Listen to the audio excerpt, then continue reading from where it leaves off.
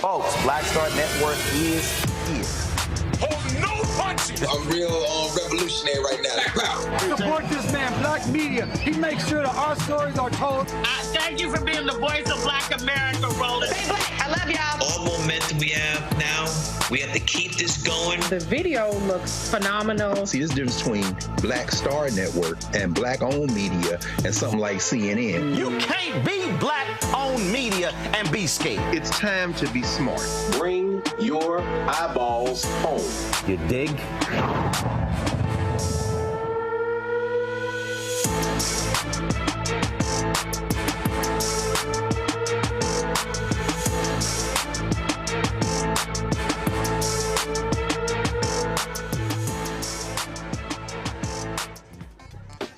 Today is Monday, November 4th, 2024. Coming up on Roland Martin Unfiltered, streaming live on the Black Star Network. We are live here in Philadelphia, where Vice President Kamala Harris will hold her final rally after canvassing all across this state, trying to make her case to be elected the 47th President of the United States.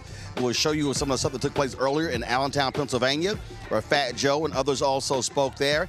In addition, Larry Krasner, the DA here in Philadelphia, he has made it perfectly clear that he is not going to tolerate anybody who is trying to bully workers. He said, if you F around, you will find out.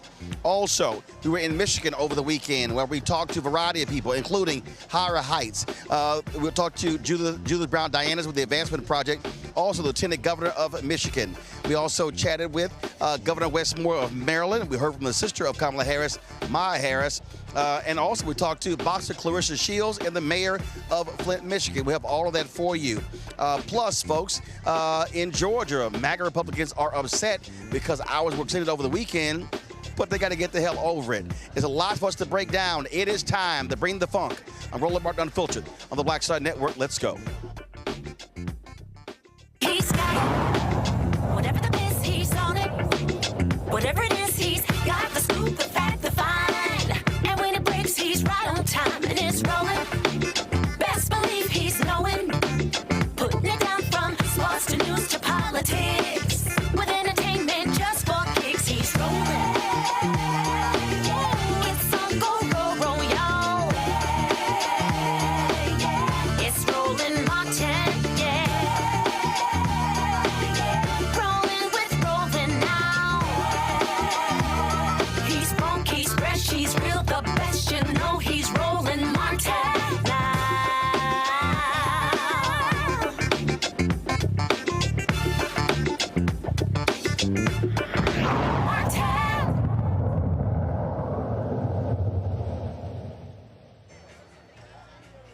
Folks, we're here live in Philadelphia, Pennsylvania, where in a couple of hours, Vice President Kamala Harris will hold her final rally of the election season. But it is more than a rally. They're going to be having 8 simultaneous rallies happening all across the country. Here, Lady Gaga, Ricky Martin, and others will be performing. In other parts of the country, you'll have D. Nice, who will be in Pittsburgh. You have other celebrities who will be in Milwaukee, who will be in Vegas, all across the country. This is about making the case, the final case, before voters go to the polls tomorrow morning all across this country. We have seen explosive votes take place in early voting all across this country. And the vice president is going to be here speaking to this audience, again, trying to lock down this particular state. When you talk about the blue wall for Democrats, this is one of those 3 states, Pennsylvania, Michigan, and Wisconsin. The other battleground states, North Carolina, Georgia, Arizona, Nevada. And so they are battling for every single vote. Remember, when you look at the 2020 election and the 2016 election, it was margins. Trump wins the presidency in 2016 by 77,000 votes. In 2020, Biden-Harris wins Wisconsin by 20,000 votes. They win Georgia by 10,700 votes, 11,700 votes, then Arizona by 10,000. And so, again, it is a very tight race according to the polls, and so every single vote absolutely matters. Earlier today, the vice president held a rally in Allentown, Pennsylvania. That is a critical location because not only when it comes to voters in the state, Puerto Rican voters are significant there. And remember, it was that rally 2 weeks ago, Donald Trump's rally 2 weeks ago, Madison Square Garden, where Puerto Ricans were insulted.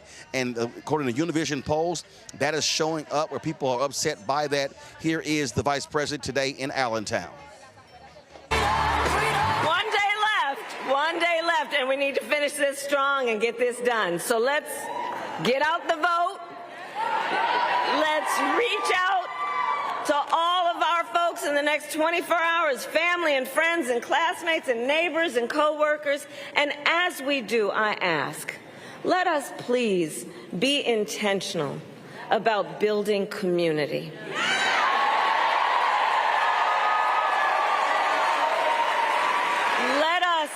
Be intentional about building coalitions. Because, you know, there's been so much about these last few years that has been about trying to beat people down, trying to have Americans point their fingers at each other, trying to make people feel as though they're alone and don't have anybody. So not anymore, because we all know that our power includes, yes, this vote and this election, but building community and coalitions and reminding folks the vast majority of us have so much more in common than what separates us, and we are all in this together. We are all in this together.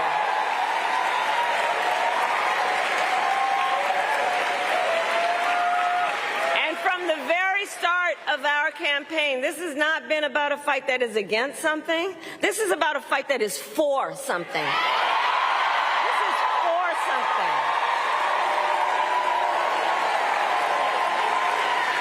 This is about a future with freedom and opportunity and dignity for all Americans. And so in this final stretch, let us remember that we have a lot of work to do, and there is power in our work about reminding folks of their voice and the power of their vote. So remember, your vote is your voice, and your voice is your power. Folks, the vice president is making the case all across the country. We were, of course, with her yesterday, last night at Michigan State University in East Lansing. She also, of course, was over the weekend in Atlanta as well. And so you are seeing this come down to the wire, and they're doing all they can to turn out their voters. Speaking of the voters, District Attorney here in Philadelphia, Larry Krasner, held a news conference today, and he made it clear that if any people are seeking to try to intimidate any voters who go to the polls, he is going to have none of it. Have any deep abiding fears or concerns. We don't have any reports. I want people to be reassured that when they get up tomorrow to go vote, if they have not voted already, that everybody in this city is working and has been working for months to make sure that there will be nothing tough about that experience and nothing to fear in that experience. But I also want to be clear. Anybody who thinks it's time to play militia, F around and find out. Anybody who thinks it's time to insult, to deride, to mistreat, to threaten people, F around and find out. We do have the cuffs, we do have the jail cells, we do have the Philly juries, and we have the state prisons. So if you're going to try to turn an election into some form of coercion, if you're going to try to bully people, bully votes or voters, you're going to try to erase votes, you're going to try any of that nonsense, we're not playing. F around and find out. That's what we're going to do. I will tell you that we do have a concern. We hope it will not materialize. We've seen time and again when we're clear about our intentions, most of the bad stuff does not materialize, but we have a concern that there may be people either working in the polls or close to the polls who are going to bring frivolous, bogus challenges to voters. Why? Because this was done in Wisconsin. Basically, the way that works is when they know better, people start to claim Mrs. Jones isn't Mrs. Jones. They might not even know Mrs. Jones. Or they start to say, oh, that identification is not good enough. These are people who have potentially put themselves in the positions of some sort of official status, and they are liable then to try to get into a discussion with other officials. This is the bottom line. Anybody who thinks you're going to play those games in Philadelphia, you're going to do it in bad faith. I got no problem with doing it in good faith. But if you're going to do it in bad faith, there is an election court, there are judges, they have orders. And those orders are going to say, in essence, get out of the polling place. Anybody who doesn't get out, you're getting arrested. That's how it works, okay? So if any of you are on your little Slack communications back and forth saying, won't this be fun? You can have your fun in a jail cell, because that's what's coming. Folks, this has all been about a question of turnout. Earlier today, the Harris campaign billed what they call the largest phone bank ever. They had any number of celebrities and others who were on the phone lines who were actually calling voters. Yes, of course, Saturday we were in Detroit, and Black Women for Harris were also doing the phone calls as well. And so lots and lots of work that has been going on. In this state, they have been knocking on doors, touting nearly 1 million doors, phone banking, SEIU, other labor organizations on the ground when it came to really making it clear in terms of that they need to reach as many voters as possible. Two issues that the Harris campaign has been focused on coming down the stretch. That is a threat to democracy by Donald Trump, but also reproductive rights. And so that has been appealing to a lot of women voters. Over the weekend, a poll out of Iowa showed Vice President Kamala Harris up 3 points against Donald Trump. That rocked lots of people because they were shocked to see that particular poll. According to those crosstabs, a number of older women, older white women, were actually supporting the vice president. So we're going to be looking for those type of things over tomorrow once voting numbers start coming in. Now, as I said over the weekend, we were in Detroit. We're in Flint, Michigan, where I caught up with Maryland Governor Wes Moore, who's been doing all he can to help the vice president. He makes it perfectly clear that when it comes to this election, run through the tape and he said, by election day, you shouldn't have any voice. You should be dead tired because you've done everything you could to help her win. Let's get right to it. We're down to the wire. We are. This is when it matters. This is the red zone, right? This is how you determine who wins and who loses. And the thing I've always said about campaigns is that the team that's willing to work the hardest, the team that never forgets who you're fighting for, will never stop fighting. And so these moments, when we're only a couple days out, this is when elections are won. And that's why I'm completely convinced, after being here, seeing the energy, seeing the ground game, that we are going to win this race as long as we just keep this energy up for these next 2.5 days. All I've been focusing on last month, telling our people, if we vote our capacity, we sweep elections. If Detroit exceeds 50%, if those huge counties in Georgia go 70, 75% eligible voters, it's a wrap. But it's just getting folks to understand that we actually have the power, we just got to use it. Understanding our power is the most important thing in all this race, right? And that's the thing I want people to remember in all this. For people who say it doesn't make a difference or who sits in these seats and matter, like, let's be very clear. Who sits in these seats matters because every decision about your life is a policy decision. Everything that goes on in your life is because someone helped to configure it. Either opening up opportunities for you and your family, or being able to close them off. And it is very clear which candidate in this race has not just a future-facing vision, but a track record of being able to fight for all of us, and which candidate does not. And that's why I'm all in to make sure that Kamala Harris becomes the next president. Real quick, last point. Looking at the cameras, a brother out there who said, well, I don't feel it, I don't see it, I'm not feeling this election. What do you tell him? I say, I understand the frustration.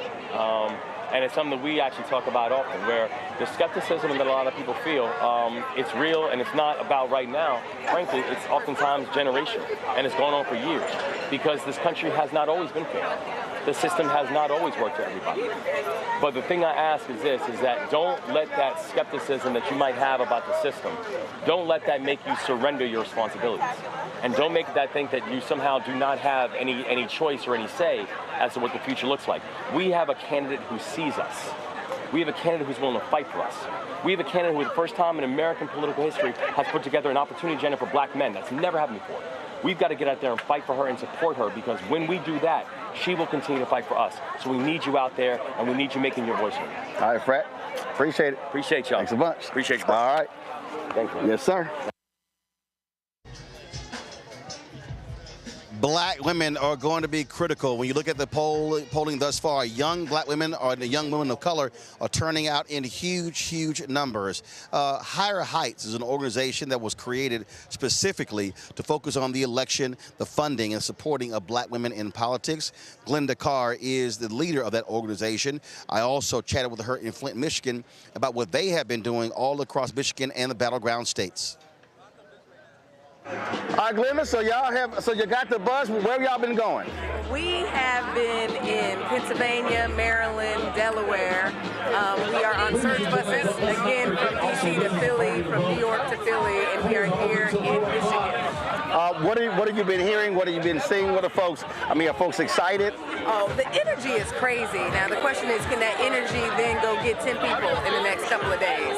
It is about every single black woman and every single black man. When we're fired up, we don't go to the polls alone. As I always tell you, bring your house, your block, your church, your sorority, your union. And this final drive is making sure that we are having parties like this, where we're centering joy, but making sure we have all the tools to organize people to the polls. One of the things that we are seeing in the data, young women are voting like crazy, especially young sisters and young women of color. Yeah, because they understand that this is a generational change, right? Young women are like, we can't go back to our grandmothers, but they are imagining the possibilities of their daughters and their granddaughters. So I think they're voting for their future. Oh, absolutely. And one of the things I thought was really interesting, I saw this poll that said 38% of Gen Zers did not even know about that Access Hollywood tape. And so these young women on TikTok are posting that information, and they're like, whoa, he said that about women? And so it's interesting how something 8 years ago is coming back today. Yeah, well, 8 years ago, they were, what, 14, 15? Right. And so I think it's important that content creators and media outlets like yours are telling the true story so that people can be informed and to make an informed decision. And so the more information we have that is not mis and disinformation, but the truth, it's important for people to understand why this is such a consequential election cycle. All right, last one. If there's a young sister out there, there's a young brother out there, there's somebody middle-aged or older, and they're like, listen, I don't see it, I don't see change, I don't think anything happens. What do you say to them when they're decide to do the couch or not to vote? Well, if you're listening to the song in back of us, it is about our freedoms. You don't know that this is a consequential election until you realize you've lost some freedoms. And as a woman, I've lost freedoms of my ability to control my own body. We've lost freedoms in our schools to be able to have history books that are reflective of our democracy and of our history. We've lost it. You may not feel it, but you've lost it. And so this is about getting off that couch and ensuring that you are fighting like our lives depend on it. All right. Appreciate it. Take care. All right. Thanks so much. Good seeing you. Bye. All right. Folks, also the Harris campaign, they have been dropping new ads, really trying to make the closing argument in these final hours before voters go to the polls. Here is one narrated by Academy Award-winning actress Viola Davis. Trying to rain on the thunder, tell a storm I'm new. Something cracks open inside you when you become a mother. You realize long after you're gone, these children will be your legacy. This mother came to America at 19 years old. She stood 5 feet tall, but she stood tall. Becoming a cancer researcher, birthing 2 daughters, Kamala and Maya, and with them, she birthed her legacy. She taught them to believe in themselves and to stand up for others. It's what made Kamala become a prosecutor who fought for justice, an attorney general who took on corporations to protect working people, the senator and vice president who stood up for women's rights. And now, in this moment, Kamala Harris has a new way forward. She says every worker should be able to provide with dignity. That's your right. Every generation should do better than the last. That's your legacy. Every American should be able to buy a home, start a business, and save enough to invest. It's time for a new generation of leadership, one of optimism and belief in a better future for all Americans. This daughter of Shamala, this daughter of the American story, is ready to lead us forward.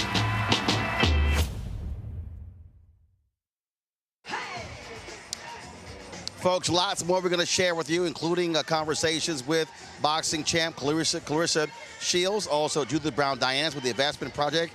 The mayor of Flint, Michigan, will also hear from the sister of Kamala Harris, Maya Harris.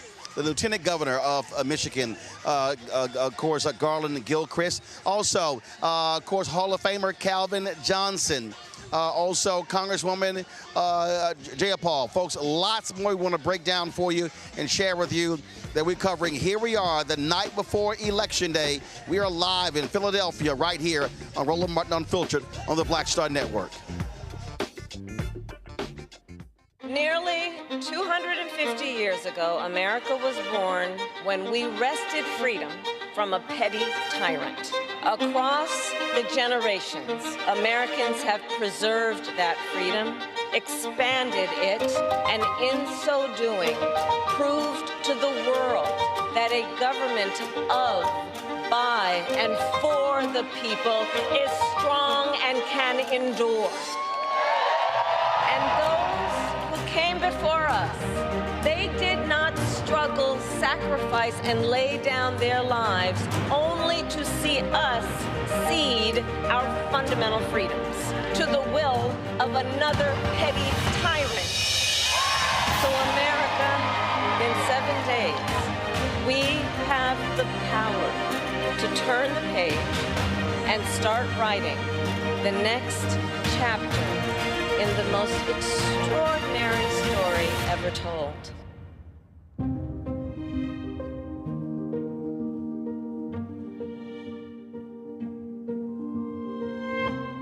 Bob and I both voted for Donald Trump. I voted for him twice. I won't vote for him again. January 6th was a wake-up call for me. Donald Trump divides people. We've already seen what he has to bring. He didn't do anything to help us. Kamala Harris, she cares about the American people. I think she's got the wherewithal to make a difference. I've never voted for a Democrat. Yes, we're both lifelong Republicans. The choice is very simple. I'm voting for Kamala. I am voting for Kamala Harris. IVF is a miracle for us because it allowed us to have our family. After having my daughter, I wanted more children, but my embryo transfer was canceled 8 days before the procedure. Donald Trump overturning Roe v. Wade stopped us from growing the family that we wanted. I don't want politicians telling me how or when I can have a baby. We need a president that will protect our rights, and that's Kamala Harris. I'm Kamala Harris, and I approve this message. This is Khalil Thompson with WomenBlackMen.org. You got just one vote, use it.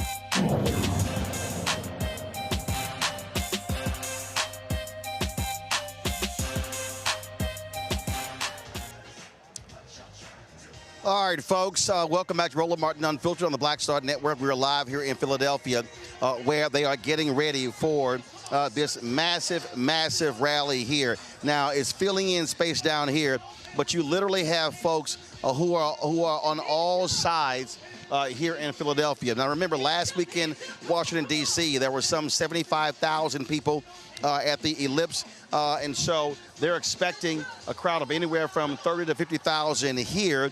A little bit earlier, I decided to do a walk, and so let me just give you a sense of how all of this thing looks out here and how they have this set up here at the Philadelphia Museum of Art. All right, folks, I just want to give you all a sense of the scale of where we're at. So we're here in Philadelphia. So we're at the Philadelphia Museum of Art. And so this is outdoors. So you see the main stage there. This is where you have all of your press tables for all of your media outlets that are going to be here. This, of course, is the scaffolding where you have the main cameras. So you have all of this back here. So you got more press back here. You got SAT trucks out here. Broadcasting over here. And then you see all the porta potties because you're going to have people all the way down here. So if we go down here, you can see all these monitors that are going all the way down. They clearly are expecting anywhere from 75 to 100,000 people. You've got Lady Gaga, Ricky Martin, and others who are performing. And so you see how this thing is set up. Let's go back here. As you see porta potties and things along those lines. They haven't let the public in yet. The program begins at 8 o'clock. And of course, the Vice President will be speaking in that following hour. And so you see all the speakers back here. And again, more monitors going all the way back. So because of seeing, the scaffolding and everything right there, the press riser, you can't have a straight shot to see that. But as you can see, you just walk back here. More generators out here for power. You got lights out here as well. And so you see, so all the people are gonna be all down here. And so you can already hear, as I'm headed down here, you can hear folks banging on drums. They got lots of water out here. Even though it's a cool night, it's about folks staying hydrated. So all of this is gonna be packed with people all along here, along this area right here. So I'm just gonna keep walking, and you got people who are lined up behind the porta potties over there. We came that gate over there, so they're lined up there. You can see folks already coming down. Massive security presence. We got here at 10:45 this morning. Roads were blocked off. Cops were everywhere, and they were, of course, getting everything ready for today. You see the selling of swag right here. And so they're going to be busy. All of the gear, the Harris Walz gear. And so, as you see how far I've already walked. So we're coming here. So you see what's down here? Lots of food trucks down here for the crowd. Roads here blocked off. And so you see again, video monitor here. All the people who are going to be down here are going to be assembled down here. So, what's the heck going on? How you doing? How you doing, bro? How's it going? All right, so, again, as you can see, folks are waiting to get in. You see the food trucks that are lined up over here. They got a band out here performing for the folks. How you doing? How's it going? What's up, bro? What's happening? What's happening? So you got, of course, you see the monitors and everything that are here. How you doing, bro? How you doing? Y'all good? Yeah, bro. Yes, sir. So you see, they got all the food trucks. You name it, they got it. Food trucks lining both sides of the street. So we go down here. You got fire, EMT here. More portable monitors. You see how far we are. You've got, of course, you can hear the music coming all the way down. So I'm looking here. I don't see speakers down here. Interesting. But don't be shocked. There's people down here. So what we got down here? We got vote Kamala Harris for president. All right, pretty cool. So let's walk on down here.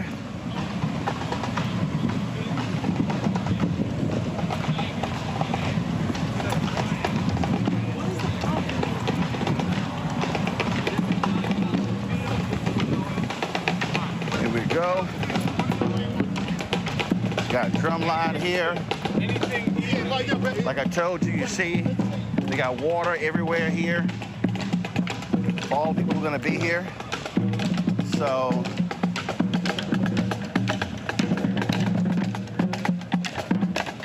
right, getting ready for it all.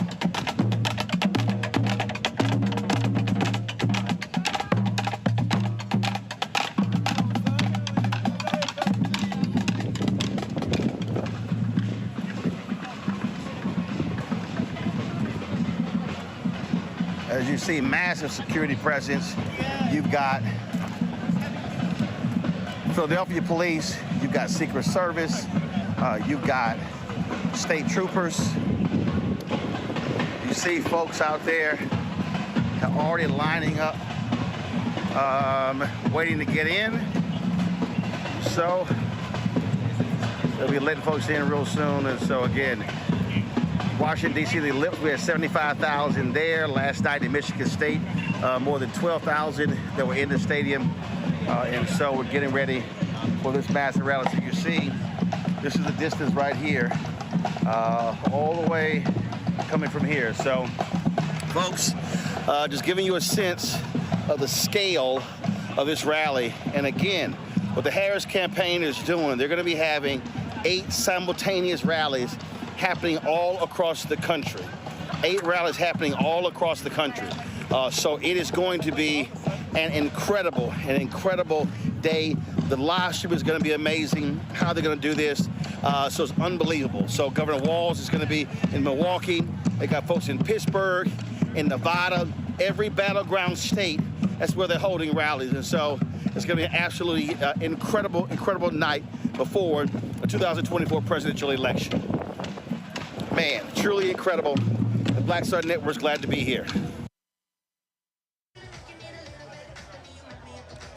Folks, as I said, rallies happening simultaneously in Atlanta, Detroit, Las Vegas, Milwaukee, here in Philadelphia, Phoenix, Raleigh, as well as Pittsburgh. Let's bring in our panel. Dr. Julianne Malveaux, President Emerita, Bennett College, economist and author, joining us from D.C. Joy Chaney, founder of Joy Strategies out of D.C. Jolanda Jones. She's a Texas state representative out of Houston. Glad to have all 3 of you here. Let me start with you, Julianne. What we are seeing here is we are seeing, again, a campaign that is pulling out all the stops, that is being extremely aggressive, that is doing things that you don't see from other campaigns as well. And so I think that's what really stands out. I tell you, when I think about even Obama's campaigns, I don't think you've seen this type of concerted effort, whether you talk about this massive phone banking, these simultaneous rallies. They're going to literally produce this like it's a television show. They are hitting everywhere at the same time, leaving no stone unturned. Roland, this is just extraordinary. First of all, greetings to my fellow panelists. This is extraordinary. It's a galvanizing moment. I was on the Win with Black Women call last night. Sisters, but not only sisters, people are really excited about the possibilities of a new beginning. We have 2 choices. Go backwards, that man, again, make America great again. And all his thing is again, like he did it right before. And then you have someone who's looking forward. And the excitement is out there. Now, the challenge, of course, is that you have this hard knot of people who do not want to move forward, who do want to go backward. But meanwhile, back at the ranch, you have this enormous energy. I don't care who wins. I do care. I'm not saying that. But whoever wins, we have a new movement in this country of people who are saying, what is it that you want? How do you want to live? And that's what's exciting. Whether you're in Detroit or in D.C., where there are thousands yesterday rallying together to support Vice President Harris, whether you're in San Francisco or L.A. or wherever, and I hear from people all over the country, people are excited. And so this is a moment, this is a serious moment of renegotiation about our values. And it's exciting. That's all. The only word I can use is exciting. You know, Joy, when you look at a lot of these mainstream media folks, they've often talked about Donald Trump and his rallies in terms of how folks are responding.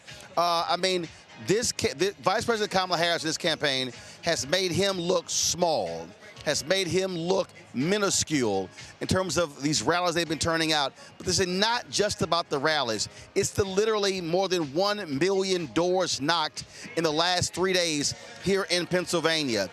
She spent all day hitting 3 cities today. And so they understand that every vote matters. And if this is a razor-thin margin, they want it to be on their side. Very small, as Barack Obama said. Look, you said it. 1 million votes. 1 million doors knocked on in Philadelphia. I can tell you my personal experience. Not only have they been telling us where they want us to go to knock on doors, but when they realize that they have too many volunteers at one place, they immediately say, actually, we need you to go to another place. The nimbleness. And the real time, I mean, you literally feel like you are a part of a moving campaign that has its ear to the ground, who knows exactly where they need to be, knows exactly who they need to ask to vote, remind to vote. It is a professional operation. And there are Democrats, but there are also Republicans out there knocking on doors. And the one thing you don't see when you're on the ground, a Trump canvasser. You don't see them. They aren't excited to vote for their candidate if they're voting for him. I predict that there are going to be a lot of hidden Kamala Harris voters out there, and they're excited to see us coming. And even those who feel disaffected, they're not out there supporting Donald Trump. He is just completely lacking in enthusiasm for him, with the exception of those very small, again, that word, rallies that he's been having compared to what we've been having on the Democratic side. Finally, Democrats have had their candidate. We are excited about this one. The point that Joy made there, Jelana, those hidden voters, the Harris campaign is saying that's what they're seeing. Independents break their way. They are seeing disaffected, angry Republicans who are sick and tired of Donald Trump and his antics. I mean, J.D. Vance at a rally literally called Kamala Harris trash. And so, you know, their strategy has been obviously targeting their base, black voters, targeting women voters, but also looking at to gather anywhere from 5 to 12% of Republicans. And the bottom line is, when you're talking about a race with the margins, hey, that 5 to 10 to 12% could be the difference between winning and losing.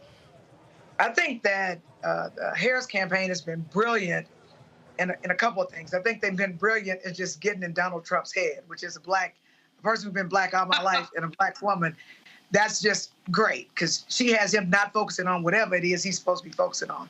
The next thing I think she's done with Republican women, specifically married Republican women, is she has given them a way to vote their conscience without telling their husbands, which also has the Republicans going nuts. And that ad she has with Julia Roberts, you know, the little white girl that all the white people love, you know, saying, hey, you know, you can vote, you know, and they're saying that husbands can't go into the polls with their wives. You can vote. And basically what's done in Vegas stays in Vegas is what's done at the poll stays at the poll. So she's giving them permission, and then they can come out and act like they voted just like their husband said. And you can tell it's really bothering the Republicans because almost all of them are talking about how dare they, this is tantamount to cheating. If you lie to me about who you're voting for, who else will you lie to me about? And I also think that white women, well, I hope that white women see that they're the reason that they don't have the right to abortion to this day, because rather than choose Hillary in 2016, they chose Donald Trump, and now they have a chance to at least try to right that ship. And they want their daughters who get pregnant to be able to go get an abortion, right? That's what they want. And so that's the sneaky sort of voter that they have. Gotcha. All right, folks, hold tight 1 second. When we come back from this break, we're going to talk with Chris Towler with the Black Voter Project, as he has been breaking down the numbers, and he makes clear that black voters could very well be the difference when we talk about the three states, the Blue Wall, Milwaukee, Wisconsin, as well as Philadelphia. So we'll be right back. Roland Martin Unfiltered on the Black Star Network here in Philadelphia. Don't forget, support the work that we do by joining our Bring the Funk fan club. So your check and money order, P.O. Box 57196, Washington, D.C., 20037-0196. PayPal, R. Martin Unfiltered. Venmo is RM Unfiltered. Zelle, Roland at RolandSMartin.com. Roland at RolandMartinUnfiltered.com. We'll be right back. Disastrous, alarming, a plan that shreds American values. That's what independent news sources and conservatives are saying about a proposal from right-wing extremists called Project 2025. It would threaten hundreds of thousands of jobs created by the Clean Energy Plan, give massive tax breaks to big oil, and roll back protections that keep corporations from poisoning our water with toxic chemicals. Project 2025, a dream for them, a disaster for you.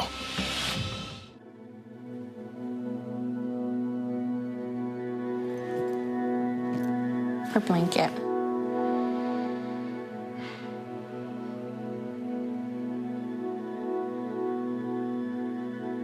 First of all, I'm the one that got rid of Roe v. Wade. Do you believe in punishment for abortion? There has to be some form of punishment. For the woman? Yeah, there has to be some form. Women will be happy, healthy, confident, and free. You will no longer be thinking about abortion. So all they talk about abortion. You will no longer be abandoned, lonely, or scared. You will no longer have anxiety. You will be protected, and I will be your protector.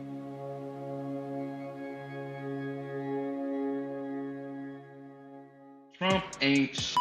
Did you know that Trump wanted the military to actually shoot Black Lives Matter protesters? I mean, Trump is not shit. He let people die during COVID and then told us to drink bleach.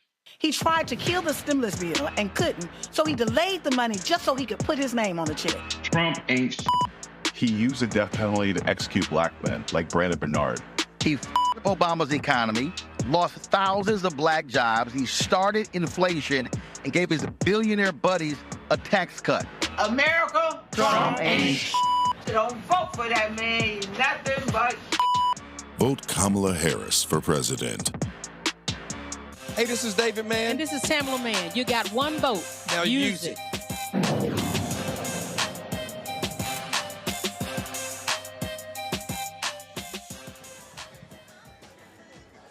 Folks, over the weekend, a poll out of Iowa sent shockwaves through the political circles because it put Vice President Kamala Harris up 3 against Donald Trump.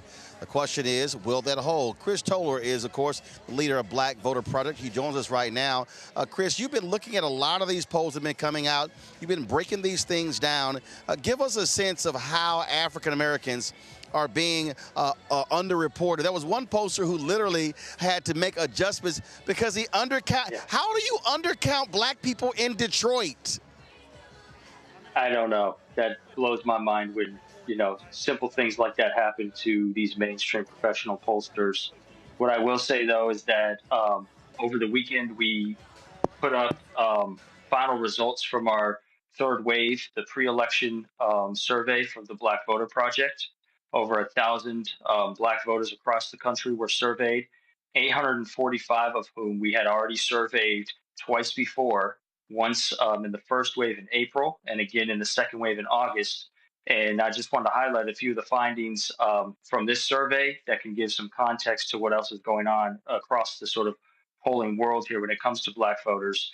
One, we find Black support for Harris continues to grow significantly, not just from April with the switch from Biden to Harris, but also from August to now. There's been a 13 percentage point increase in Black support for Harris. Among likely voters, support for Harris versus Trump is right around where it was for Biden in 2020 exit polls. And so we're finding that support has definitely coalesced around Harris. The increase in support is coming from both Black women and Black men. Support among Black men increased by 14% over the course of the campaign compared to a 13% increase in Black women. An overwhelming majority of respondents, 72%, say Harris represents the needs of Black people. And another 75% believe that her presidency will lead to change. And so there's extreme optimism about Harris and excitement around her campaign. All of the talk about early voting, some of the analysis suggests that Black voters are waiting till Election Day to vote. Our survey says the same thing. A plurality of respondents, 34%, said they plan to vote in person on Election Day, so the most of any group. Another 25% said that they are going to vote in person but early before Election Day. And so a lot of in-person voting taking place within the Black community. And then of those that said they had already voted in the survey, so those who had cast an early vote, the margin for Harris was even greater, where 93% of those who already voted said they voted for Harris compared to 6% for Trump. And then also looking at this over time, Harris has completely changed the way Black voters perceive the Democratic Party, where more and more respondents perceive the Democrats as extremely welcoming to Black people over the course of the campaign. In April, that was 28%. By August, it had gone up to 36% of Black respondents seeing the Democratic Party as welcoming. And now, just in October, that number's gone up to 42%. And so there's been some incredible gains here, not just for Harris, but for the Democrats when it comes to Black voters. And Black voters are participating at or above the levels of 2020, looking like, as you said, they could be the difference maker in some of these close battleground states that had significant Black populations. We're talking Michigan, Pennsylvania, Georgia, North Carolina, even Nevada. Well, to your point, Chris, and then in just 1 second, we're going to actually be going to the stage. Oprah Winfrey has just walked out here. To the point that you just made there, what I've been saying is that Vice President Kamala Harris has been operating like a boxer in terms of you want to peak by Election Day, and it's been a steadily build. So all these people who have been freaking out, like going crazy, wondering what the hell is going on, they didn't quite understand how Black voters the numbers were low for Biden, Harris in May, in June, and as your poll, Black PAC and others, it was steadily building, and so now you're getting to Election Day, and now it's like go time to drive those people to the polls and turn them out, especially in Philadelphia. Yeah, and it all comes down to turnout now. As we know, right, the election was decided by tens of thousands of voters in Philadelphia, in North Carolina, and Georgia. And so getting the people out to the polls is going to be the most important thing. It has been really for the last 2 weeks, right? Nothing around public opinion has shifted that much. And so it's all about getting out to vote, the messages. And I think one thing that's going to be really important to watch here, and it's coming out in this Iowa poll, is the role that reproductive rights and abortion play in not just turning out voters, but Black voters in particular. A lot of the work that we've done suggests that this is a really important issue to Black voters, something that they realize disproportionately affects the Black community. And so you're going to see not just like women and voters across the electorate, but Black voters in particular really turning out where there's abortion on the ballot in places like Florida and Nevada and even Arizona and Colorado. Give us your perspective on that Iowa poll that dropped over the weekend that shocked a lot of people, that showed Vice President Kamala Harris up 3 against Donald Trump. No one saw that coming. Yeah, I think, again, that's one of the polls that suggests that reproductive rights and reproductive freedom is going to be far more important than anyone can imagine this election cycle. We see, white women coming out in certain polls far more for Trump or for Harris than they have in the past, where there's even a majority of white women in some polls supporting Harris. And I think that all boils down to this issue of reproductive rights. And then we also see black men and black women overwhelmingly support reproductive rights. In a lot of polls, abortion is the most important issue for the black community. It's one of the most important issues in the poll that we've run as well. And so I think that's what you're seeing coming to the top here in Iowa, is that there's going to be some other contextual elements here driving people to the polls, helping people decide how they're going to vote that might not be reflected in what's happened in the past. Oh, absolutely. And again, what I keep saying to people, a poll is one thing, percentage is another thing, but right now it's about turnout. How can you drive as many votes as possible? And so for black men, for black women, that's really what it's all about. In Philadelphia, in Milwaukee, in North Carolina, in Detroit, in these places where you have large black populations, I keep saying, if black people vote 70% of our eligible voters in these places, Harris wins easily in Pennsylvania, in Michigan, in North Carolina, in Wisconsin.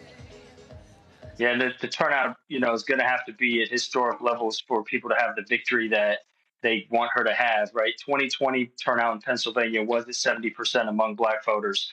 So, it has to be those levels or higher. I think that it's getting there. The campaign has a lot of energy, has been driving people to the polls for weeks now. The shift, the focus, the emphasis on black voters and issues for the black community, particularly black men, was much needed the last few weeks. And I think that's helped kind of continue to push this energy in a positive direction towards the end of the campaign here. All right, Chris Towler, Black Voter Project man, we certainly appreciate it. Hey, folks, go to the polls tomorrow. Now it's all about who shows up. And so hopefully African Americans will show up in huge numbers to pave a victory for Vice President Kamala Harris. Thanks so much. I appreciate it. Thank you. Folks, when I was in Flint, Michigan, had an opportunity to chat with a variety of people. And one of the folks I talked with was the mayor of Flint, Michigan. Again, Flint, significant black population there, impacted by the water crisis. And he said they're doing all they can to turn black voters out. That's one of, again, if you look at Michigan, if Detroit, Flint, Lansing, places like that, if African-American voters turn out in huge numbers, then it will be a victory for the VP in Michigan. Give us a sense how voting, early voting has been going here in Flint. The energy is high here. Everybody's voting. We're expecting voter turnout to be record number right here in the city of Flint. And we know the road to the White House goes through Flint, and we're going to turn it out in this area. But down the corridor, I-75 from Detroit, Pontiac, Highland Park, Flint, and Saginaw, the black corridor of Michigan, we know we have to turn it up and turn it out in order to be able to get Vice President Kamala Harris over the top. Now, how are y'all getting black folks to understand that if we vote our numbers, I mean, the bottom line is, I keep saying that the target should be 70% of our capacity. We hit that here in Michigan, it's over. It's over. What we're trying to do is get people to recognize the power that they have, right? One of the greatest American rights that we have as American citizens is the right to vote. And getting our young people, our millennials, to be able to understand that, and their parents to understand what that is. My grandparents went through, poll tax, literacy taxes, Jim Crow laws. If nothing else, we have to vote to honor our history, to vote to honor our future, because everything's on the ballot box this time. But definitely, we got to make sure people understand how to turn that ballot over and get to the nonpartisan portion of the ballot. Because just having the presidency doesn't do it. Right. We got to have congressional seats, and we got to have people in the court system. And so we have African-American young lady on the ballot this year, the Michigan State Supreme Court, Kyra Harris Bolden. Yep, I've had on the show. Yep, I served with her in the as a legislator. I was a former state legislator. We served together. I understand what that is and how important that is. The Board of Regents of colleges, we're trying to get to that higher level for education. We give millions of dollars to these institutions, but we have no say-so because we don't put it in there. But as African Americans in the Constitution, 13th, 14th, 15th Amendment, the laws and amendments that made us nationalized citizens and freed us. And if you read down further in the article, it says it can be changed by those in Congress. And so if we don't have the right people there, we're in trouble. Well, the point that I try to make as often as possible is that we're taxpayers. Why in the hell would I be paying taxes and then not participate in the political process that's spending my money? Well, they have to understand how important it is as being the boss.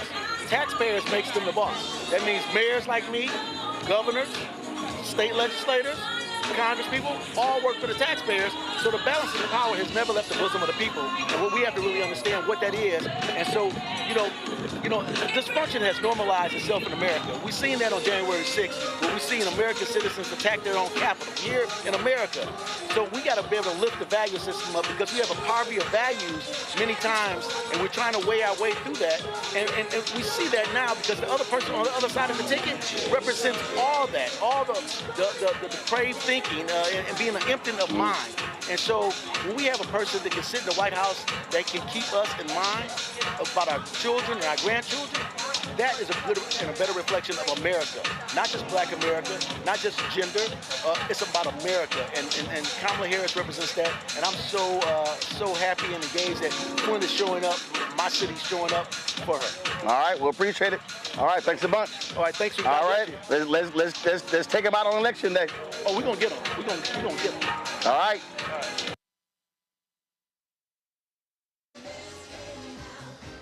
All right, folks, coming to the stage right now here in Philadelphia is Jasmine Sullivan. Let's go right to her.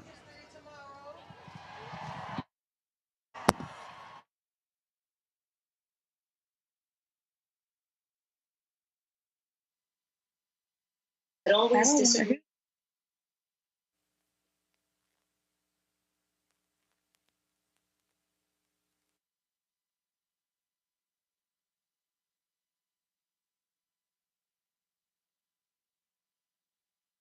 To take our reproductive rights. So what's going on? What's going on, y'all? Come on.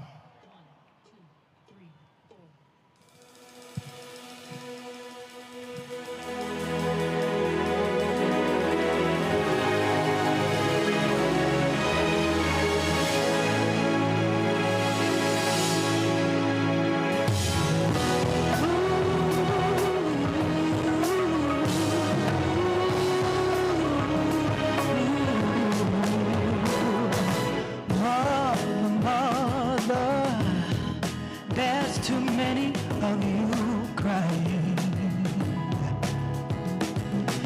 and brother, there's far too many of you dying. You know we got to find a way to bring some love in here today. Oh, Father, we don't need to escalate. Listen, war is not the answer, for only love can conquer hate. Oh, yeah. You know we got to find a way to bring some love in here today. Oh, picket lines, come on, and picket signs. Oh, don't punish me with brutality. Won't you talk to me so that you can see? Oh, what's going on? I wanna know what's going on. Can you tell me what's going on? I gotta know what's going on.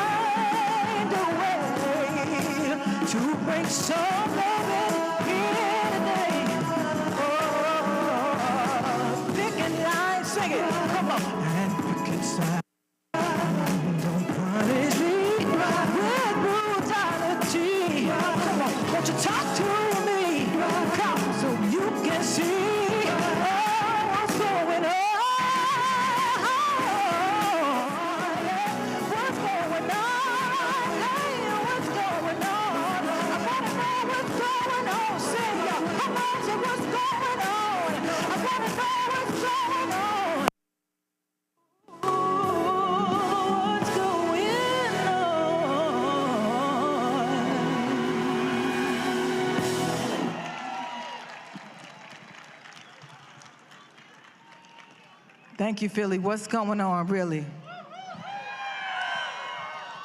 So I'm gonna do this next song, which is an original. It's called Masterpiece, and it deals with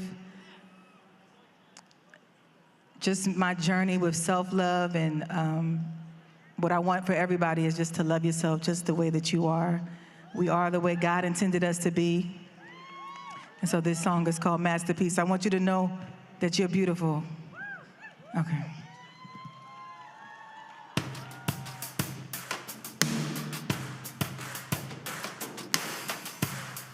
Yeah.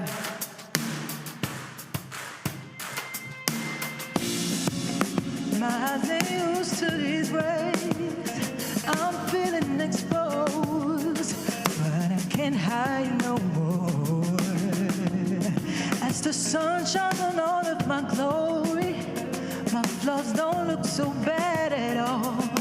What was I so afraid of? Every part of me is a vision of a portrait of Mona Lisa. Yes, every part of me is beautiful, and I finally see I'm a work of art, a masterpiece.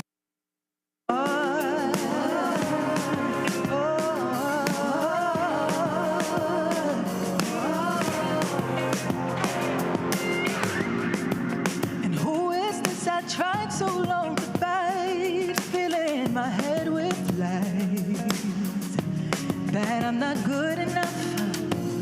Then I heard something in my ear tell me I'm perfect.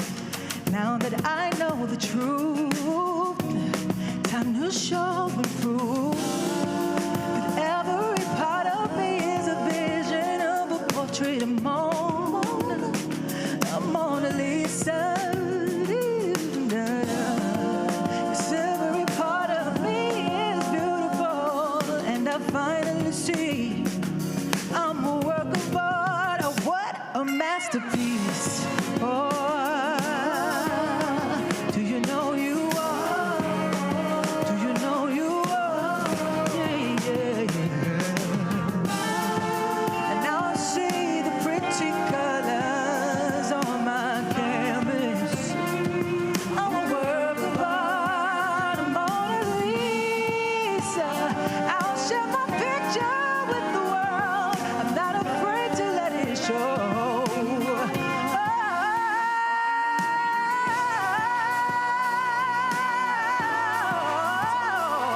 Mona Lisa, Mona Lisa, let my colors paint the sky.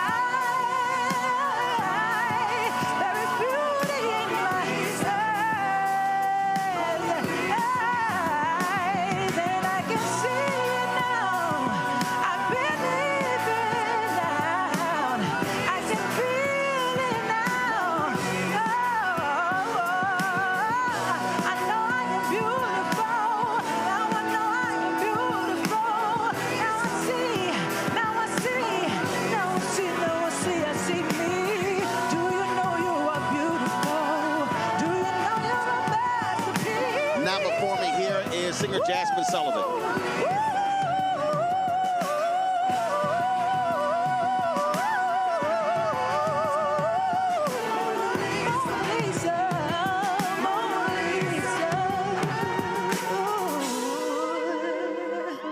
Cause every part of me is a vision of a portrait of Mona Lisa.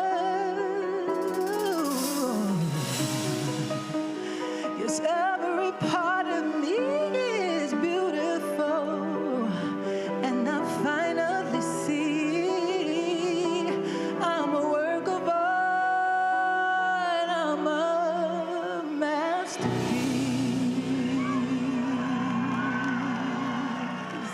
Thank you, Philly. I love you.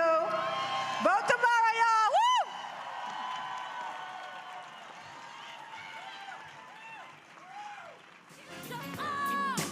Philadelphia.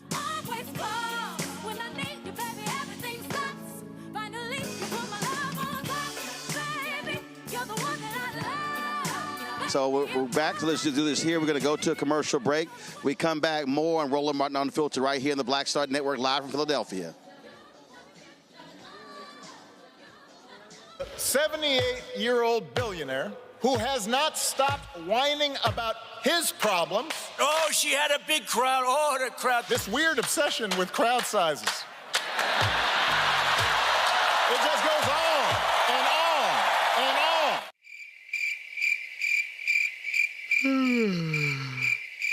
America's ready for a new chapter. We are ready for a President Kamala Harris. I'm Kamala Harris, and I approve this message. Wrongfully convicted. 5 teenagers were arrested, tried, convicted, and sent to prison. No men were exonerated. What he did to us, he tried to end us. Of course I hate these people. So-called Central Park 5. Calling for execution. And let's all hate these people. You cannot have this man go into office again. I want society to hate him. We were innocent kids. The confessions were coerced. Today, we are exonerated. That guy says he still stands by the original guilty verdict. This is about democracy being on the ballot. I have absolutely no compassion. Look at Kamala. She represents the kaleidoscope of the human family. There's something different happening in America. We will get the opportunity to build a future where we will be able to thrive and not just survive. In 2016, Donald Trump said he would choose only the best people to work in his White House. Now those people have a warning for America. Trump is not fit to be president again. Here's his vice president. Anyone who puts himself over the Constitution should never be president of the United States. It should come as no surprise that I will not be endorsing Donald Trump this year. His defense secretary. Do you think Trump can be trusted with the nation's secrets ever again? No. I mean, it's just irresponsible action that places our service members at risk, places our nation's security at risk. His national security advisor. Donald Trump will cause a lot of damage. The only thing he cares about is Donald Trump. And the nation's highest-ranking military officer. We don't take an oath to a king or a queen or to a tyrant or a dictator. And we don't take an oath to a wannabe dictator. Take it from the people who knew him best. Donald Trump is a danger to our troops and our democracy. We can't let him lead our country again. I'm Kamala Harris, and I approve this message. I'm Mark Morial, President, CEO of the National Urban League. You've got just one vote. Use it. Don't lose it.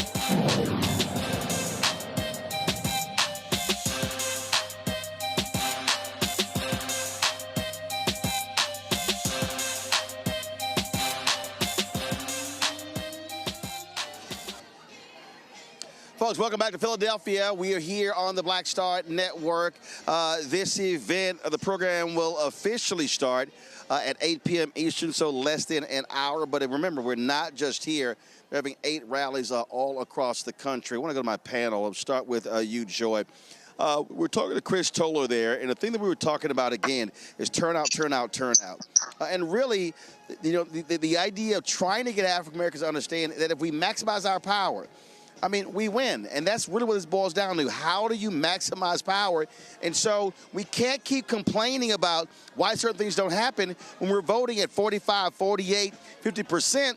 We vote at 70%, we win elections. It's that simple.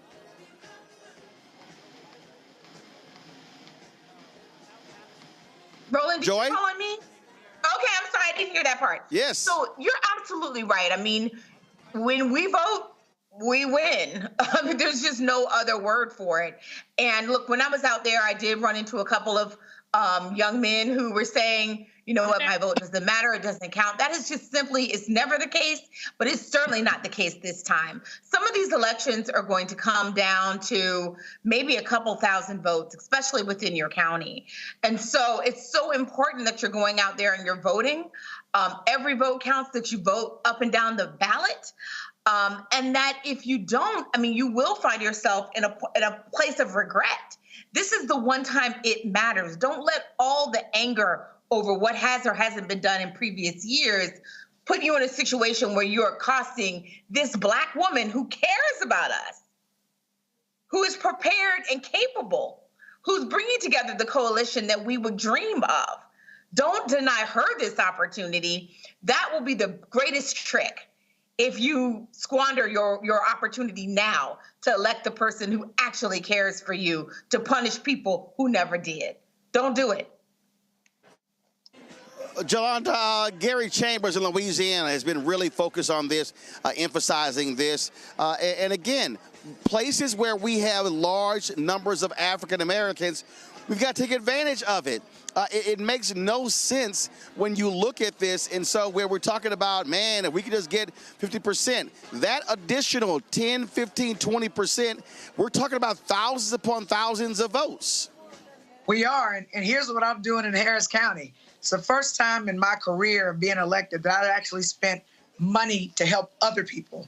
So even though I'm in a pretty safe Democratic district, I understand turnout matters. So I bought radio ads on all the black stations that black people listen to. And I've said, yeah, vote for me. But when you come to vote for me, I need for you to vote for Democrats up and down the ballot, all the judges, and against HISD Proposition A and B. So the point is there are many of us who are doing everything we can to get black people out, because when we vote, when black people vote, we win. And it's just really interesting, really quickly, that, some white folks were upset that my ads say, hey, black people, wake up. And they're like, oh, we want to include everybody. No, I don't want to include everybody. I want black people to come vote, because when we vote, we win.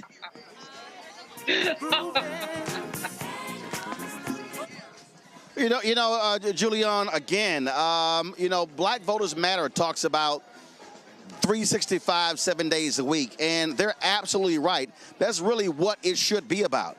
And we have to be in this state of mind. And so we got to get our folks to understand that if you don't maximize your power, then you're whining and complaining. But if you don't show up, guess what? No one's going to pay attention to you. Well, Roland, it's interesting. As we look at this election, I have fond memories more than 60 years ago of having my mama drag me to the polls to tell me why it was important to vote, and to tell me, don't you ever dare miss an opportunity to vote. I pulled the lever for John F. Kennedy in 1960 because mama let me do it. And it's one of my fondest memories of her, because she was from Mississippi. And she would always talk about how Mississippi people didn't have the right to vote and all the things that happened in Mississippi. I don't understand. I mean, I get it. I talk to younger people. They say stuff like, well, that was then and this is now.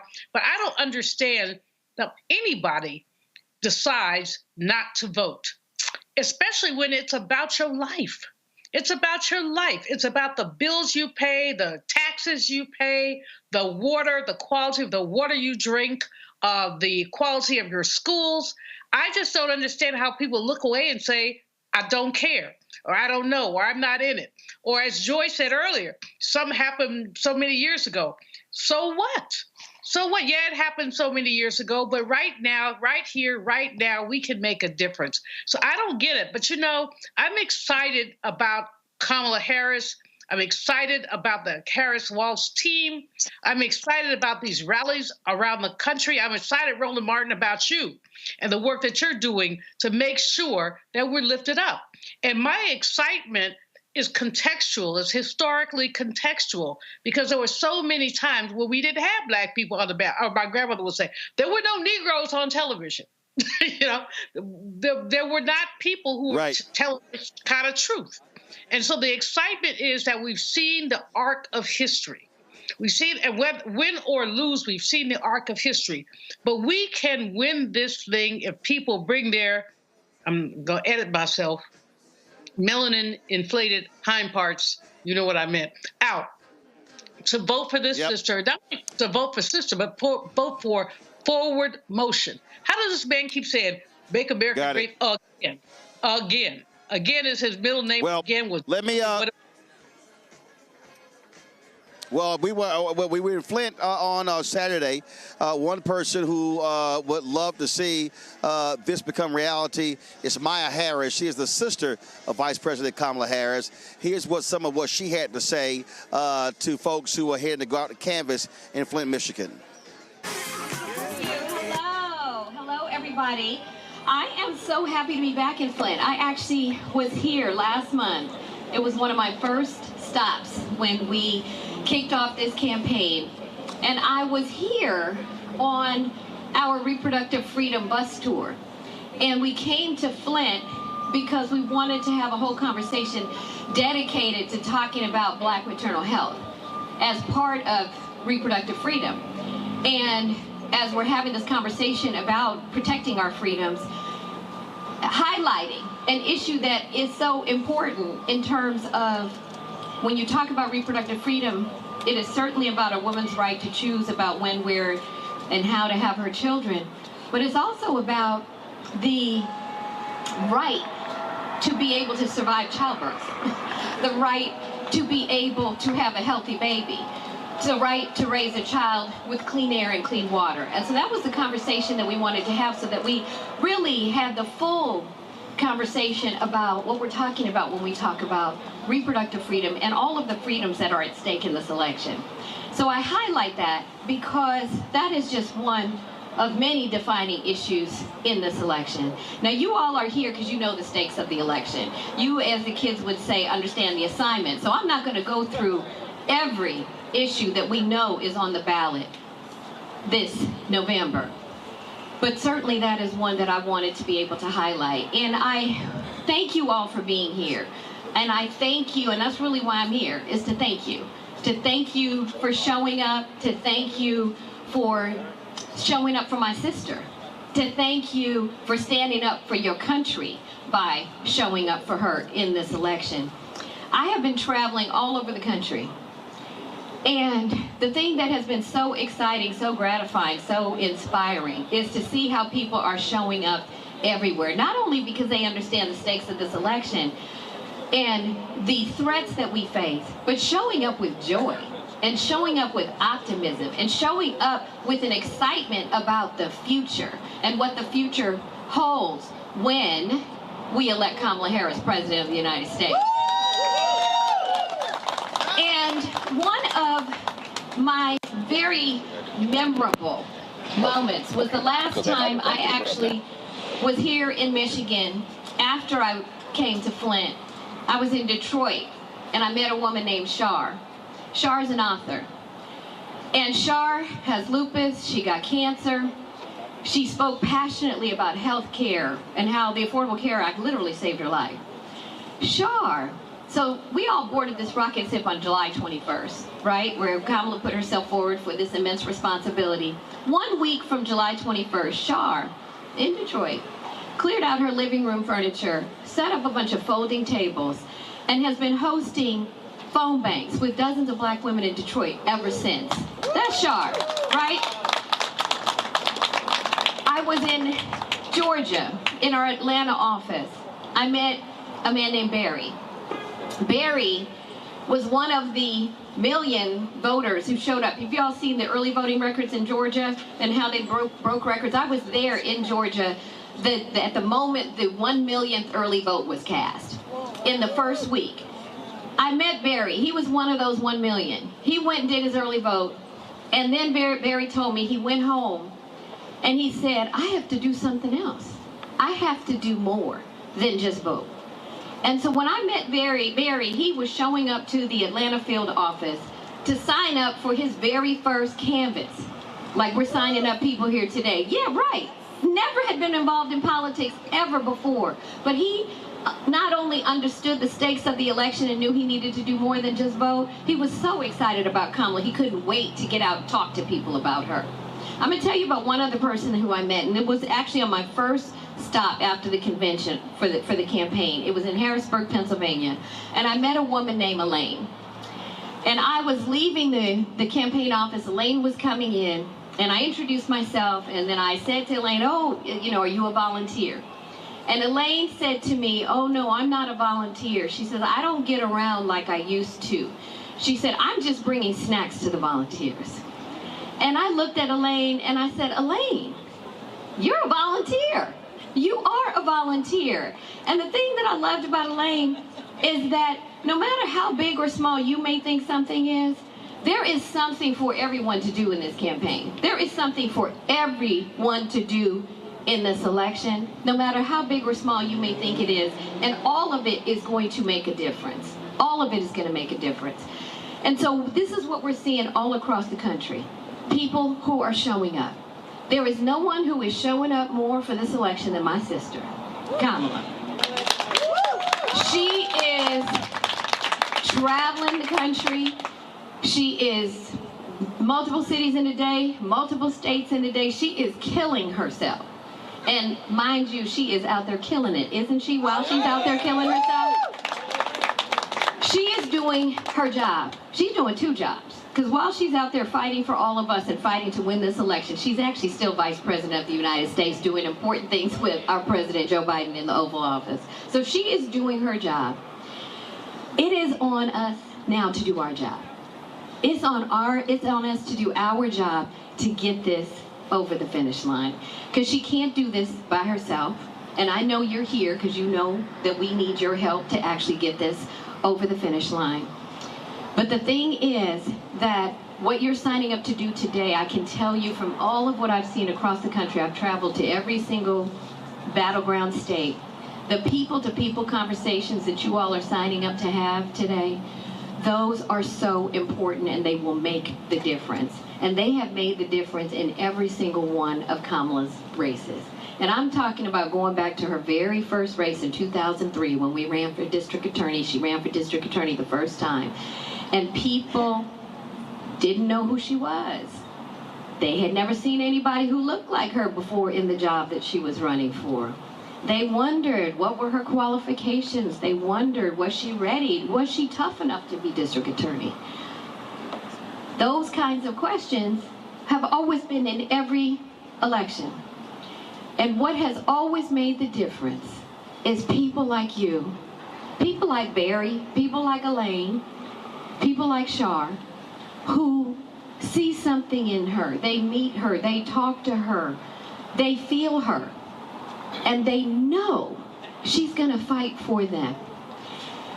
When you get out there and you have those conversations and you tell people why you're taking time out of your busy schedule to show up, when you are confident and excited, that is infectious. And that is an invitation for people to be a part of what we're for and where we are going. Because we are only going forward. We are not going back. We are not going back. And so we now have 3 days. We have 3 days left to election day. This has been the fastest presidential election in history. And the upside of 3 days is we are only asking you to give us all your time for 3 days. Just for 3 days. We're only asking for all your time for the next 3 days. The other side of 3 days is, y'all, we only have 3 days. We only have 3 days to close this deal.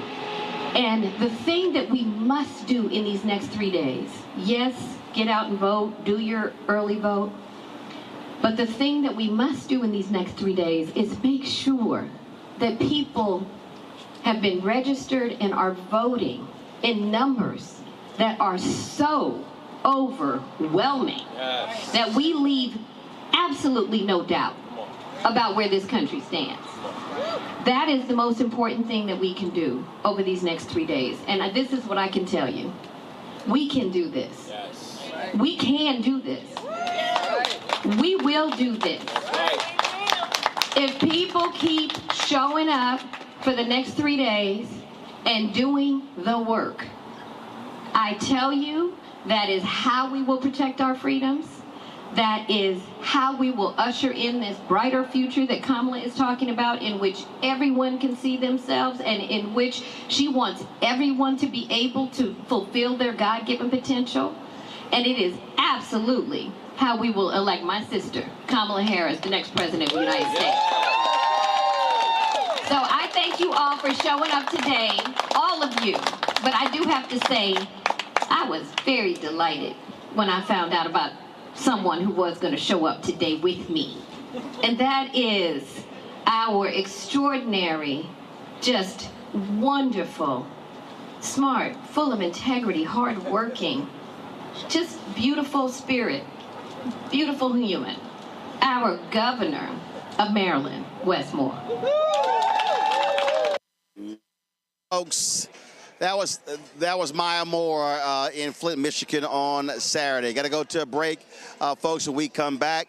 Lots more on the show to talk about as we are on Election Eve. We are broadcasting live in Philadelphia, where one of the 8 rallies simultaneously being held by the campaign of Vice President Kamala Harris. Also on the show, we're going to be hearing from Michigan Lieutenant Governor Garland Gilchrist. We'll be hearing from boxing champion Clarissa Shields. We'll be hearing from Judith Brown Dianis, from Hall of Famer Calvin Megatron Johnson, Jamila Japrio. I mean, just so many folks we got to bring for you. Look, nobody else in Black-owned media is doing this. I'm telling you right now, nobody. BET is not doing what we're doing. Not TV One, not Rolling Out, not Essence, not Black Enterprise, not Blavity, none of them. Nobody can touch what we're doing here at the Black Star Network, bringing you the most comprehensive coverage from an African-American perspective, the 2024 presidential election. We'll be right back. Jill Stein, Green Party candidate for president. So why are Trump's close allies helping her? Stein was key to Trump's 2016 wins in battleground states. She's not sorry she helped Trump win. That's why a vote for Stein is really a vote for Trump. Jill Stein, I like her very much. You know why? She takes 100% from them. I'm Kamala Harris, and I approve this message.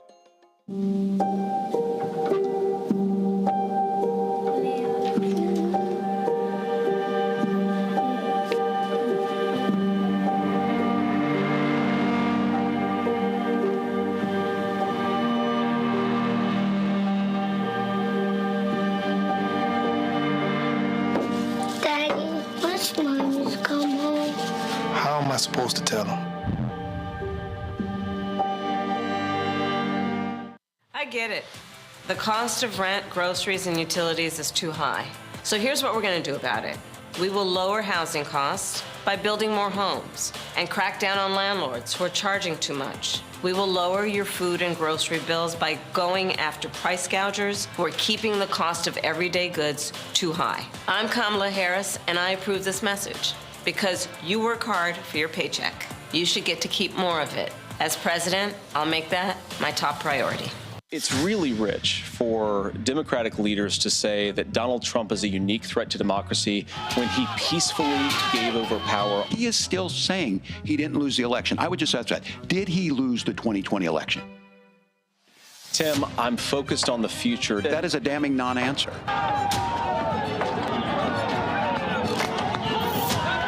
America, I think you've got a really clear choice of who's going to honor that democracy and who's going to honor Donald Trump. Disastrous. That's what independent news sources and conservatives are saying about Project 2025. It would threaten hundreds of thousands of jobs, give massive tax breaks to big oil, and roll back protections. A dream for them, a disaster for you. Hey, y'all, it's your girl, Cherelle Underwood. You got one vote. Use it. Now more than ever.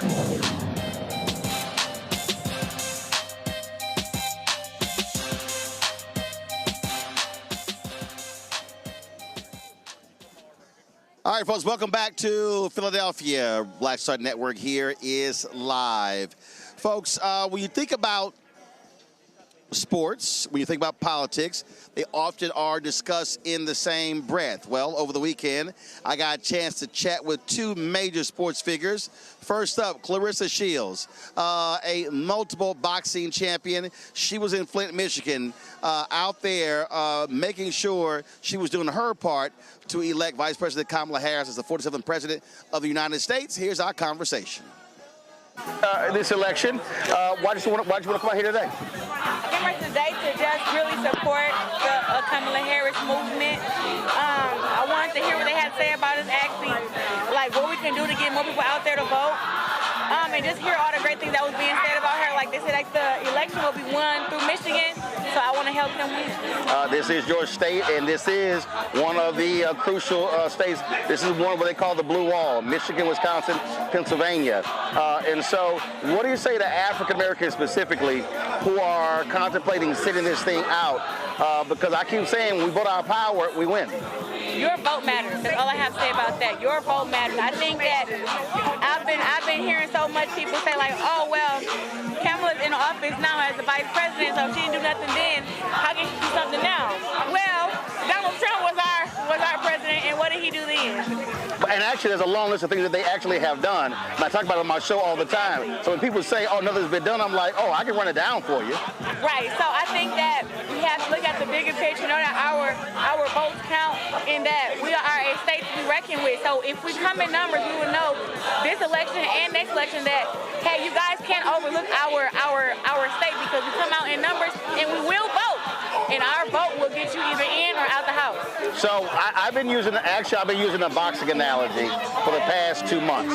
So folks have been asking me about this campaign. And what I've been saying is, I said, if you study boxing, I said a boxer wants to reach their peak right before the fight. You don't want to peak too early, you don't want to peak late. I said, so how she's been steadily building, I said, it's so like you get closer and closer to fight day, which is election day. I said, that's how she's been running, a steady build. Yes. And now we're at the last 3 days, and I think she's at her peak right now where she's going full-fledged. She's in every city, every state, out the country. I think that she stands for something. Right now, the last 3 rounds of the fight is the championship round. These are championship rounds, and I believe that word of mouth travels way faster than social media. So we're doing the thing on social media, but I think that you grabbing your brother, your sister, your cousin, your mama, your daddy, your auntie, your uncle, bringing them to the polls with you and saying, hey, today we are dedicating our time to voting. And I think that these last 3 days, these championship rounds, it can get done. And I'm looking at her knock him the hell out. Yeah, there we go. Unanimous decision. It's appreciated. Good to meet you. For sure. Thanks a bunch. All right, folks, in a little bit, we're going to hear from Calvin Johnson, Hall of Famer, also the head of the SEIU Union, April Verrid.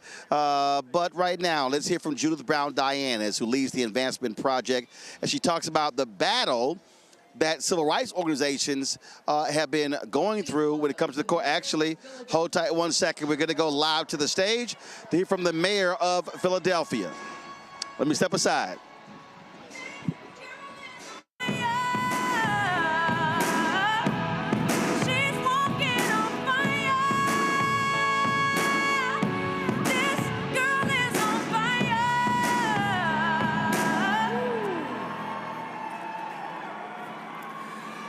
Good evening, all, and welcome to Philadelphia. Now, because I'm a hometown girl, I need to do a roll call to make sure that my folks are in the place. Is Bucks County in the house? Is Chester County in the house? Delaware County? Montgomery County? And is the city of Philadelphia the birthplace of democracy in the house? Well, I want you to know who else is in the house this evening. Our Philly family is home tonight. Guess who's here? The Roots, Jasmine Sullivan, Freeway, and DJ Jazzy Jeff are in the house tonight. Give our Philadelphians a round of applause. But guess what? We have company tonight. Members of our extended family are also here. Fat Joe, Ricky Martin, and Lady Gaga is in the house. And finally, when I think about guests who are here, let me just say that the GOAT is here, the woman who refused to allow her creative genius to be put in the box. She is by far one of the greatest communicators and business people of all time.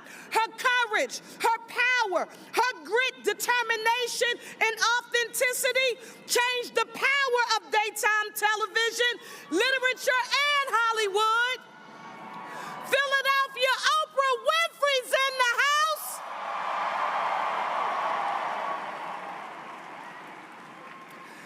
And while I must say to you that I am super excited that all of these cultural icons and giants are here with us on this evening, I don't want us to forget about the why. We are all gathered here tonight because a few blocks from here, 248 years ago to be exact, our democracy was born. The bedrock principles of freedom upon which our great nation stands. And despite what we hear from that other guy trying to put our nation down, remember, we live in the greatest nation in the world. Yes, it's true that while we work extremely hard to become a more perfect and a better union, we do so united and together while not allowing division to come in between our democracy and the America that we know and love. I want to share with you something that I learned, and every pundit, I don't care what political party they're from, they all have said the same thing. The path to the White House is paved through Pennsylvania, the Keystone State. And that means our great city of Philadelphia, our brothers and sisters in southeastern Pennsylvania, and our entire Commonwealth. Why is this important to note for the record? Yes, I'm the mayor, but I want you to know I'm an English teacher who just happens to be the mayor. And on tonight, I want us to focus on the why. And at the foundation of our why is very simply math. When we take a stroll back through our nation's history and we think about 2016, we think about how we felt when we woke up and we found out what had happened to our nation and our democracy and who had won the election. We realized that that guy won Pennsylvania by 44,000 votes. 44,000 votes. But we braved it and we stuck together. And in 2020, something about that math changed. The Biden-Harris ticket came along. And we right here in the Commonwealth of Pennsylvania, we made sure that they won by 80,000 votes.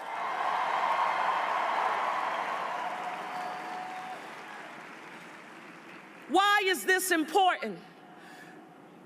For me, as mayor of the city of Philadelphia, to share with you on today.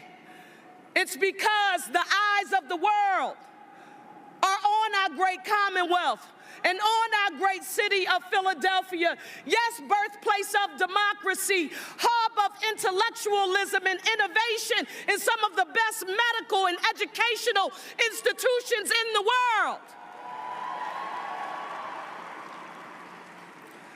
But if we want to see a vision that moves America and our great nation forward, a vision and a plan, not a concept of a plan, but a plan. A plan that will ensure that there is a path to self-sufficiency for every American, no matter their race, their creed, their socioeconomic status, their zip code, their sexual orientation, or identity. That is the America we want, and that is the America that Kamala Harris and Tim Walz are going to deliver for us if we do our homework. Let me say this to you. When I think about Vice President Kamala Harris, I think about the fact that throughout her entire life, she has been showing up for the people in every way imaginable. She did it as a district attorney. She showed up for the people as Attorney General, as a United States Senator, and now as our Vice President of the United States. And Pennsylvania, Philadelphia, southeastern Pennsylvania, if we do what we are supposed to do, we will make sure that she becomes the 47th President of the United States of America.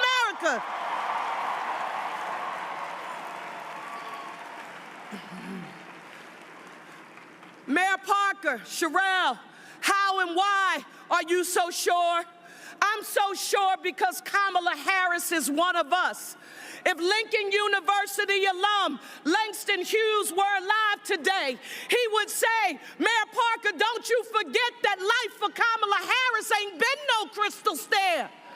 She's had to earn her place in space at every table she has been fortunate to have a seat at. And every time she's done it, she hasn't done it simply for herself. She's done it to deliver on behalf of the people.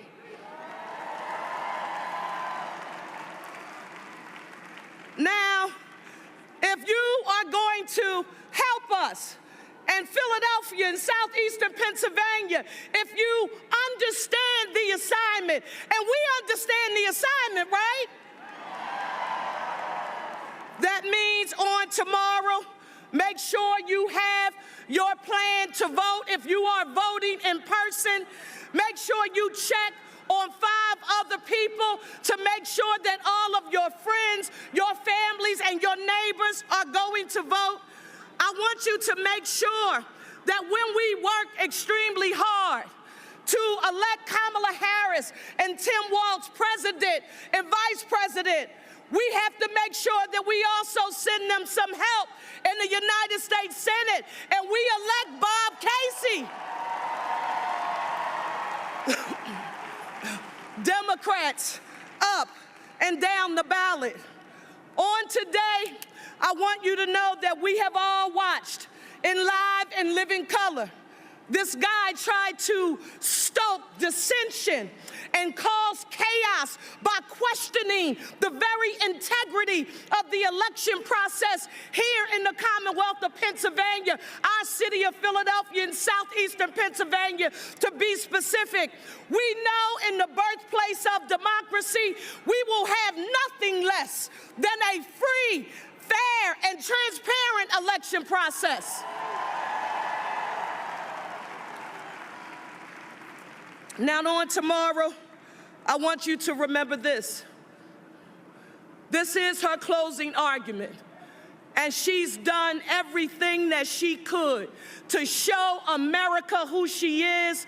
She's crisscrossed this nation, making the case and earning the support of Americans across the board. I don't care if they're from rural America, suburban America, or urban America. She's worked hard to earn their votes.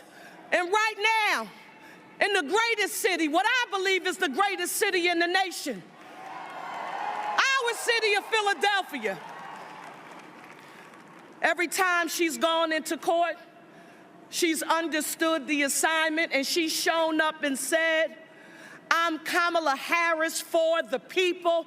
Now it is time for we, the people, to show in a tangible way that we are for Kamala Harris and that opportunity economy. See, she just doesn't talk about it. When you hear her talk about the opportunity economy and putting Americans and Pennsylvanians and Philadelphians on a path to self-sufficiency so they can earn a living wage, access to retirement security and health care, when you learn of her support for organized labor and pro-union, you've got to say to yourself that Kamala Harris understands the assignment. I want to hear you all. We're going to do something different on tonight. She's always said Kamala Harris for the people. On tonight, I want her to know that we are here and we, the people, are for Kamala Harris. You got to listen to me here, because if y'all get this wrong, I'm going to stalk each and every one of y'all who are in this audience. I need you all to repeat after me. We, the people, are for Kamala Harris. We, the people, are for Kamala Harris. Pennsylvania, Philadelphia. Philadelphia and southeastern PA. Let's make history once again and ensure that Kamala Harris is the 47th President of the United States of America. We are stronger when we work together, and we can and will be one Philly, a united city. One's in the air before I leave. One's in the air. I want them to see us united across the nation. Let me hear you all say, one Philly, a united city. Let's go, Pennsylvania. Was Philadelphia Mayor Cherelle Parker, of course, addressing the crowd here. Thousands assembled here in Philadelphia for this massive rally in support of, hold on. Our history-making, trailblazing Speaker of the House, the first woman Speaker of the House in the Pennsylvania General Assembly, Joanna McClinton is here. I want you to put your hands together and welcome our trailblazing, trend-setting Speaker of the House, Joanna McClinton.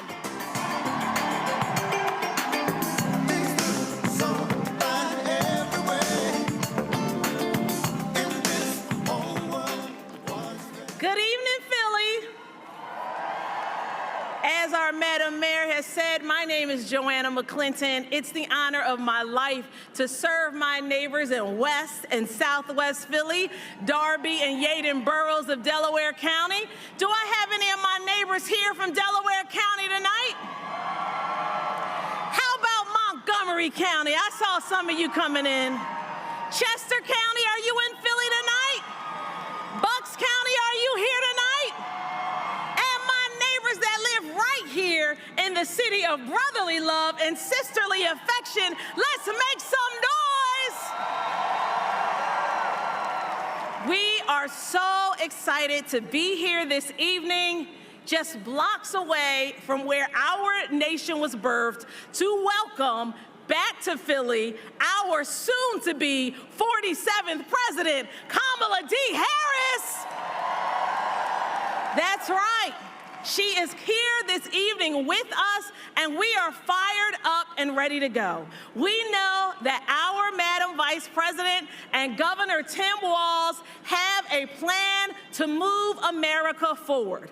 How many of you are tired of the past? How many of us know that our former president doesn't care about any one of us? That he has never fought for a hard-working middle-class family one day in his life. That he has never stood in the gap on behalf of people that have needed solutions to everyday problems. All he has done is brought hatred, division, and a long list of so-called enemies. Is he talking about us, fellow Americans? Are we enemies? I don't think so. I am excited that we can finally, on tomorrow, turn the page from the past. And I don't know about you, but I don't think we're going back. We're not going back. We're not going back.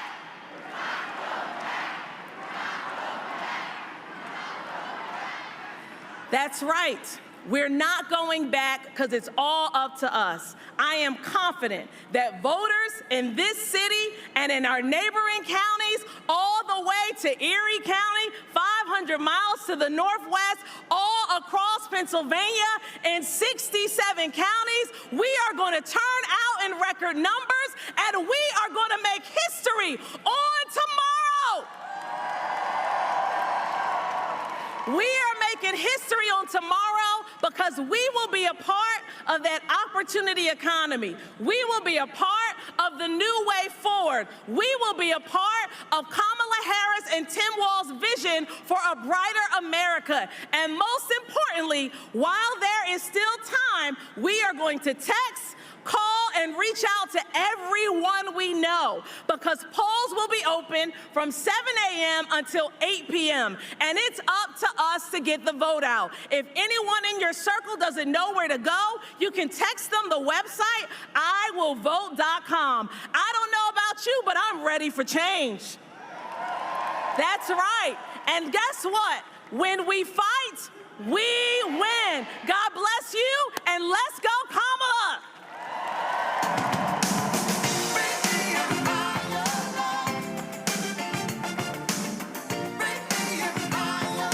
Please welcome Senator Bob Casey.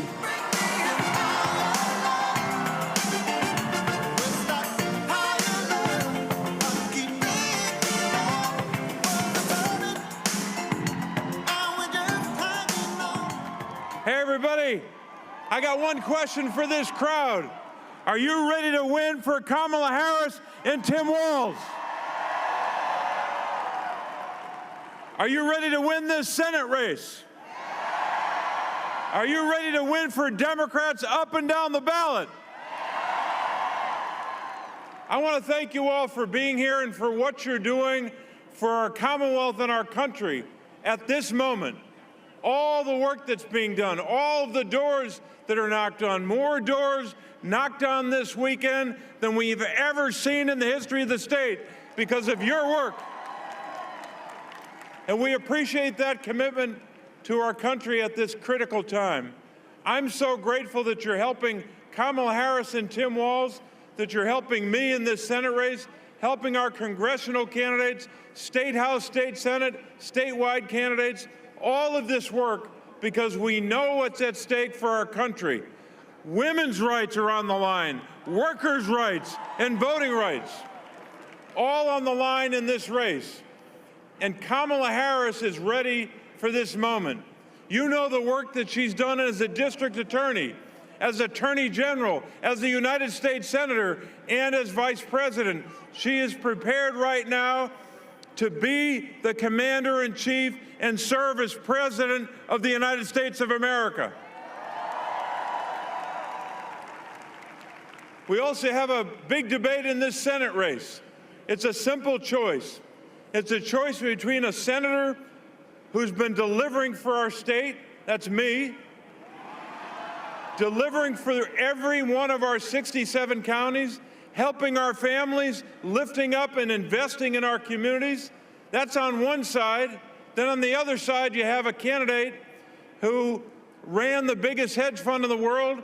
He was living up in Connecticut while I was delivering here for the people of our state. And you know what? In this race, on those rights, there's never been a clearer choice. On voting rights, I've already voted to advance in the Senate the John Lewis Voting Rights Advancement Act. He opposes that bill. If he were to be elected to the Senate, he'll block that voting rights bill with a Republican majority. We can't let that happen. On women's rights, after the Dobbs decision, which took away a 49-year right for women, the United States Senate had a vote on the Women's Health Protection Act to protect and restore Roe v. Wade. I voted yes on that. My opponent opposes it, and he'll block that vote in the United States Senate. Finally, Boo's right. Finally, on workers' rights, we've got to make sure we protect and strengthen labor rights and unions. The only way to do that is to pass the Protecting the Right to Organize Act. I support it. My opponent will block it in the United States Senate. So on rights, there's never been a clearer choice between what I stand for and what he stands for. When it comes to the big issues that our country will wrestle with, health care, my goodness, just this week, my opponent said he opposed, can you imagine this? He opposes the provision that allows a young person in our state or anywhere in the country to stay on their parents' insurance until the age of 26. He opposes that, and he'll be a vote to destroy the Affordable Care Act. We can't let our state be represented by a senator who wants to go to Washington to destroy the Affordable Care Act, cut Medicare, cut Medicaid, and dismantle Social Security. We can't allow that to happen. So we're going to continue to work together to build a stronger country, to invest in our families, to invest in seniors by lowering the cost of prescription drugs, like we've already done together as Democrats. We're going to continue to invest in families with the child tax credit. We're going to continue to lift up those families while we're investing in small businesses. We cannot fail in this election. We have to continue to make sure that everyone you know gets out to vote.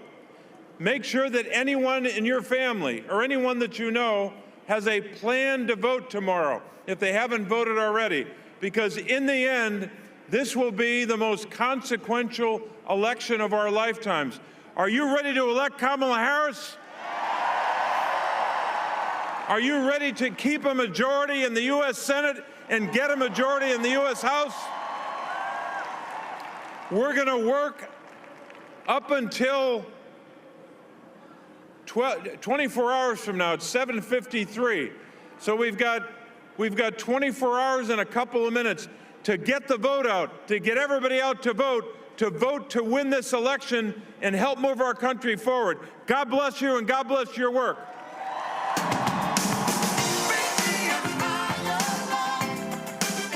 Senator Bob Casey, he is in a very, very tight race for re-election to the United States Senate. So I want to, again, we'll monitor the list of speakers. Vice President Kamala Harris, we're going to pull a video, going to show you. She's actually doing some door knocking in Reading, Pennsylvania. I want to go back to my panel real quick here. Jelana, the thing that's very interesting, the Harris campaign is really spending an inordinate amount of time here in Pennsylvania closing this out. And talking with them, they feel quite confident about Michigan and Wisconsin. Of course, Governor Tim Walz, he's actually in Milwaukee. What I find to be very interesting is that with this energy, especially being in Allentown, having Fat Joe and others speak, they're looking at the Latino numbers. This is a campaign, they think that by doing this, they can absolutely slam the door shut in Donald Trump's face and get the 207 Electoral College votes. Some people are thinking, oh, you spend this much time in Pennsylvania, you must be scared. But here's the reality. Trump, he isn't sure about North Carolina because he's been spending lots of time there as well. And so it's a very interesting contrast between the two campaigns where Trump is spending so much time in North Carolina, she's spending so much time here in Pennsylvania. What? Can you hear me, Roland? Yeah, I got you. Go ahead. Hello? Okay, so I think she's got the best. I think she's got the best strategy.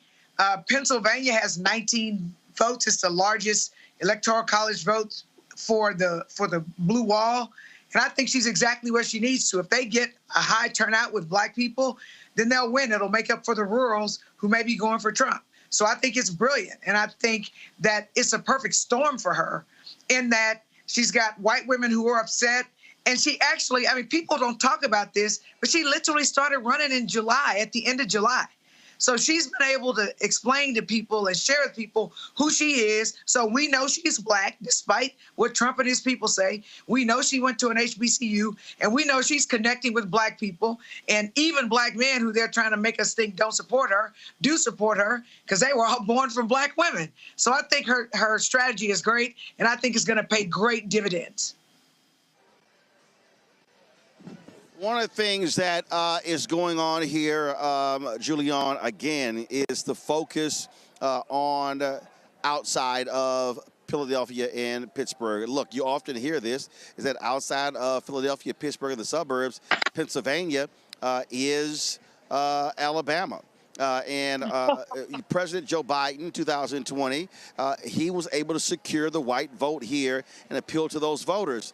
And so the question that people have is whether or not those voters will stick with Vice President Kamala Harris and when it comes to this state. And so that's really what folks are paying attention to here in Pennsylvania. What will the white vote do outside of two things? What will white voters do outside of the suburbs in the major cities? And what will African Americans do in Philadelphia? The Harris campaign needs a big black turnout in Philadelphia in order to win this state. I think that the black turnout in Philadelphia will be great. I think that black people in Pennsylvania will rally around Vice President Harris. I also think that white women, despite all the problems and amphetamines and curses, as Roberta Flack once said, despite all that, I think that they will rally as well. The choice issue is a huge issue, and I think that white women relate to Vice President Harris around that issue. But I also think that the economic issue is waning. People keep talking about inflation, but inflation numbers are down. People keep talking about employment, but unemployment numbers are down. And so I think that when people look at what's going on, they're not necessarily going to go Trump because they think he can handle the economy better. First of all, he didn't ever handle the economy better. You and I and the gatepost and the lamppost know that. However, what we do know is that many perceive him as an economic innovator. And what the numbers are showing now is that Biden Harris has done a good job with these numbers. Now, of course, President Biden has his detractors and he's had his challenges, and let's just own them and not dwell on them. But the other piece of this is that Kamala Harris, as the vice president, has done a good job with her opportunity economy and with the things that she said, and brilliantly, frankly, Roland, and as you and I know, brilliantly with the economic plan that she put out there after the Democratic platform, which put her hand on the stage. So I think that if people are paying attention, they will vote, they will come around to Harris. But there are many who are not paying attention. There are many who have the tropes and the lies and the bull. I try not to curse on the air, so the bull. But there are many who have all of that messing with them. I am expecting that Philadelphia will go Harris for any number of reasons.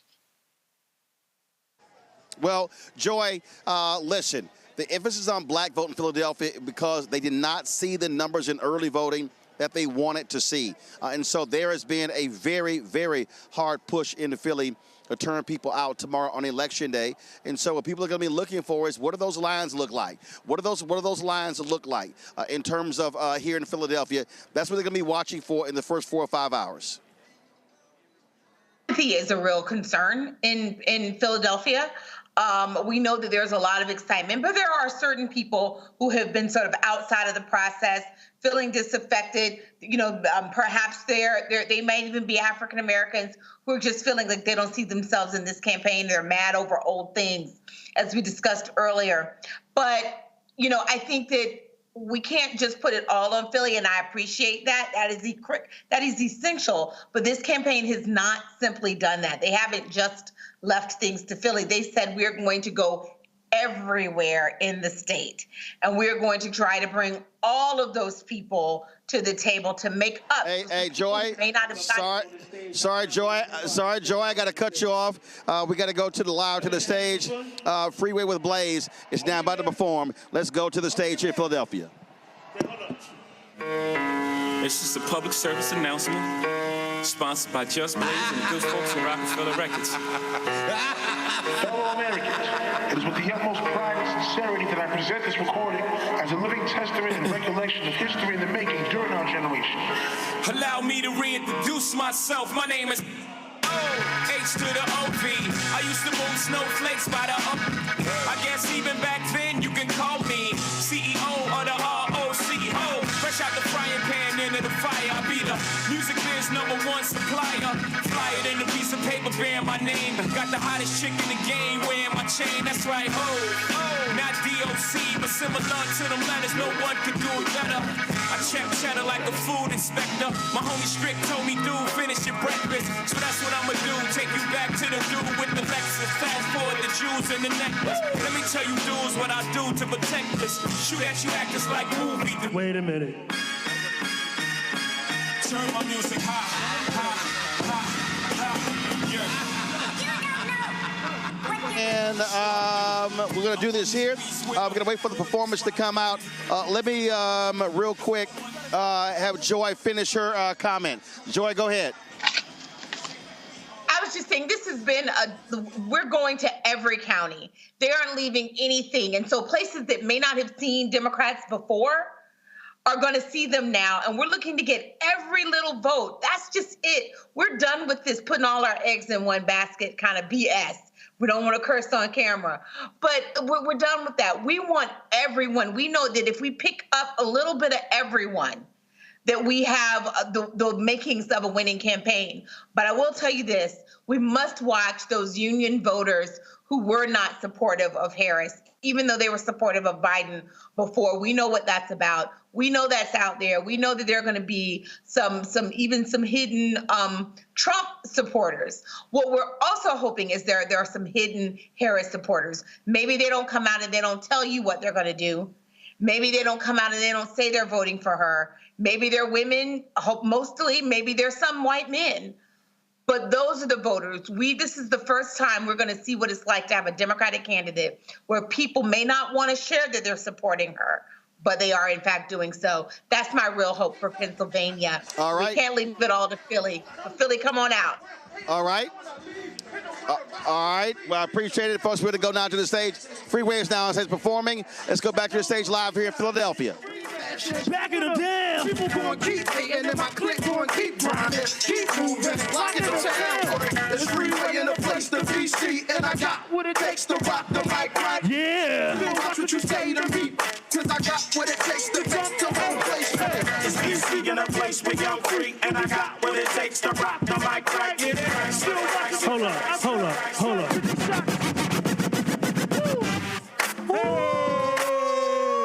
Now clap for me, mommy. Oh, hey, just clap for me, mommy. Just blaze. Okay, yeah, free. Okay, yeah, Wale. ¿Tú quieres mujeres y sissy flow? Good side, my baby mama. Wow. Okay, freeway got the hood on smash, pop and take, step on gas and get ghost. Freeway got the club on lock, step on stage, shut it down, leave with a brawl, check for an age, post up, fence up, circle the block, call the cops. It's the rock in your area. Post up, distribute to the block, freeway move in your area. Yeah, Pop tried to shut me down, haters wanna hit me up, but my block carry heavy rounds, packed in a Chevy truck. What? You better bring the alarm before I chop that. You and your boys. Black suits tucked on. You and your mom. Back to the song. Just wanna. Me and the boys. I think look good in the dark. And she want me to sneak in the building like Trojan and Troy. Let's believe it. It's involved. Hat slipped over the boy. Oh boy. We rip crowds. Whole lot of volume and a little bit of bass. That's all it takes to make the place get wild. Whole lot of style with a little bit of cake. That's all it takes to make the cake. Flip side. Fouls and a little bit of bass. It's all it takes to make the block get wild. Car keys and a little bit of cheese is all it takes to make a lead. Holla at your boy. Philly, we in the building. Y'all know we here for a purpose, and that's to make sure we put the right person in office. So I need to see each and every one of y'all at the polls tomorrow.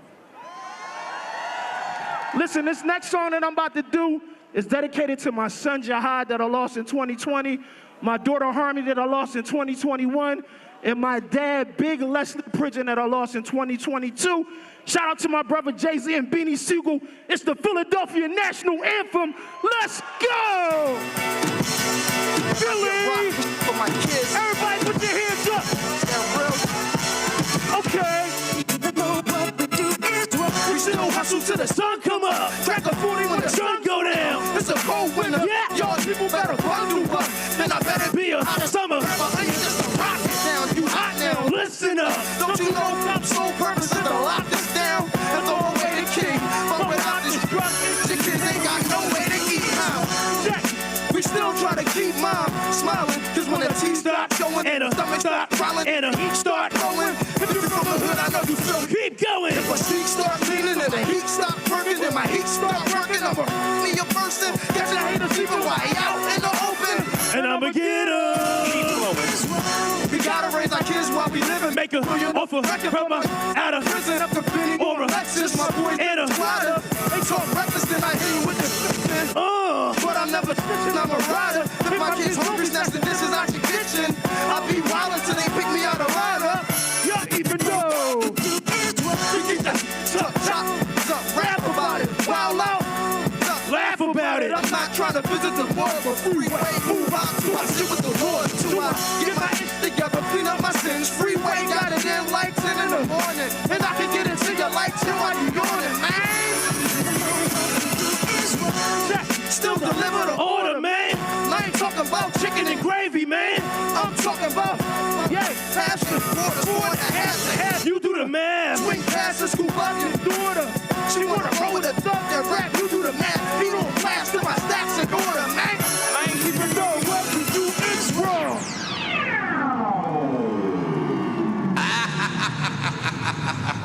I go by the name of Philadelphia Freeway. This is my brother Just Blaze. Philadelphia, we love y'all. See y'all at the polls tomorrow.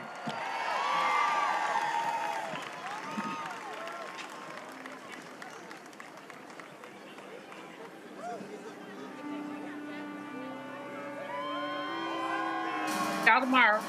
Please welcome the Roots. Well, let's go back to the stage. Here is one of Philadelphia's top acts. Ladies and gentlemen, the Roots.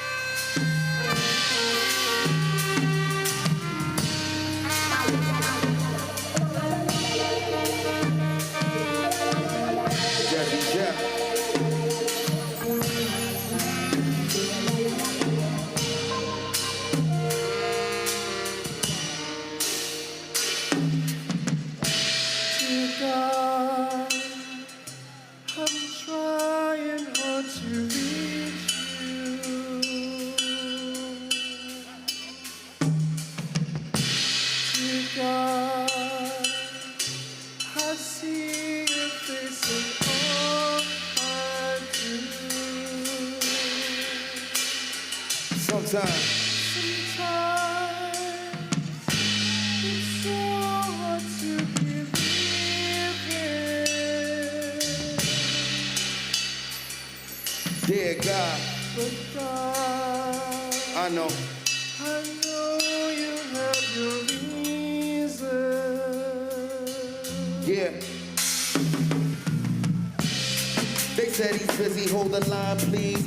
Call me crazy, I thought maybe he could mind read. Who does the blind lead? Show me a sign, please. If everything is made in China, are we Chinese? And why do haters separate us like we Siamese? Technology turning the planet into zombies. Everybody, all of everybody, dirty laundry. Hurricanes, earthquakes, terror things, tsunamis.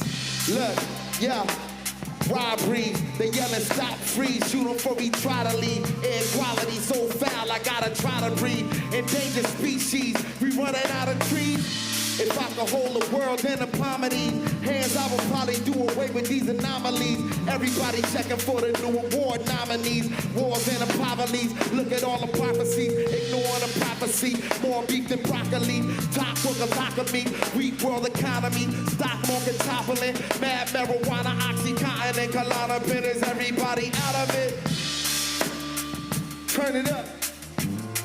Matter of fact, wait a minute, man. Matter of fact, you know. Wait a minute. That's what I was saying. Wait a minute. That's what I was saying. Tariq, we home. We are in Philadelphia right now. Yeah. We gotta energize these people. We home. We with Jazzy Jeff right now. Yeah. That's what I'm saying. How y'all feel out there? We're not gonna live in our fear right now. We're gonna live in the excitement that this is a historical night. Word up. We're on the precipice of history. We activating right now from a place of abundance, Philadelphia. Let's get energized. Let's go up. We going all the way up. Let me hear say, I feel. Say real good. Say I feel. Real good. Let me hear say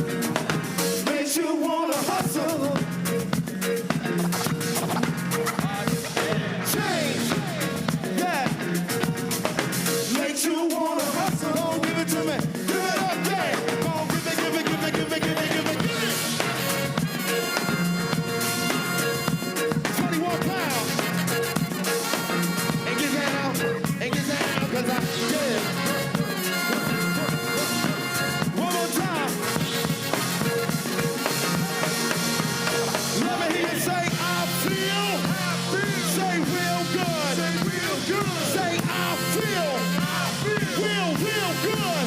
Let me hear you say Kamala. Say Kamala. Say Kamala. Say Kamala.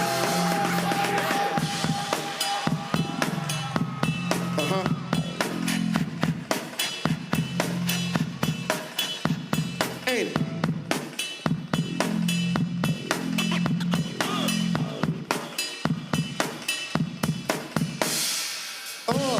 Anyways, a ton, read G's, everybody, I'm a son of a gun. Black master of any trade under the sun. Salt sharp like a razor blade under the sun. Clear my path and come get your captain hunt. Try to breathe like black or collapse your lung. Young chump, you can choke off the web I spun. I done cleared them out with the thread I brung. You done heard about what said I'm from. What is it? Word of mouth, little rule of thumb. Y'all better bow down, hear the rule to come. I'm a legend in the hood, out of who the lump. I'll throw it, put it down, be confusing some of y'all. Cats can't walk, watch you when you're coming off. What a keyboard gotta do with a drumming off. School them on stage like I'm doing a seminar. Professional type, I'm a just on my mic. Go to war, can I give you any weapon you like? Give you something to run from, but soft your dumb, stop it. The hotness here's where it come from. Philly worldwide phenomenon. Reinforcing that thing is my 9 to 5. When I finish making them recognize, getting out a few civilized women who trying to ride. You been waiting on the ball to come off the wall. You wanna get the joint up off the wall. Just to see you smile and enjoy yourself. Even you in health, this for all of y'all. I'm quicker on the draw like Black McGraw.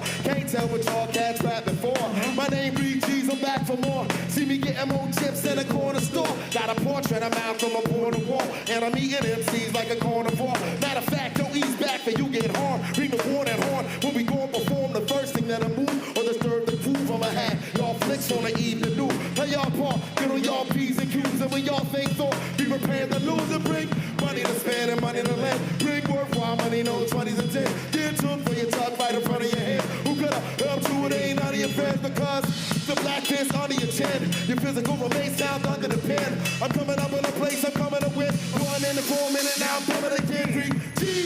Y'all can chat, but y'all please wanna see when I'ma get back to y'all, please. Y'all really wanna get clapped with all these. My man, you can take y'all strap when y'all leave. See the squad coming to place, they all freeze. Ice cold with his mellow cool breeze. MCs never showed glory yet. Cool hurt ain't never get a 40 check. I do work, no question. Bomb your set, calm collect. Short like my name Gillette. R.I.P. my main Gillette. Till I touch the mic, till he ain't seen changing yet. I'm a decorated vet, I got a regulator record. Never have to tell you, I'm here to help you get a check. When you look here, ask if I'm dedicated. But I'm sitting all around, in a minute, shit, I'm digging. Take the seats, I demonstrate a test. How to freak the beast, so gangsta fresh. In the dirt, from the East Coast, way out west. Big Black Willie from Philly, we the best. In the ring like shots in the project, New Year's Eve. When you in October yet, I'm a big money on a light Boba Fett. Y'all won't sell stock in the soldier yet. If the prize in my sights, I'm going for this. Who go through to the ultimate? I'm the culprit. What's the bulk of it? I'ma set it on a magnetic ultra tip. I get down, I'm supposed to get got. Nothing to lose, I'm killing it with no regret. I'm like young LL, I'm hard as hell. Make a screw face like all the Mel. We all out on our own like Patty LaBelle. We do with the force of the Lord, the faith to have.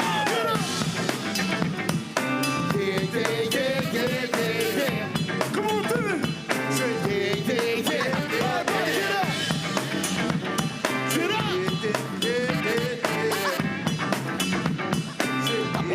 Come on. Let me hear say yeah.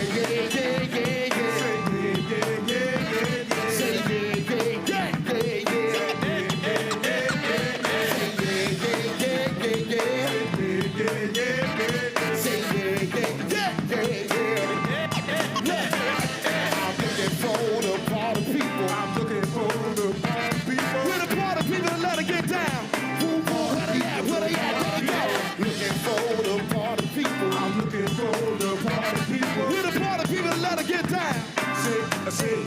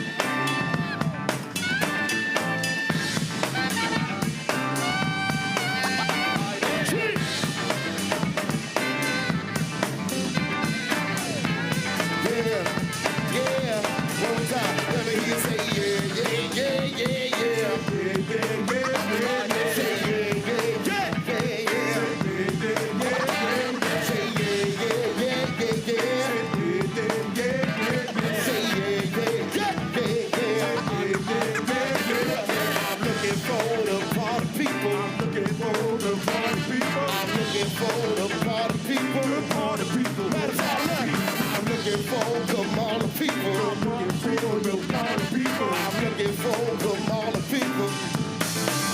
Let's do it, y'all. Come on. Let's do it.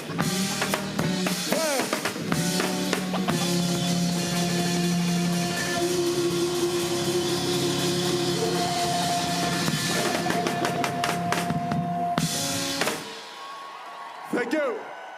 Thank you so much.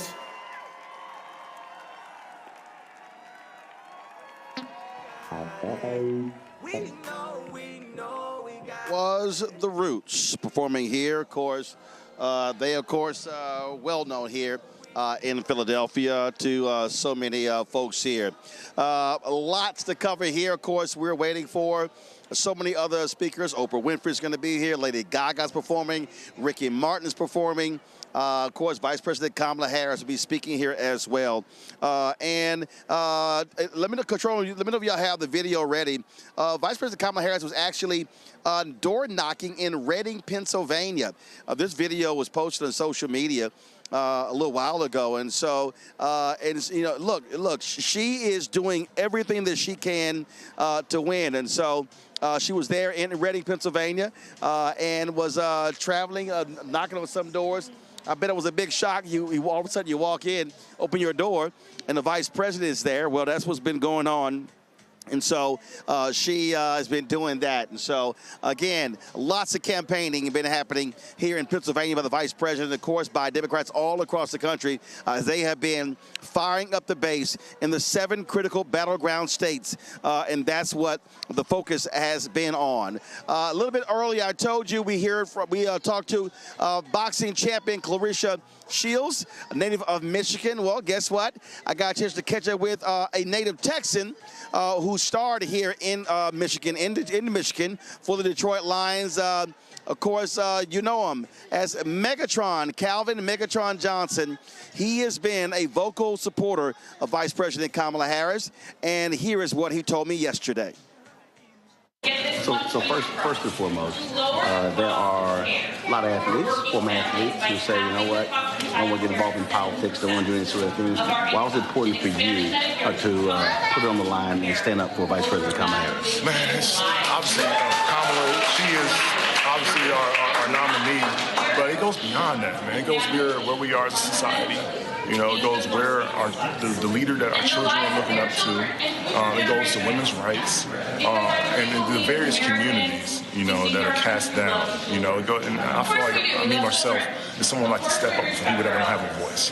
You know, and I mean that's what the platform is for that I've garnered over the years. You know, to be able to go out and do things like this when the time is necessary. So to be able to go out for small businesses and like I say, I obviously spoke to people of color. You know, it's of the utmost importance to be able to be a shining light just for those, even like we're talking about over here, the people that don't realize the power that they have just to go out and vote. You have a lot of power. We have people in this community that have a lot of power. They don't realize it, but they got a loud voice and they can make it heard. What do you say to that young brother or sister who was thinking about sitting on the couch, who believes that my vote doesn't matter, it means nothing? What do you say to them? I'll say to those people that think that their vote does not matter, there's probably another tens of thousands of people that have that same thought. So think about those tens of thousands of people go out and vote. They make a change.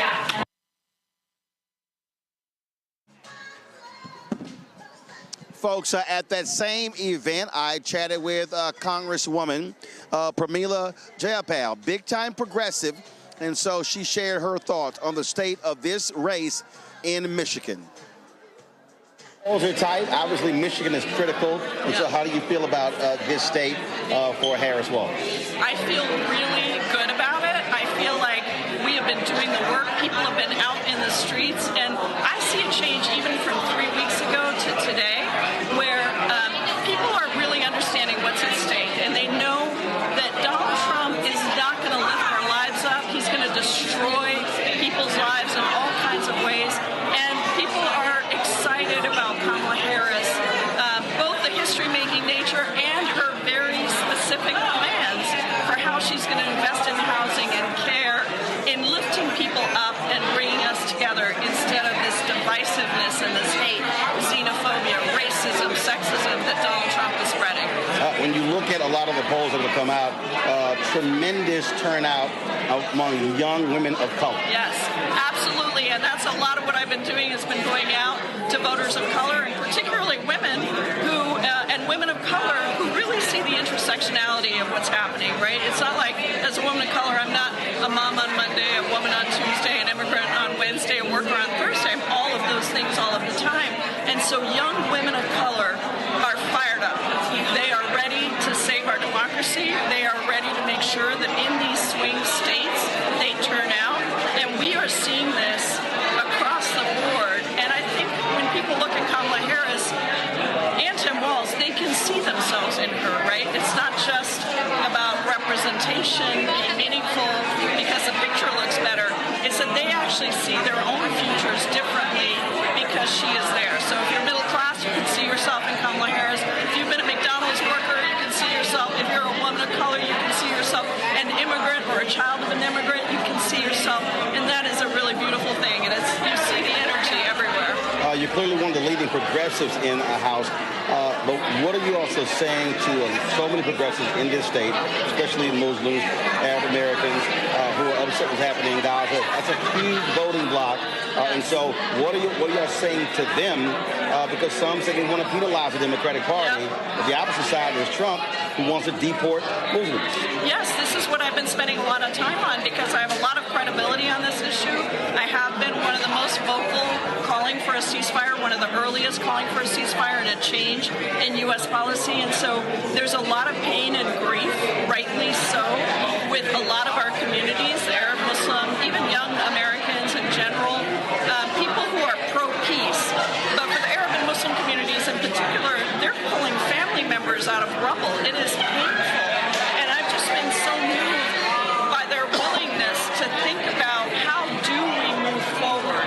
And if the goal is just to punish Democrats by voting third party, which draws from Democrats, not from Trump, or staying home, that the consequence of that will actually be that we depress our ability to organize for sustained power. Because we're not going to win policy change unless we can organize for sustained power for the Muslim and Arab and pro-peace communities.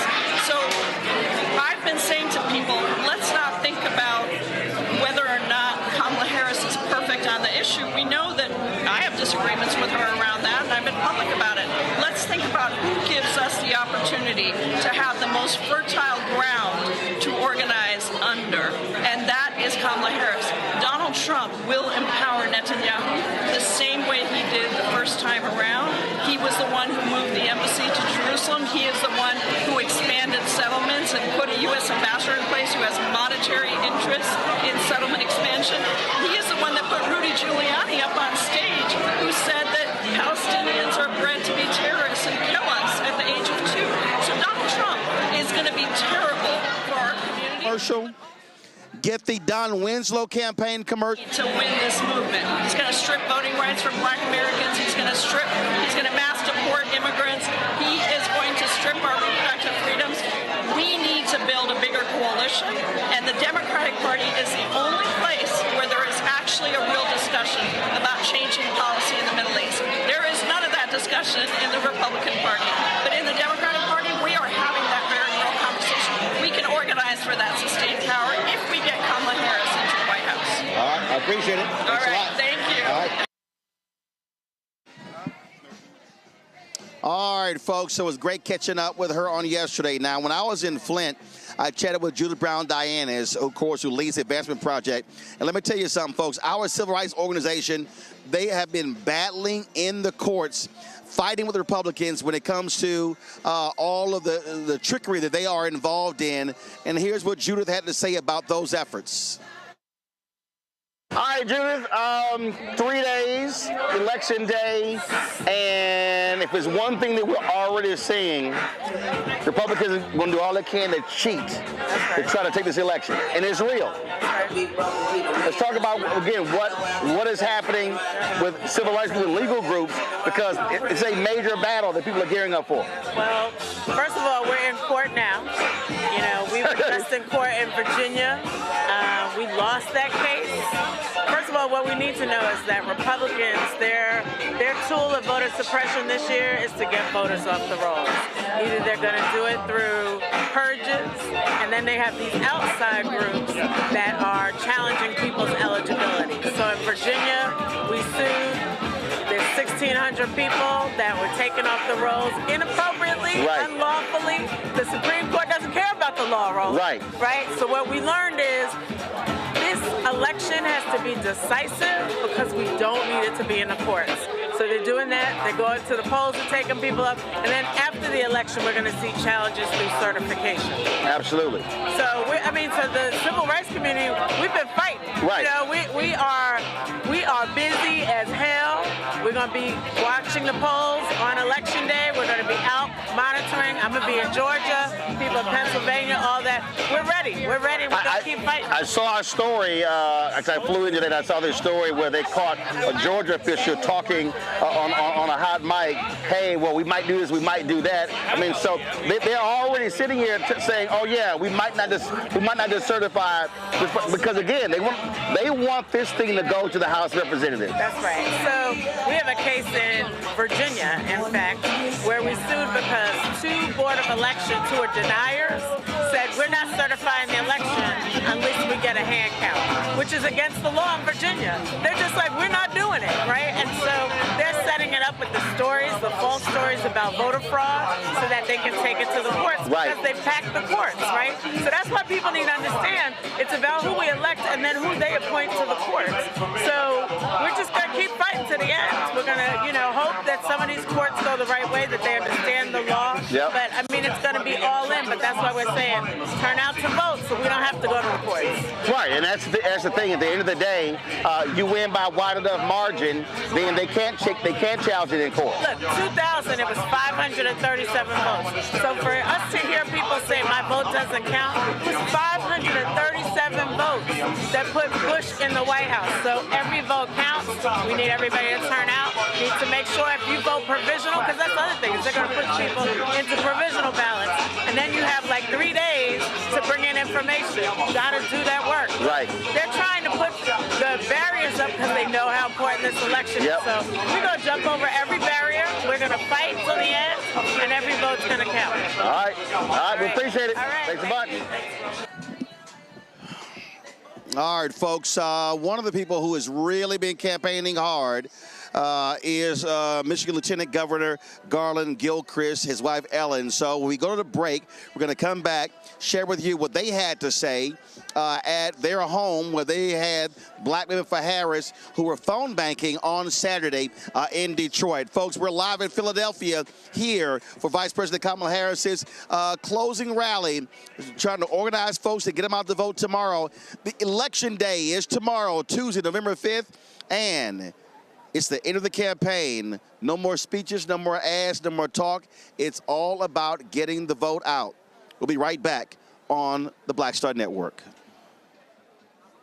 Bob and I both voted for Donald Trump. I voted for him twice. Okay, I won't vote for him again. Listen. January 6th was a wake-up call for me. Donald Trump divides people. We've already seen what he has to bring. He didn't do anything to help us.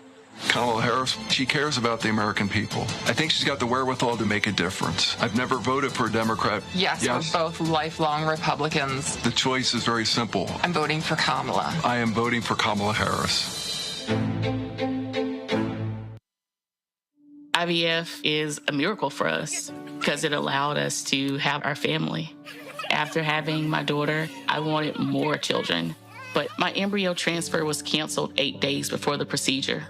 Donald Trump overturning Roe v. Wade stopped us from growing the family that we wanted. I don't want politicians telling me how or when I can have a baby. We need a president that will protect our rights, and that's Kamala Harris. I'm Kamala Harris, and I approve this message.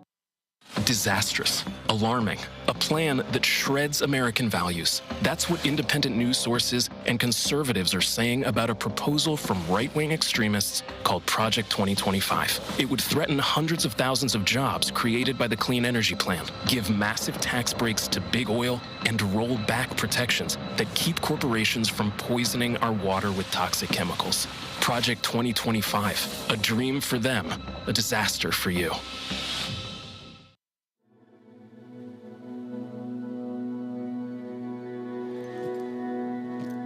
Her blanket.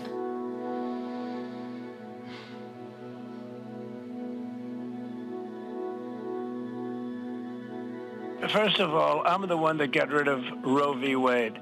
Do you believe in punishment for abortion? There has to be some form of punishment. For the woman? Yeah, there has to be some form. Women will be happy, healthy, confident, and free. You will no longer be thinking about abortion. It's all they talk about, abortion. You will no longer be abandoned, lonely, or scared. You will no longer have anxiety. You will be protected, and I will be your protector.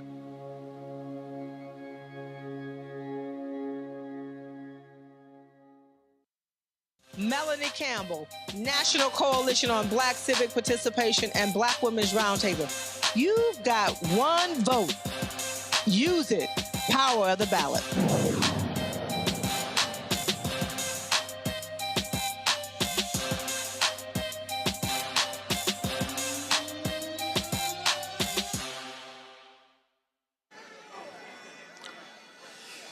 All right, folks, welcome back to Philadelphia. We are here. We've been broadcasting live for the last, 2.5 hours.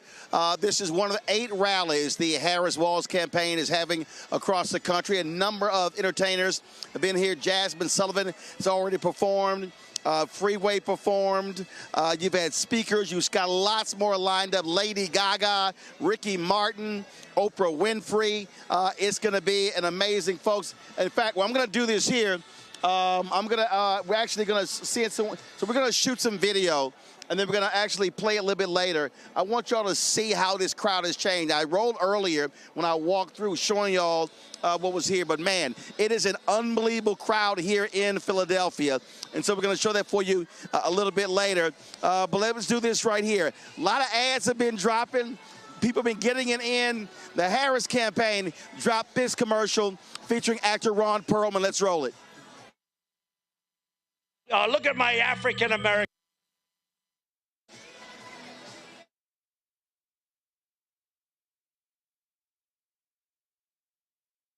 That was not it. So let's do this here. Let's roll the Harrison Ford. Let's roll the Harrison Ford commercial. Look, I've been voting for 64 years. Never really wanted to talk about it very much. But when dozens of former members of the Trump administration are sounding alarms, saying, for God's sake, don't do this again, you have to pay attention. They're telling us something important. These aren't soft people.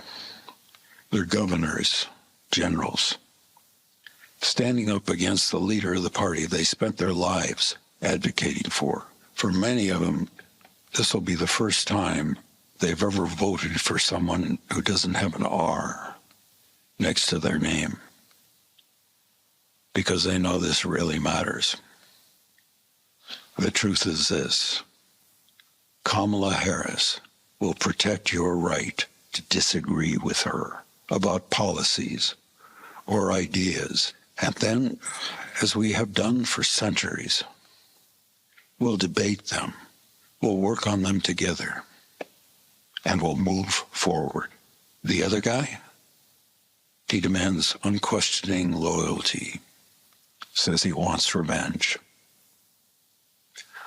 I'm Harrison Ford. I've got one vote, same as anyone else, and I'm going to use it to move forward. I'm going to vote for Kamala Harris.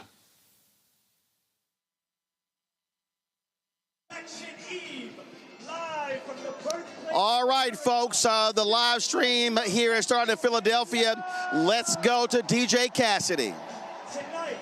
come together to organize for freedom, to organize for the future. Ladies and gentlemen, my name is DJ Cassidy, and I'd like to welcome you all to Election Eve, live from the birthplace of America, Philadelphia, Pennsylvania. Tonight, we come together to organize for freedom, to organize for the future. This weekend alone, 90,000 volunteers knocked on over $3 million in all battleground states, including right here in Pennsylvania.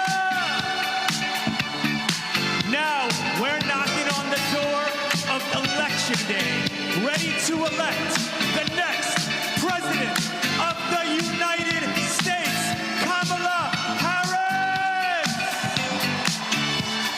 Tomorrow, we get out the vote.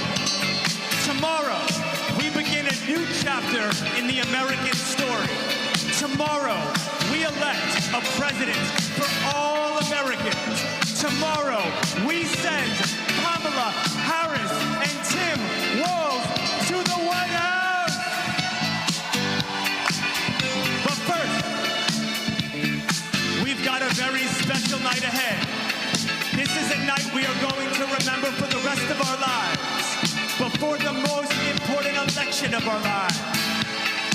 Because tonight, we invite you to take part in the biggest Get Out the Vote rally in campaign history. We are here in the city of brotherly love and sisterly affection. And we are joined by thousands of our brothers and sisters, our friends and family, and our fellow Americans spread across the country. Philadelphia, Pittsburgh, Atlanta, Georgia, Raleigh, North Carolina, Phoenix, Arizona, Las Vegas, Nevada, and last but not least, Milwaukee, Wisconsin. Now, ladies and gentlemen, are you ready for our next Vice President? I said, are you ready for our next Vice President?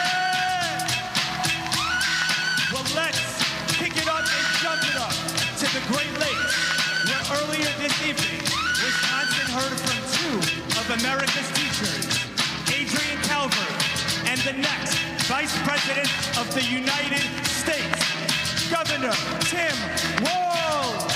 So let's make some noise as I pass the mic to Milwaukee.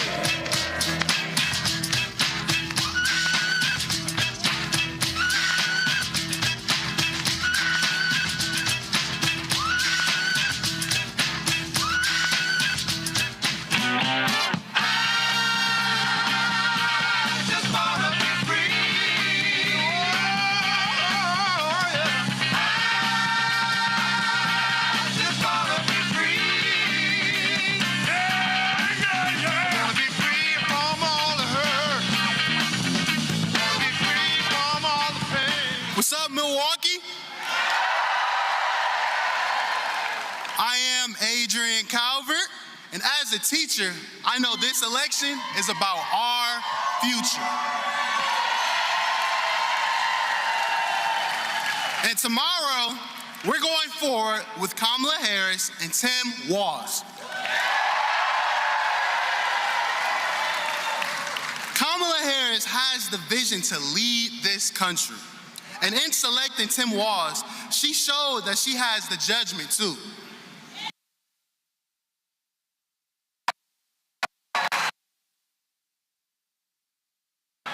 So, with that being said, he solves problems, inspires others to do their best, and fights for working families. Milwaukee, can you help him continue the fight in the White House? Let's hear it. Let's hear it.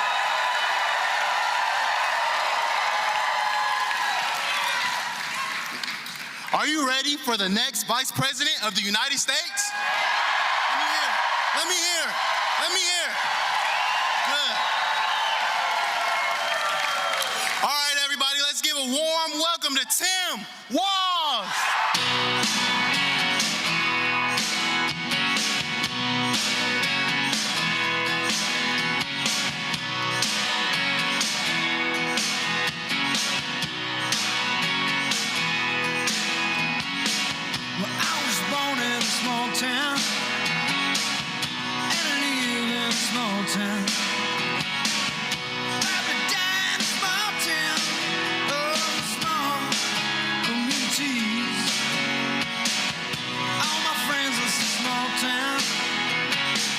My parents live in the same small town. Wow.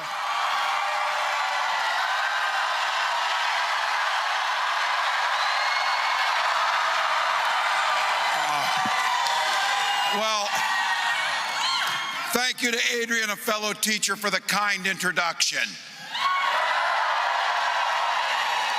And can we give it up to three of the best public servants in America, Governor Tony Evers, Senator Tammy Baldwin, Congresswoman Gwen Moore. Send Gwen and Tammy back to Washington. Hello, Milwaukee. I want to start tonight by thanking the love of my life, my wife, Gwen. And I'm grateful to my two kids, Hope and Gus, for coming along on this amazing journey. And I want to thank each and every one of you for coming out. You could have been anywhere tonight. You all showed up here tonight because you love America. Thank you. Thank you.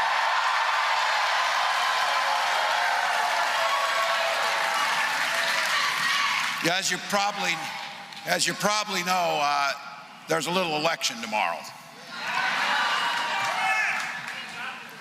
We get an opportunity tomorrow to shape the future for generations to come. We get the chance to elect a new generation of leadership and have Kamala Harris lead us in a new way forward.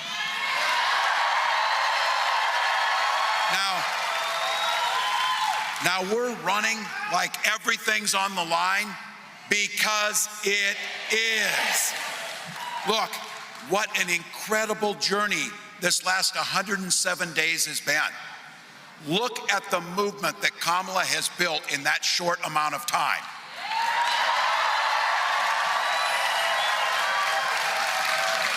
Now imagine what she'll do in 4 years.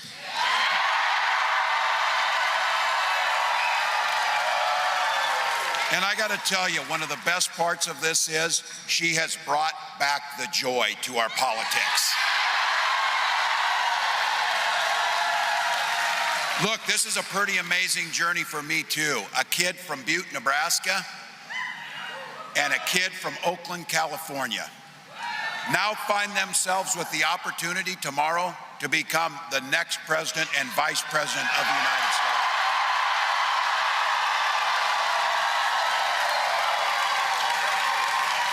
I can't tell you how proud I am to be on this ticket with Kamala. From her very first day, from a prosecutor to a district attorney to the attorney general of the largest state in the nation to a United States senator and to vice president, she has had one client the entire time: the people of this country.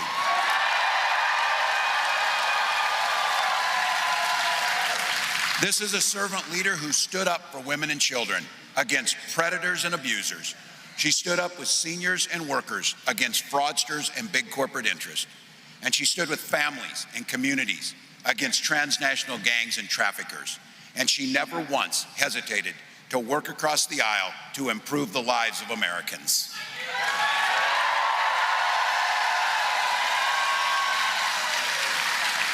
When people came to her asking for help, she didn't ask if they were Democrat or Republicans. She simply said, "How can I help?" Now look, we get an opportunity together to build an economy that if you work hard, you don't just get by, you get ahead. And let's be clear about this. It does not matter if you're from a red state or a blue state, a big city or a small town. Everyone gets the shot to succeed in this country. That's a fight I'm proud to be part of. Look, I grew up in rural Nebraska, population 400, had 24 kids in my class, a bunch of cousins in there. But the thing you learn when you grow up in that small town is you understand what it means to take care of your neighbor. Same thing that happens when you grow up in a big town. You start to understand that your neighbor's and it matters, and we're all in this together. working towards the common good. Those are the values that animated Kamala and my service. That's the values that after tomorrow, we'll be able to take to the White House for the rest of this country.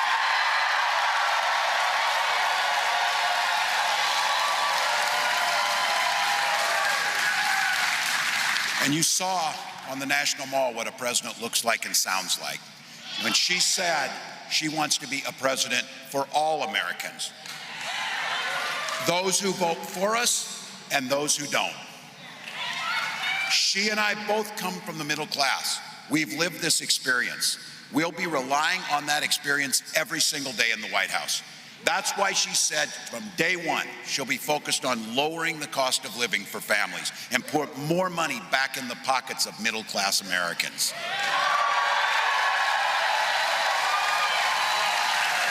An opportunity agenda that makes housing more affordable, makes it easier to start a small business, makes it easier to care for our loved ones, and yeah, make this country more free.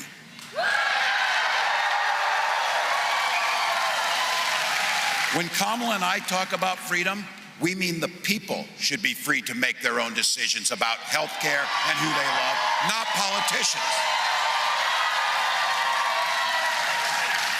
The freedom for our seniors to retire with dignity by strengthening Social Security and Medicare. And yeah, as a teacher and a dad, the freedom to send our kids to school without worrying they'll be shot dead in their classroom.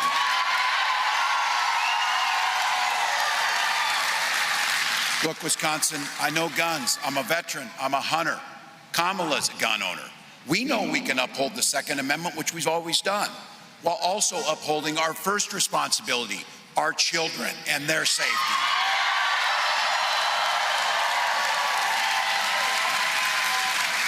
Let me speak to the guys in this room. I want you to think about the women in your life that you love. Their lives are literally at stake in this election. More than 20 states now have abortion bans, and our daughters and those loved ones you're thinking of now have fewer rights than their mothers and grandmothers. When Congress passes a law to restore the right to choose, to make Roe the law of the land, President Harris will sign it into law.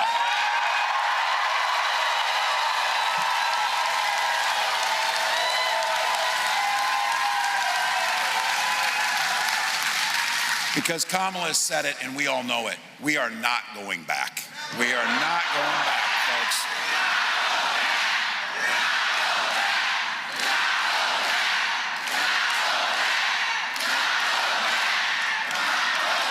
So Milwaukee, I'm here today on behalf of Kamala Harris and myself to humbly ask you for your votes.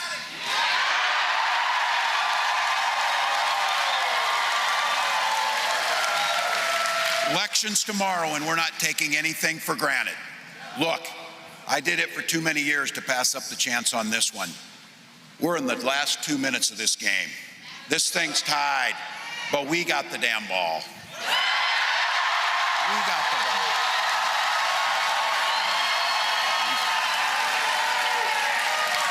We got the best quarterback in Kamala Harris. And we got the best team with the people right here in this room. There's gonna be a time, folks, as we get that last yard done, as we get this thing over. But here's the thing, I'll tell you what an opportunity in our time to be living in this moment, to be able to influence not just 4 years, but 40 years, to make a difference in people's lives, to improve their lives. And there's gonna come a time for all of you. I know if you're young, you're not thinking it, but it will come. You're gonna be sitting in that rocking chair on your porch, and you're gonna be rocking away. And a little one's gonna come up. They just came from school where they're learning the history of the 2024 presidential election in the United States. And they're gonna wonder, what did you do during that election when you protected the American experiment, when the rule of law held, when the Constitution was the law of the land, when dictators and division and darkness were thrown out, and unity and hopeful and a new way forward were in?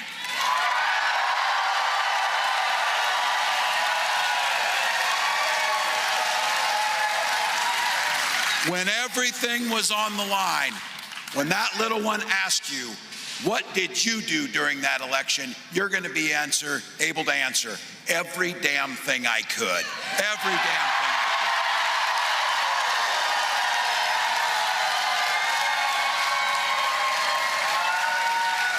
24 hours, Milwaukee, to a better future. 24 hours to President Harris. 24 hours to make a difference. So I know this state knows a little something about winning. So here's my ask of you. Wisconsin, win this thing for America. Let's go. Let's go.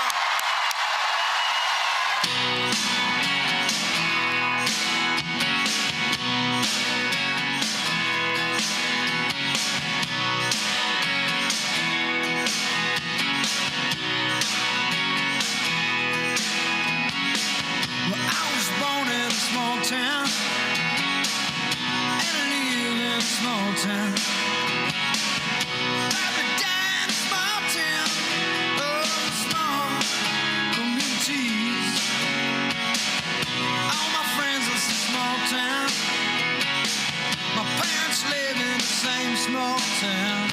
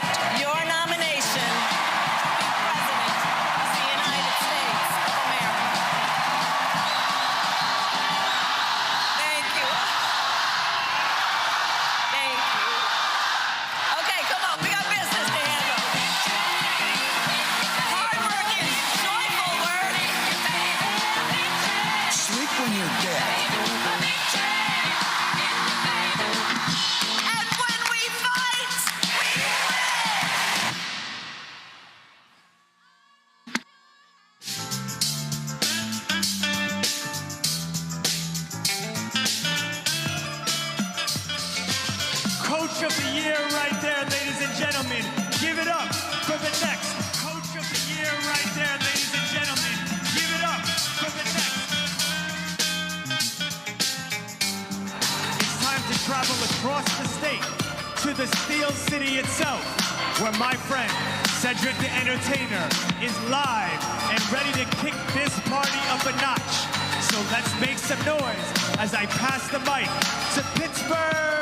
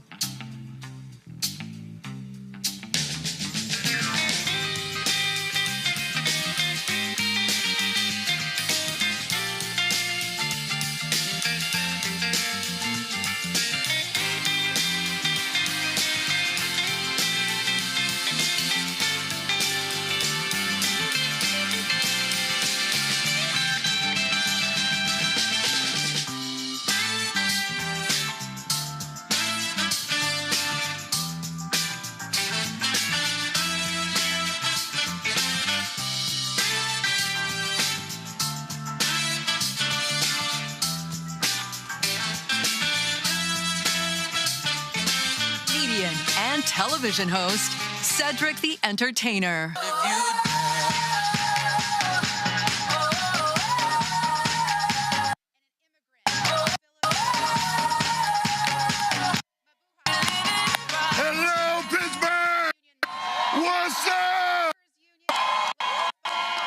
Y'all looking good, man. You're beautiful people tonight. How y'all feeling? You know, guys, our stories are different, but our purpose is already shared. Man, oh, my podium is off, man. It's deep. I'm sorry, my podium, my words are really far from me now, so that wasn't supposed to happen. That's all good. What's up, y'all? Let's go. Hey, and look, our stories are different, but our purpose is shared, all right? We are here to be a part of the change. Y'all know that. We are here to choose a better future. We are here to elect Kamala Harris as the next president.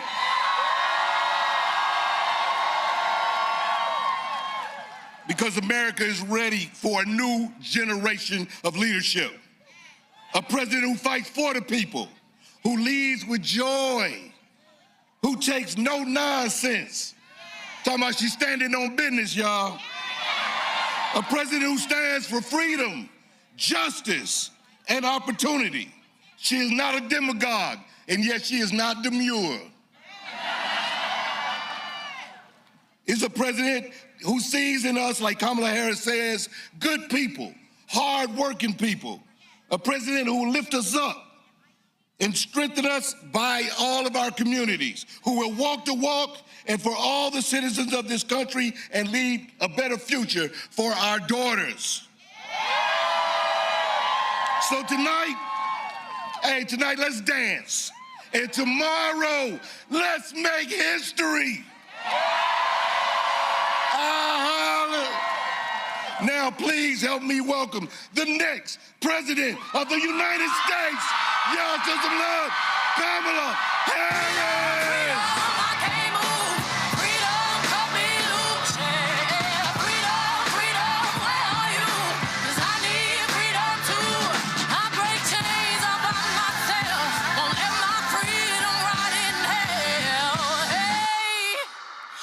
Keep on running, cause a winner don't quit on themselves.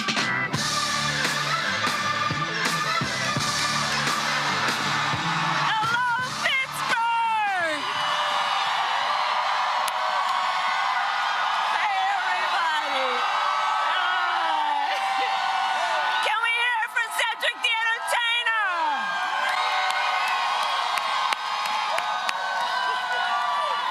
Hey, everyone.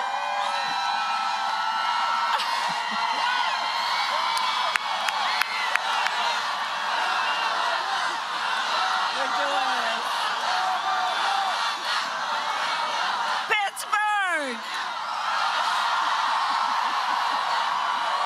Are we ready to do this? Are we ready to vote?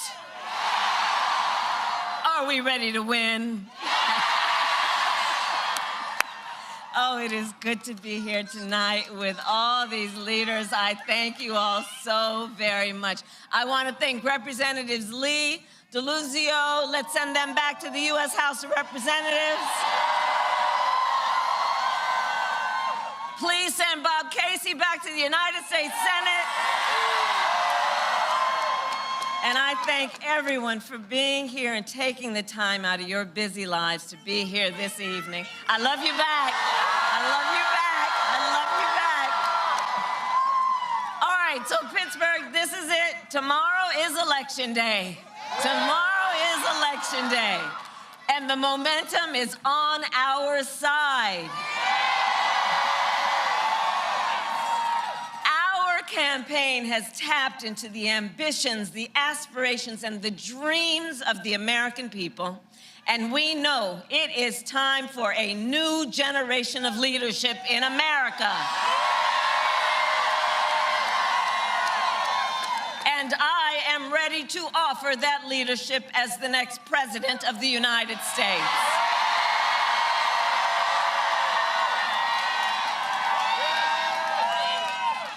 But we still got some work to do, because look, the race is not over and we must finish strong. So listen, here's the thing about the hard work. We like hard work.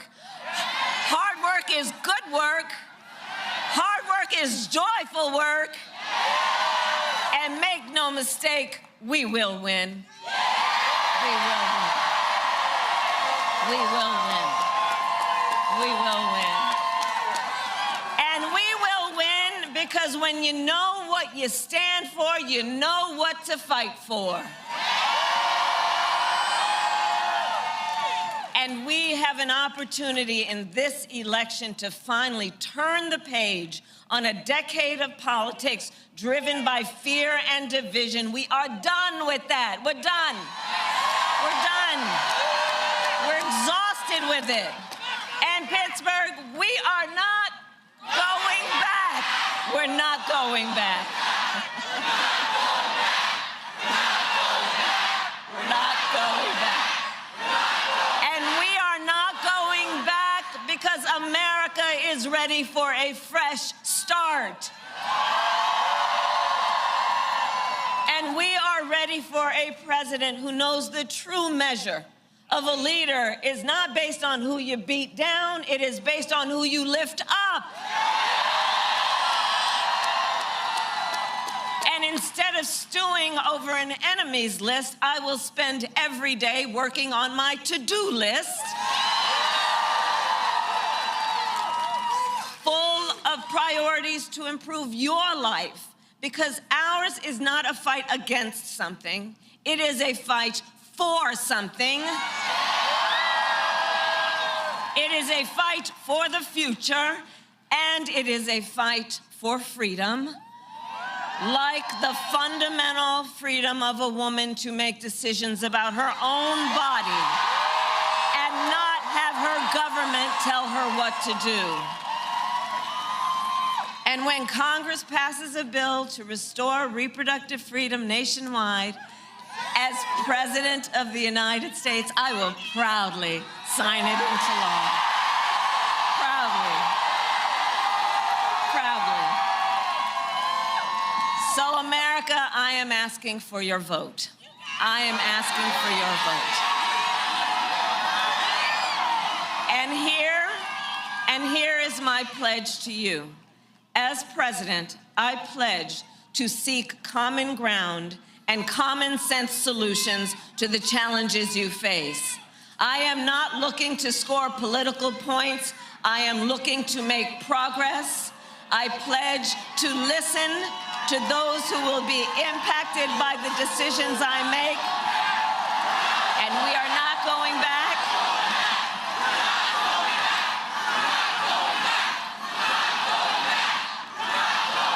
And here's the thing, guys. We are fighting for a democracy. We are fighting for a democracy. And in a democracy, true leadership understands that the leader listens to the experts and listens to people who disagree with them. I will listen to people who disagree with me because I do not believe that people who disagree with me are the enemy. In fact, I will give them a seat at the table. That is what real leaders do. That is what strong leaders do. And I pledge to always put country above party and self, and to be a president for all Americans.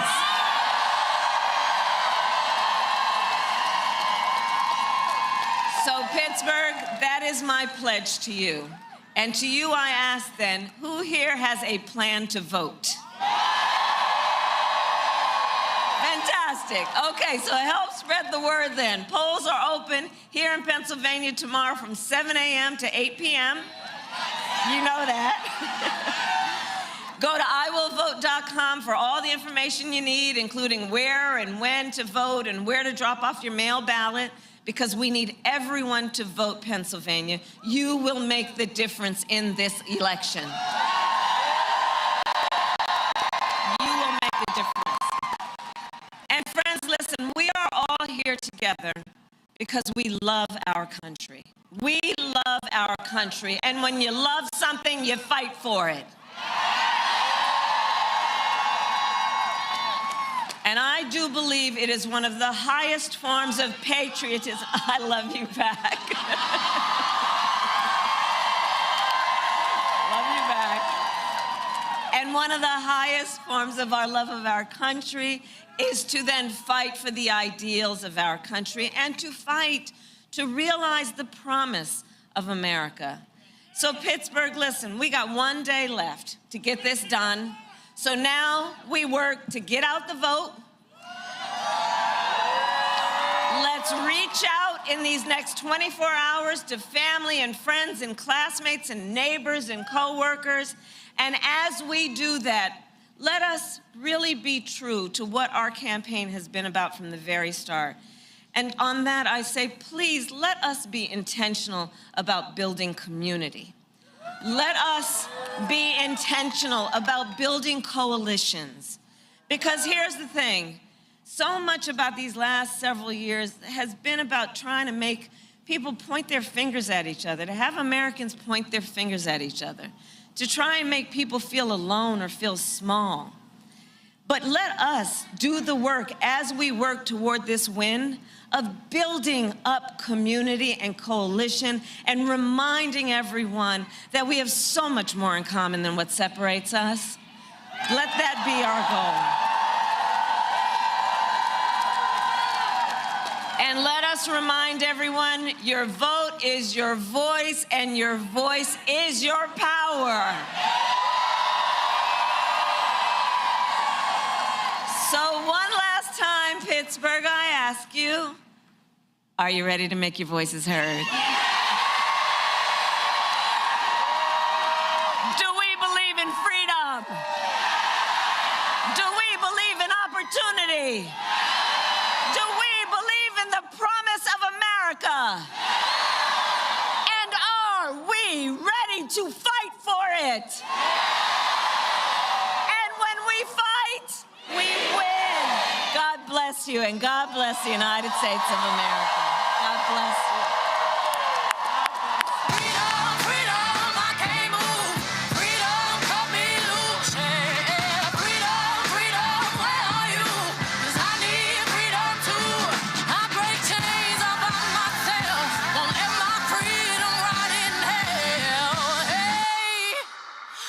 Keep on running, cause the winner don't quit on themselves.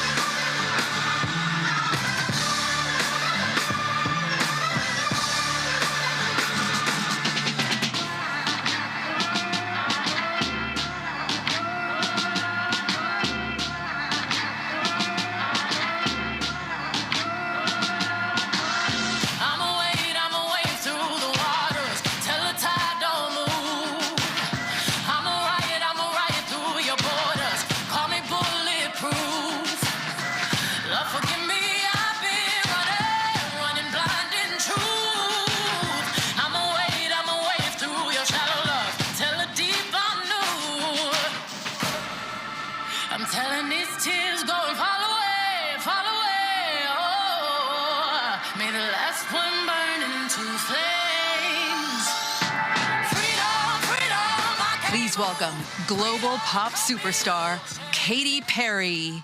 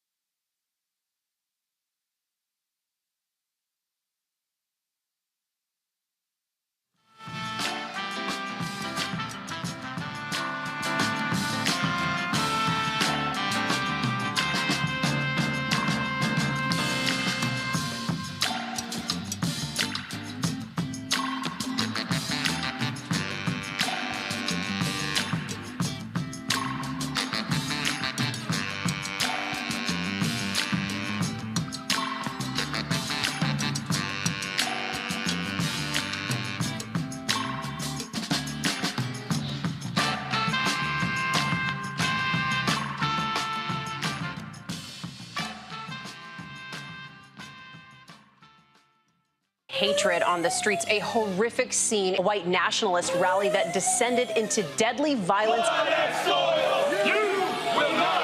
White people are losing their damn minds. As an angry pro-Trump mob storms the U.S. Capitol, we've seen shootings. We're about to see the rise of what I call white minority resistance. We have seen white folks in this country who simply cannot tolerate black folks voting. I think what we're seeing is the inevitable result of violent denial. This is part of American history. Every time that people of color have made progress, whether real or symbolic, there has been what Carol Anderson at Emory University calls white rage as a backlash. This is the rise of the Proud Boys and the Boogaloo Boys. America, there's going to be more of this. Here's all the Proud Boys, guys. This country is getting increasingly racist in its behaviors and its attitudes because of the fear of white people. The fear that they're taking our jobs, they're taking our resources, they're taking our women. This is white fear.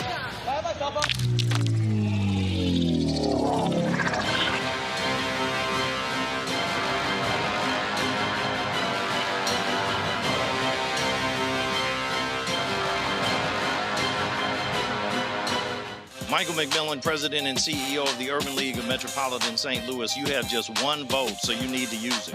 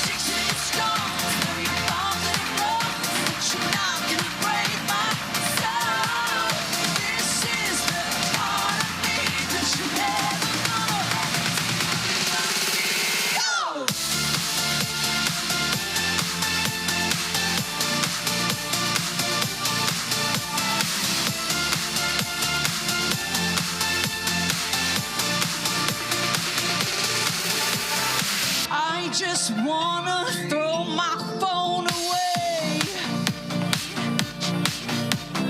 Find out who is really there for me. You ripped me off, your love was cheap, was always down at the seams. I felt deep, you let me drown, but that was there, and this is now. Now look at us.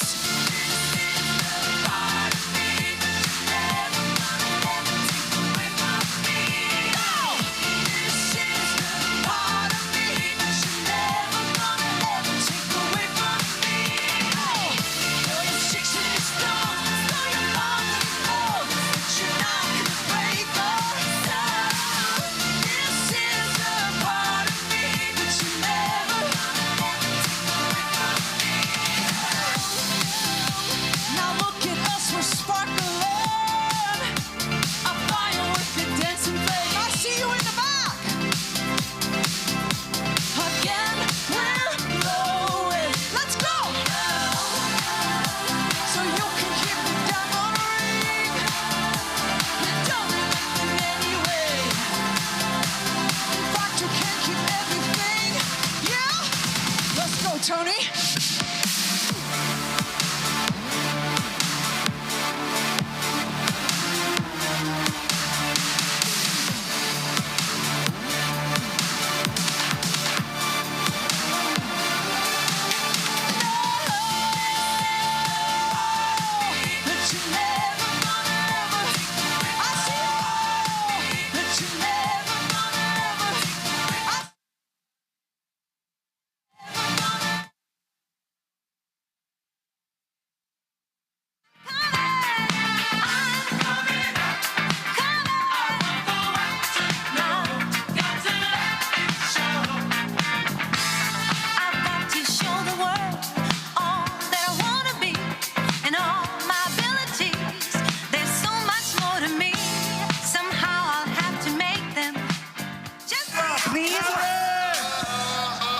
Don't go anywhere because she's on her way right here to Philly.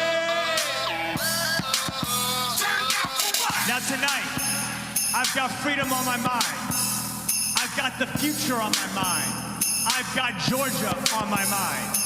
You see, while our democracy was born here in Philadelphia, it grew because people rose up and spoke up across our country.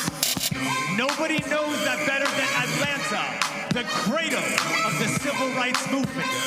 Now, to kick things off down south, please make some noise for our next speaker, a student at Spelman College and a first-time voter. Live from the ATL, I pass the mic to Sage Allen.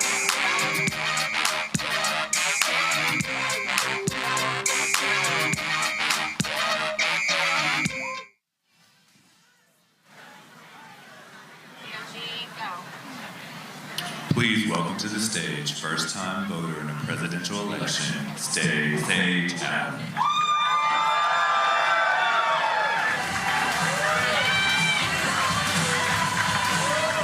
Hello, Georgia. I'm Sage Allen. I'm a senior at Spelman College, and this will be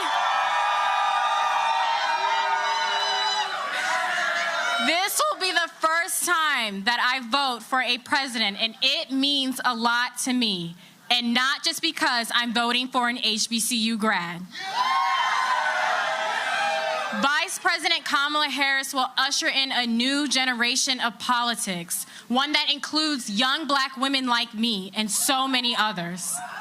She will be a light and breathe new life into our politics the same way our next performers are going to liven up this stadium. Let's give it up for the Morehouse House of Funk Marching Band.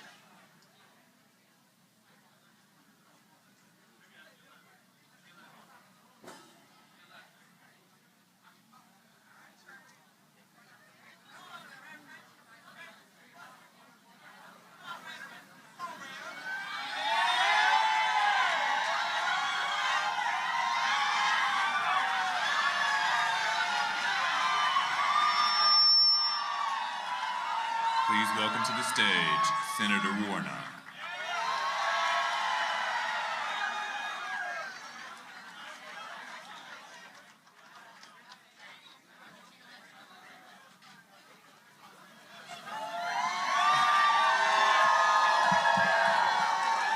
Well, hello, Georgia. I've got a question for you. Are you ready to elect Kamala Harris? Brothers and sisters, we have a long night ahead of us tomorrow. But the scripture tells us that joy comes in the morning. I know that's true, especially if Georgia has anything to do with it. Joy comes in the morning. We say this from experience. We know what Georgia did in 2020. We know what Georgia did for the country in 2021. We know what Georgia did in 2022. And because I'm a Georgian, I've got to put it like this: we fixing to do it again. We save this country we love. And Georgia's getting ready to deliver for the whole nation. You ready to get this done? But listen, Georgia, while we are heartened by the robust early vote turnout, we've got to keep voting. This race will be won by the margin of our effort. A vote is a kind of prayer for the world we desire for ourselves and for our children. And our prayers are stronger when we pray together. Are you ready to pray with your lips and your legs, your hands and your feet? We do this work because we desire a nation that lives up to that grand American ideal, e pluribus unum, out of many, one. And we desire a real leader. People who have no vision traffic in division. They don't know how to lead us, so they're trying to divide us. We need a real leader. A leader who sees us. A leader who fights for us. A leader who looks out for us. All of us. Because we're not going back, we're going forward.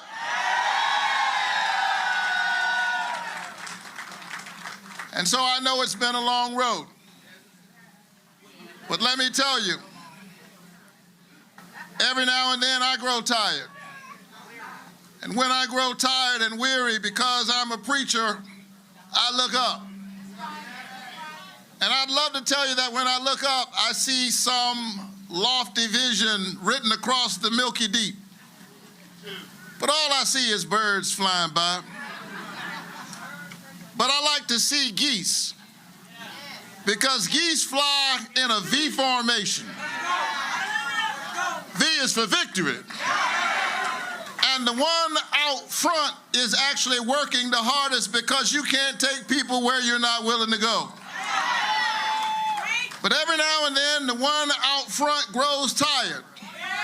And when he grows tired, he just moves further back into the formation, and she moves up and takes his place.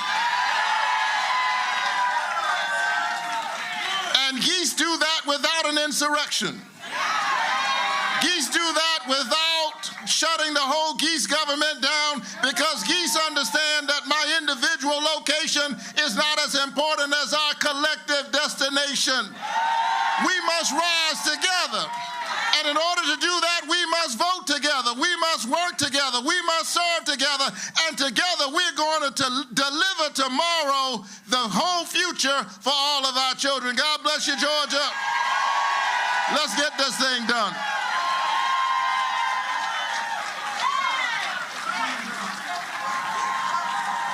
We are witnessing a full-on attack on hard-fought freedoms.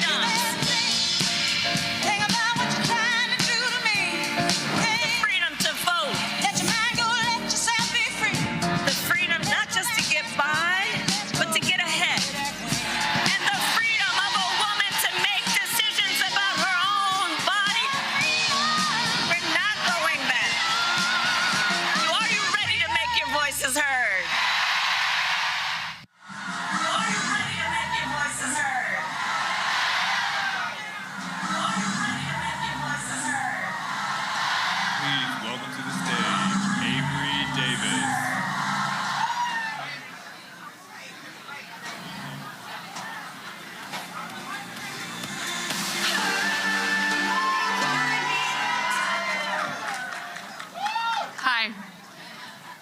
is Avery Davis Bell.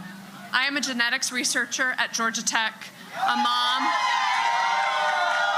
and a proud Atlantan.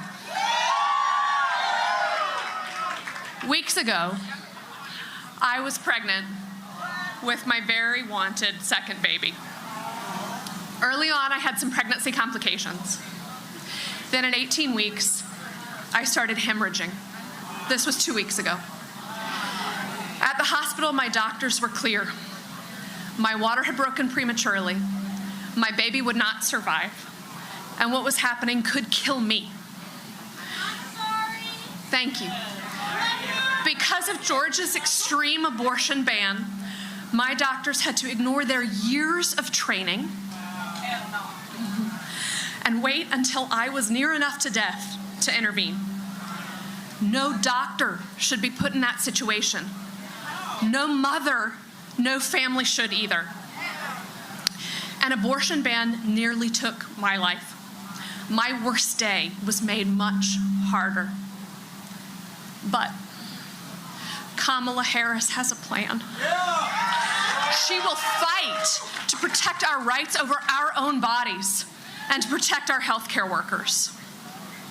This loss is still so very fresh for me and my family, but I am here today anyway because our lives depend on it. Thank you.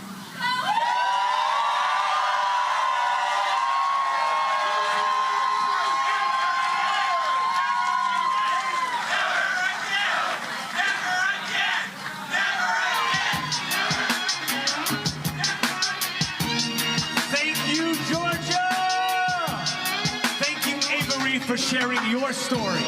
And thank you to the Morehouse Marching Band. Atlanta is certainly going to turn out to the polls tomorrow, as are we all. The South is ready to elect Kamala Harris. The organizing is real. The energy is electric. So let's keep it down south as we raise up and pass the mic to the rally in Raleigh, where you're about to hear from an organizer helping us win this election. Live from North Carolina, I pass the mic to Gabriella Johns.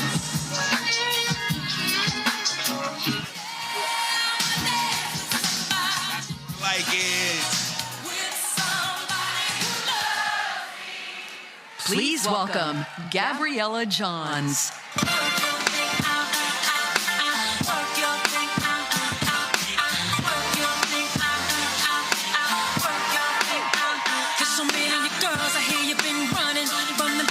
Queen that you can be becoming. Raleigh, how we feeling? From Murphy to Manio, here in North Carolina, we've been building a ground game like no other. Since Kamala has first entered this race, we have knocked over 1.7 million doors. But the clock's not up. And we need your help, knocking on doors, making phone calls, and mobilizing in our communities. If we take the energy in this room right now and put it towards going out and voting tomorrow, we can send Vice President Kamala Harris to the White House. So right now, I want you to take out your phone, open up the browser and type in go.kamalaharris.com and pledge to do your part. And it's important to talk to everyone in your life and to make sure that tomorrow they know how, where, and when to vote. Because we are not taking a single vote for granted. Every vote matters. This is a movement by Americans who put country over party. And that's why our campaign has proudly welcomed folks from the other side of the aisle, like our next speaker. Please join me welcoming Scott Peoples.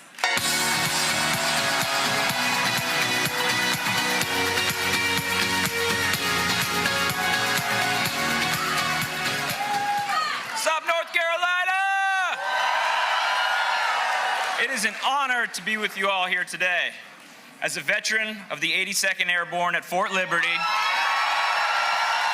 and a proud Tar Heel, I took an oath to defend our Constitution against all threats, foreign and domestic. And although I am a former lifelong Republican, when I saw the assault at the Capitol and our peaceful transfer of power, I knew where I had to stand.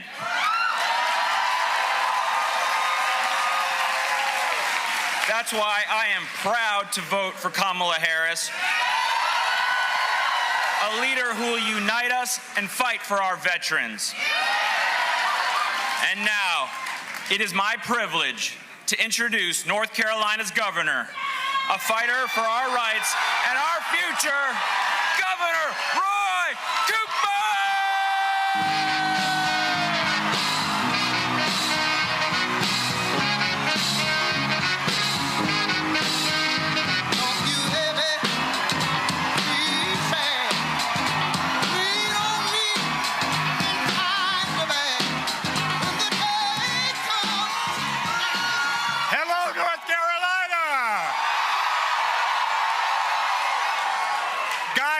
Almost there. But I want you to know that on the eve of this election, I'm not just thinking about Kamala, our fantastic candidate. I'm thinking about Kamala, my friend, and how she embodies everything good about politics and government. She's committed her life to fighting for everyday people. There is a reason that every courtroom she entered into as a prosecutor, she introduced herself as Kamala Harris, for the people. Above all else, she's a public servant, and a great one. Trust me, we go back almost 15 years together when we were state attorneys general. When the big banks were ripping off homeowners, she took them on. When the drug cartels were poisoning our streets, she stood up to them. When the scam artists were defrauding people of their hard-earned money, she exposed them.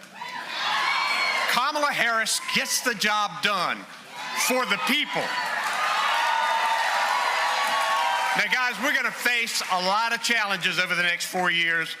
Good thing we have one hell of a fighter ready to take them on. And you know, it doesn't matter who you are or even who you vote for, Kamala Harris will fight for you. For families who need better health care or an affordable place to live. For parents who want better schools for their kids. For workers who are worried about a secure retirement. For our allies around the world wondering if America will have your back. For women who deserve the freedom to make decisions about their own bodies. Kamala will fight for you. And when she fights, we win. So,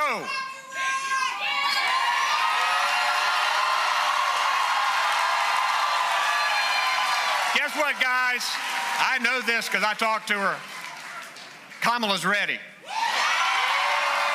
The question is, are we? Are we going to fight for Kamala like she'll fight for us? All right, there's only 1 day left. So, are we going to knock on doors? Are we going to get people to the polls? Are we going to vote like our democracy and our freedoms depend on it? Are we going to elect Kamala Harris as the next president of the United States? You bet we are. Let's go get them, guys. Let's go get them. Thank you very much.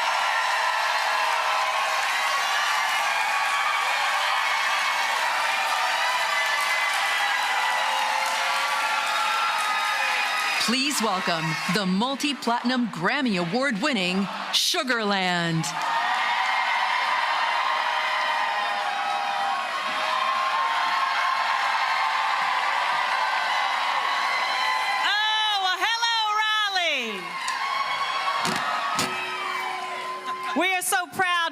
here with you tonight and to celebrate and support Kamala Harris. Let's have fun.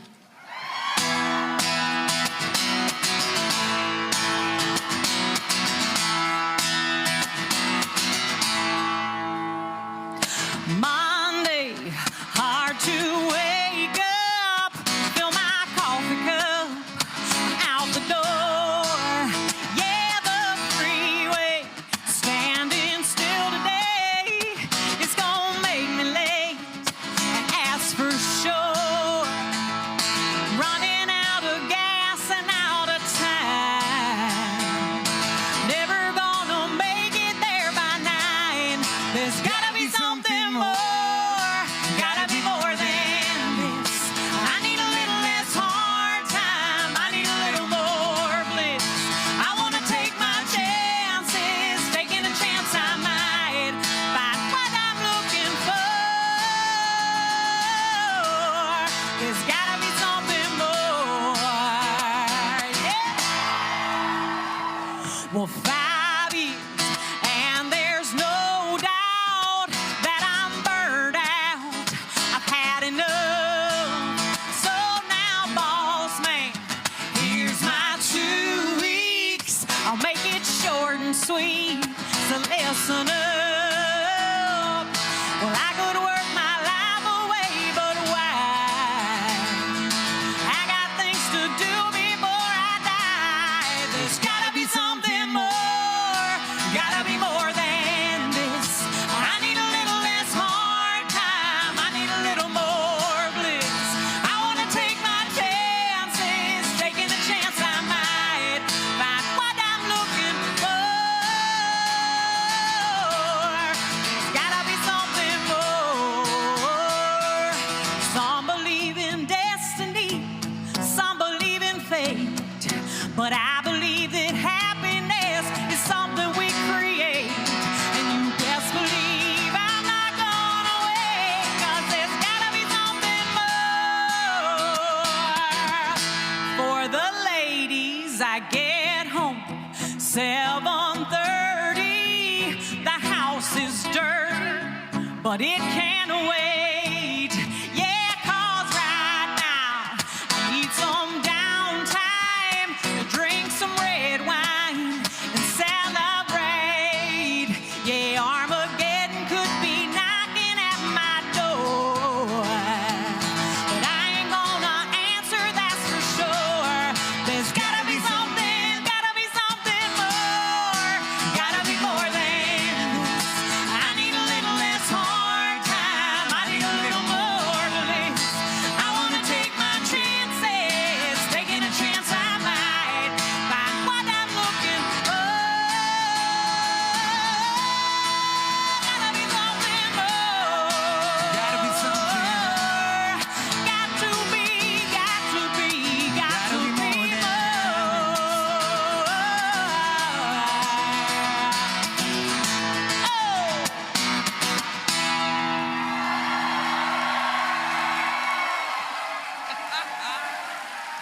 Thank you very much. Thank you very much. How about a big hand, by the Raleigh way, is for so Miss on Remy fire Walz. tonight. Now, my name is DJ Cassidy, and I want to see who can match that energy. When I call your city, I want to hear you all the way across the nation. I want to feel you all across the country. Now, let's start with our neighbors in the Steel City. Pittsburgh, I know you're going to rock the polls tomorrow. Milwaukee, I know you're going to turn out tomorrow. Atlanta, are you ready to make history? Vegas, I know you're ready to make history tomorrow.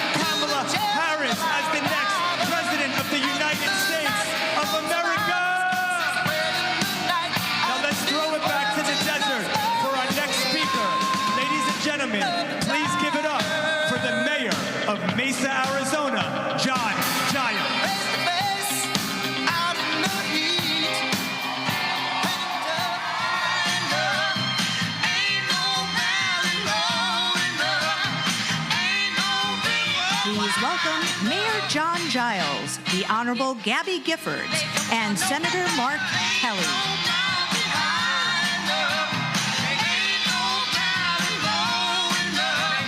Thank you so much. Many years ago, I spent an amazing summer as an intern for John McCain when I was a young law student. He is the reason I got involved in the Republican Party. I've always remembered how he taught us to put country over party. So, tomorrow, this lifelong Republican is excited to vote for Kamala Harris and Tim Walz.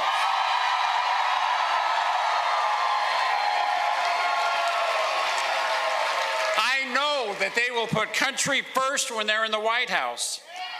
These last 4 years, Vice President Harris and the administration have reached across the aisle and delivered for my conservative community and countless like it. In Mesa, I'm going to ribbon cuttings every single week. That's right. All across Arizona, they've created new jobs, built new infrastructure, and so much more.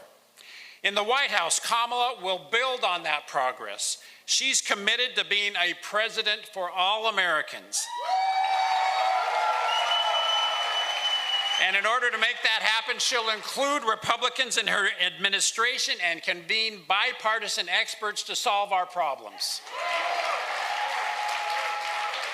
She knows that the strength of our country has got to be the first priority. And if you agree, if you're ready for a new generation of leadership, if you're ready to put adults in the room,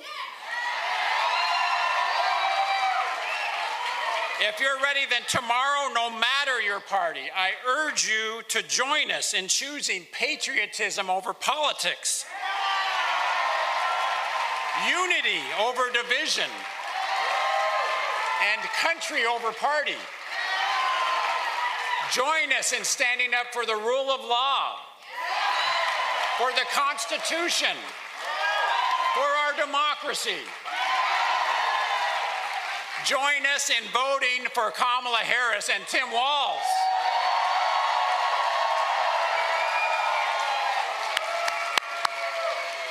And now it is my huge honor to introduce two Arizonans who exemplify public service and patriotism.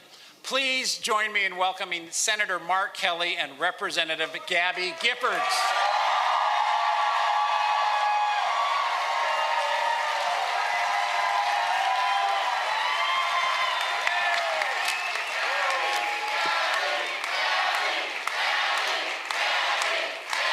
I've known the darkest of days of pain and uncertain recovery. But confronted by despair, I've summoned hope. Confronted by paralysis and aphasia, I responded with grit and determination. I put one foot in front of the other. I put one foot in front of the other. I found one word and then I found another. My recovery is a daily fight, but fighting makes me stronger.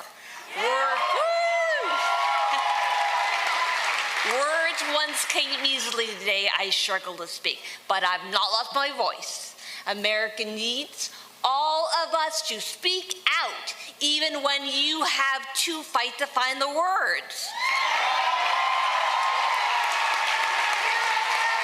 I'm also in a second fight, the fight to stop gun violence.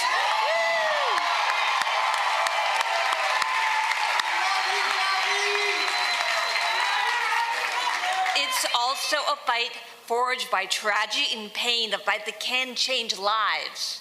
We are at a crossroads. We can let the shooting continue, or we can act. We can protect our families, our future. We can vote. We can be on the right side of history. Please join us in this fight. Thank you very much. Thank you.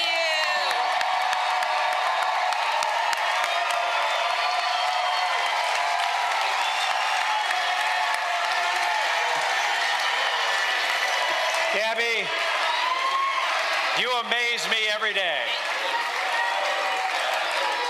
Folks, tomorrow's election is going to be historic. And history shows us that big things happen when we do them together. I've flown into space 4 times. And I've flown into combat nearly 40 times. Not once did I do that by myself. It took a team of people to accomplish a mission. It always does. That's why teams of organizers have been getting out the vote, because they know that every vote and every voice matters. Across Arizona, volunteers are talking to their neighbors because they know Kamala Harris will cut taxes for the middle class and lower the cost of groceries, housing, and prescription drugs. At the University of Arizona, one young woman after another told me they were voting for the very first time to protect the freedom to make their own decisions about their own bodies. And in Phoenix last week, I met iron workers who are supporting Kamala Harris because she's bringing back American manufacturing and good union jobs.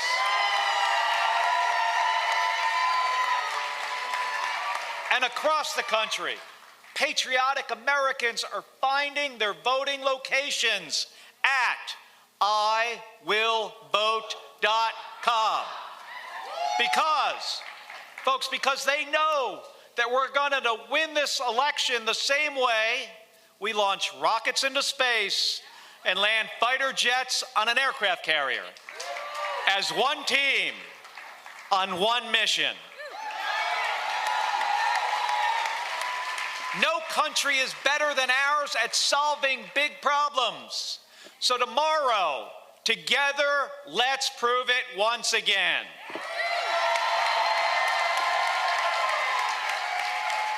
Folks, there is so much at stake. Democracy, healthcare, reproductive freedom. And that's why the Harris campaign launched the Fighting for Reproductive Freedom bus tour. And this bus has crisscrossed the country. 84 stops, 15 states, 3,500 miles to let people know exactly what's on the ballot. Let's take a look.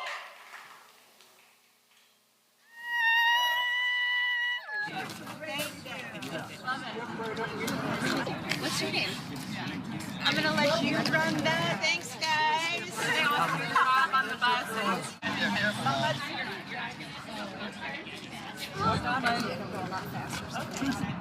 Let's go win this thing for public. You were great. And you count the doors. When we vote!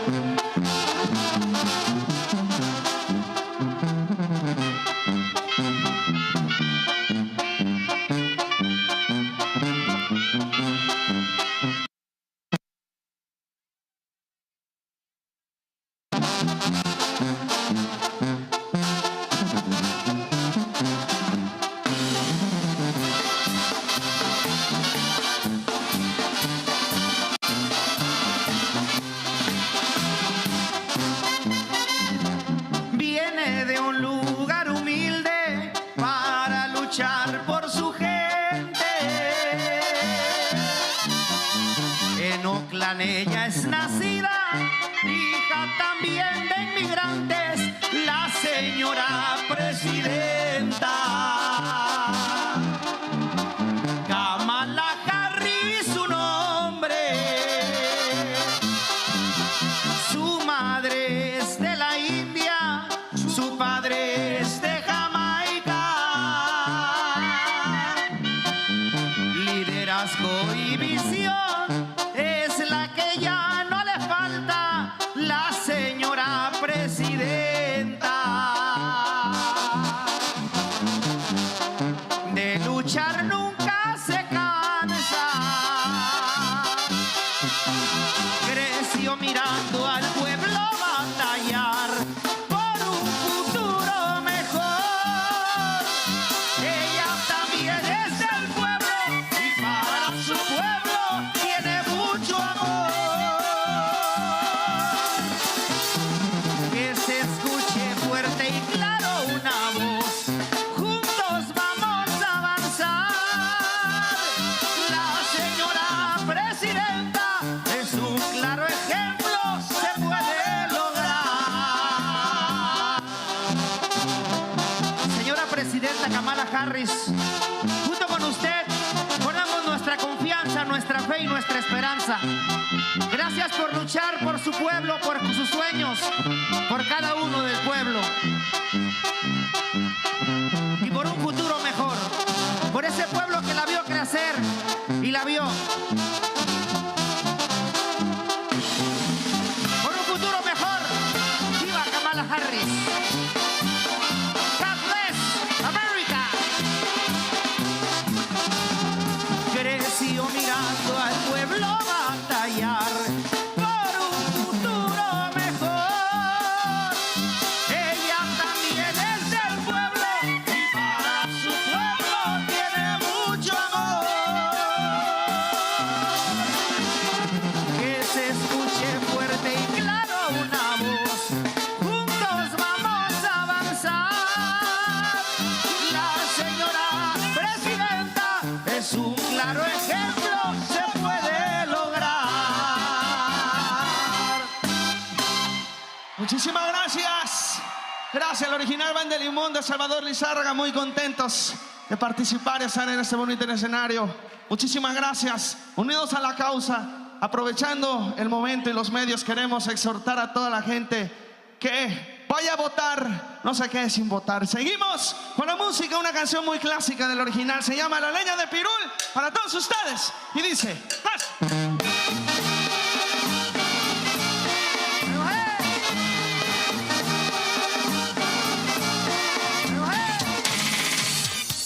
Now if that bus can travel 3,500 miles to fight for our rights, I know we can make it to the polls tomorrow. Now I've been passing the mic around the country, but it's time to bring it home for some Motown Philly love. Ladies and gentlemen of Philadelphia, get up, stand up, and give it up for your governor, Josh Shapiro!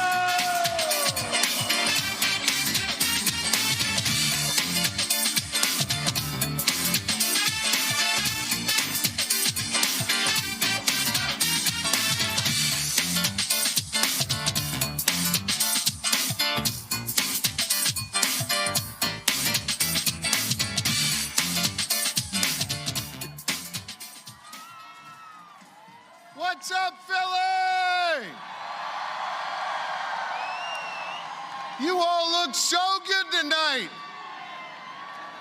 Let me say, I am so proud to be your governor, and every single day, I'm working for you to advance the cause of real freedom and to get shit done here in Pennsylvania.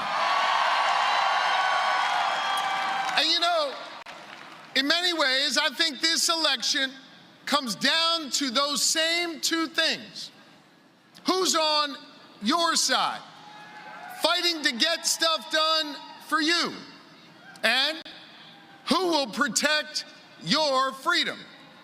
Well, to me, and I think to all of you, the answer is clear. It's Kamala Harris. it's not just Kamala's name that's on the ballot. It's your rights and your freedoms that are on the line. And, Philly, I will tell you, I think it is our responsibility right now, just as our framers had intended, to do our part. You see, 248 years ago, it was here in Philly, just down the street, that we declared our independence from a king. And hear me on this, we are not going back to a king in this country. No, we're not. A decade later, after signing the Constitution, Ben Franklin was met outside Independence Hall on the cobblestone street. He was greeted by a woman who asked him, "What have we got? A monarchy or a republic?" Franklin looked her in the eye and said, "A republic if you can keep it."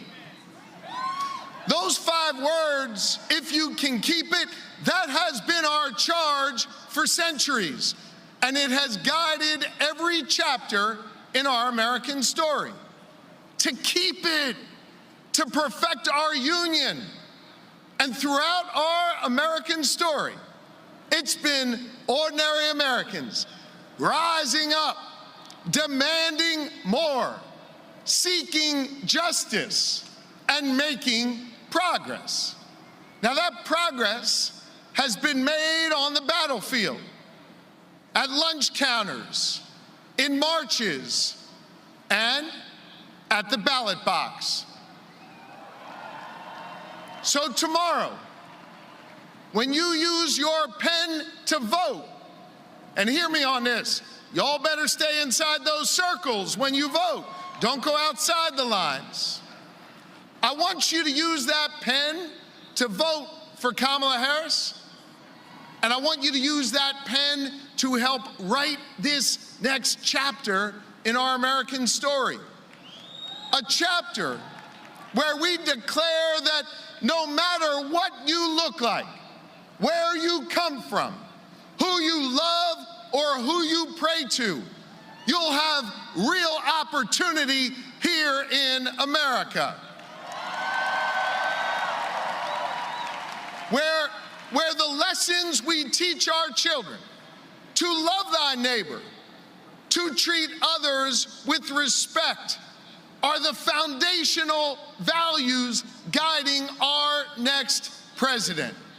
And so tomorrow, let us come together to write this next chapter where we are more free, more tolerant, and where we are united in the cause of liberty and justice for all.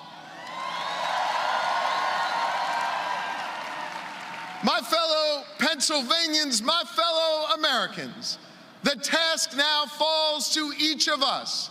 And together, let us make history and elect Kamala Harris the next president of the United States. May God bless you. Let's get to work, Philly. Let's make it happen. Thank you.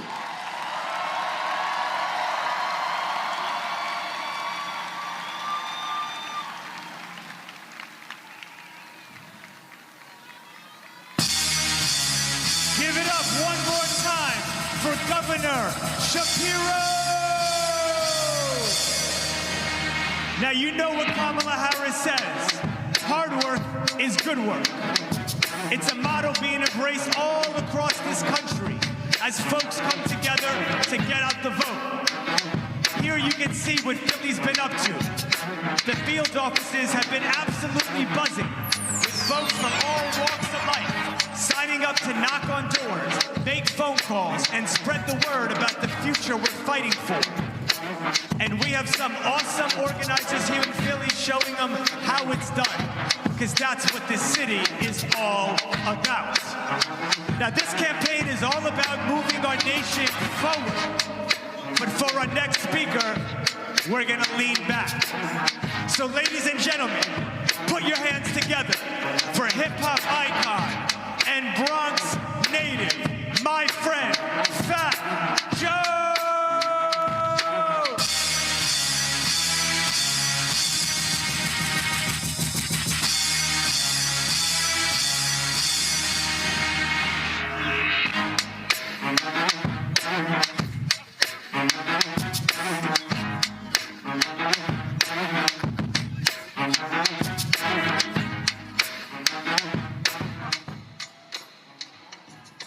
Yo soy boricua, pa' que tú lo sepas.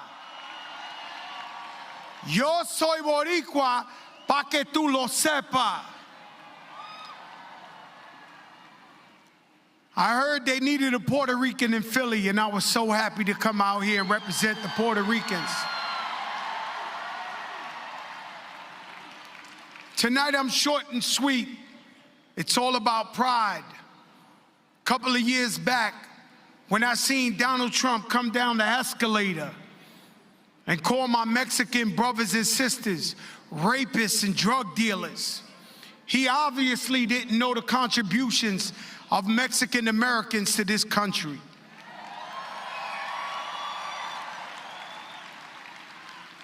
If you didn't believe him then we had Hurricane Maria. While people were moving in waist-high water, he went to Puerto Rico and threw towels, paper towels like they were basketballs, at the Puerto Rican people. He also blocked aid to Puerto Rico for the relief fund.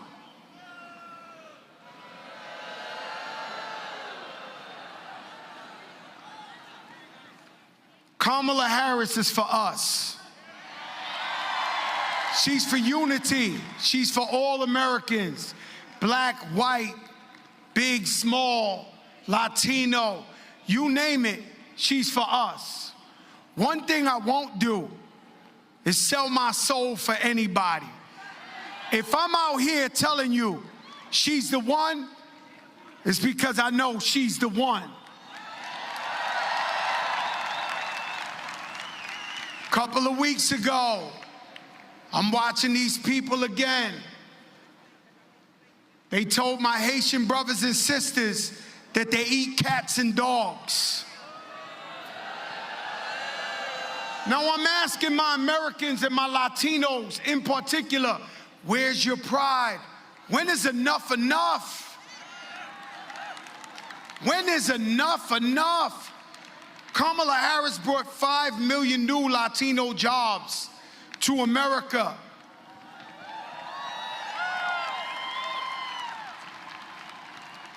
Just the other day, what I call a hate rally in my neck of the woods, Madison Square Garden.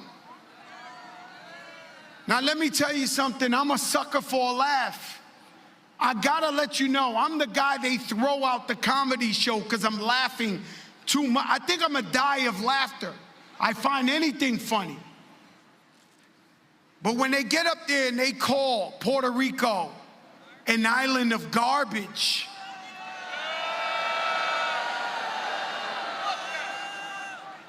tell me how you really feel, huh? I did not find that to be a joke. Disrespected Jewish people, black people talking about carving watermelons. I mean, this is out of control. But I asked my people, mi gente latino, ¿dónde está tu orgullo?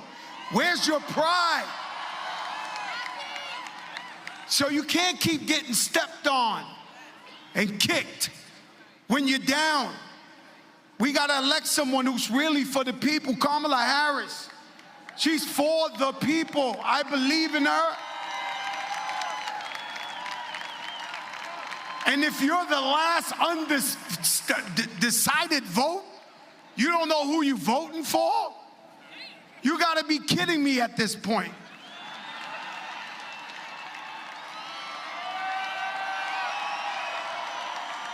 If we're gonna vote for Kamala Harris tomorrow, let me hear you make some noise.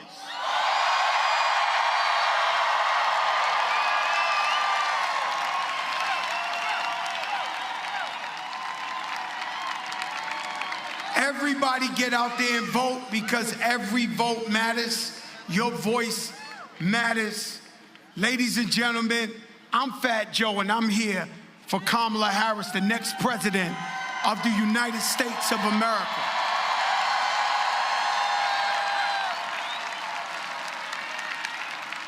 With that being said, I am introducing one of my friends, a fellow Boricua, one of the greatest international superstars of all time, Ricky Martin!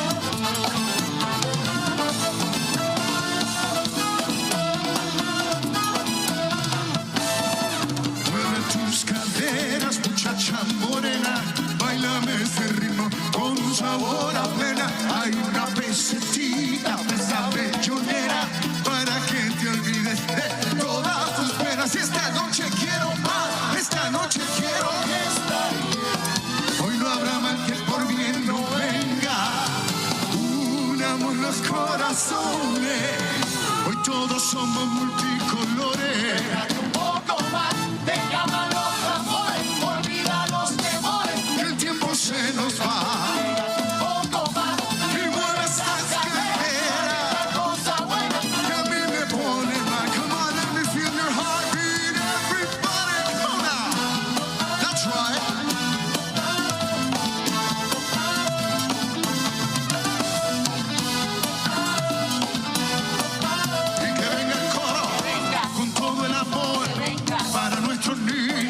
Que venga la paz y que vengan todos a bailar mi plena, bien pegadito, con mucho cariñito que venga, y que vengan ríos de bondad para todos los pueblos de la tierra, que no nos podemos olvidar, que el amor puro libera y la mentira envenena, que como decía mi madre, bailando todo se arregla.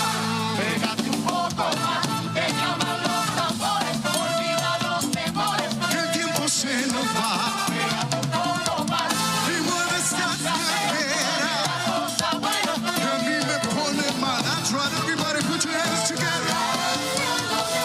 Traigo el fuego para mi pueblo, dale boricuas en Estados Unidos, come on. That's right, that's right. Here we go. Para quien quiera una noche entera.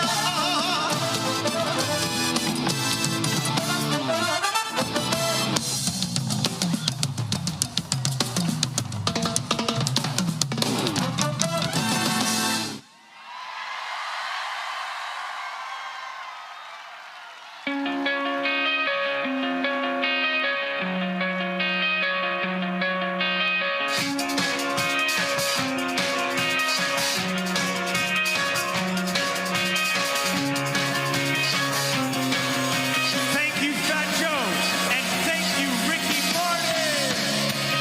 You know, they say what happens in Vegas stays in Vegas. But tomorrow, what happens in Vegas just might change our country forever. Because Nevada is ready to elect Kamala Harris as the next President of the United States of America. And Vegas is pulling out all the stops to get people to the polls, including the ultimate stop. They've activated the sphere. This baby's been lit up all week, reminding everyone to get out and vote. And for our next speaker, we're going to travel just down the road from the sphere to another iconic Vegas site. We know Vegas is union strong, so let's make some noise as I pass the mic to the Executive Secretary Treasurer of the Southern Nevada Building Trades Union, Vince Saavedra, live from the MGM Grand in Las Vegas.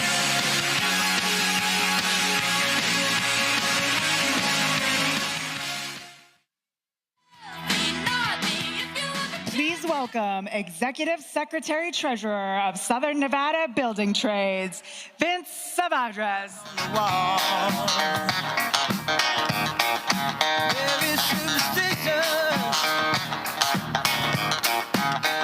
What's up, Las Vegas? How you guys doing? As the son of a union iron worker and being a member myself of Iron Workers Local 416, I know what hard work looks like. I have the privilege and honor of being the first person of color elected to represent the Southern Nevada Building Trades. I represent 19 unions, over 30,000 working families, and one of Nevada's largest labor union organizations. Thank you. I know how much Nevada's workforce needs leaders who recognize the dedication and hard work and sacrifice that we put in every day. That's why I'm voting for Kamala Harris. She grew up in the middle class and knows how real people in this country operate. And she'll look out for guys like me because she recognizes that union labor built this country. We always have and we always will. Thank you. Here to tell you more about that is my friend, your U.S. Senator, Catherine Cortez Masto.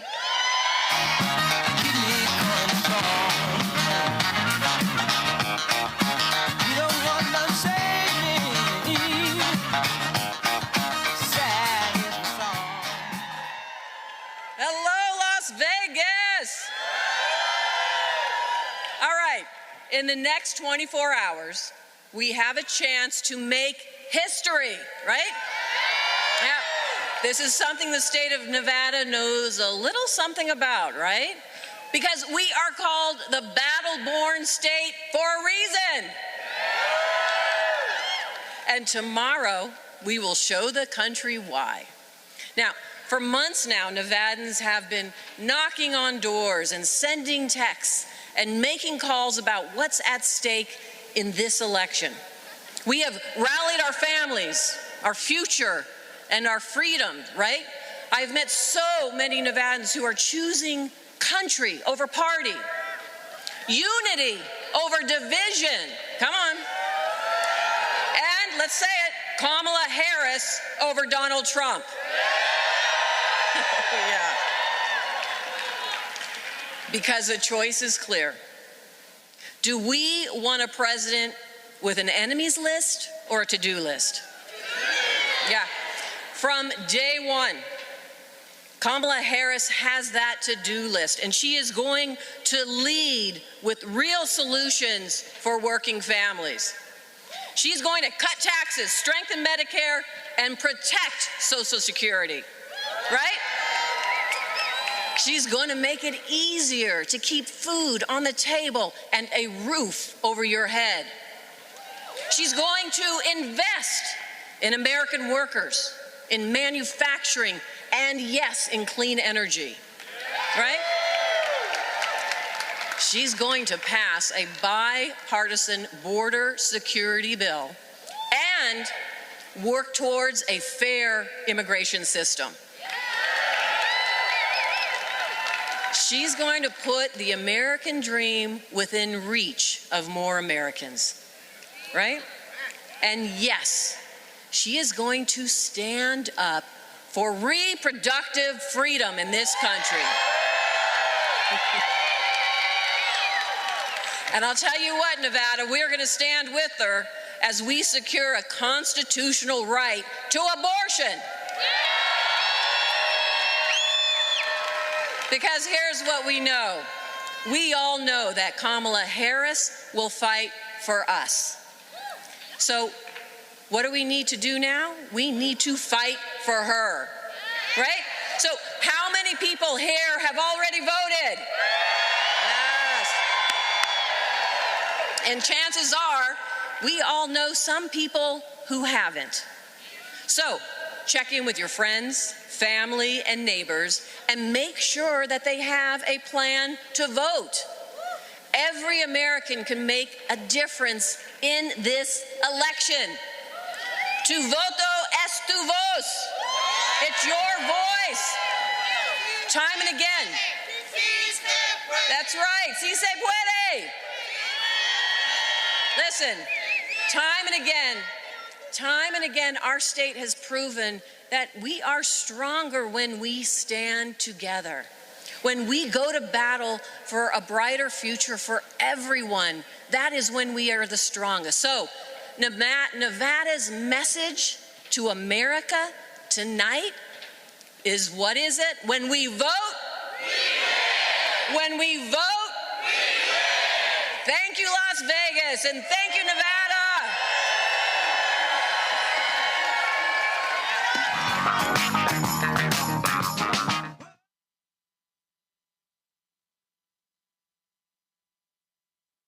Trump ain't shit.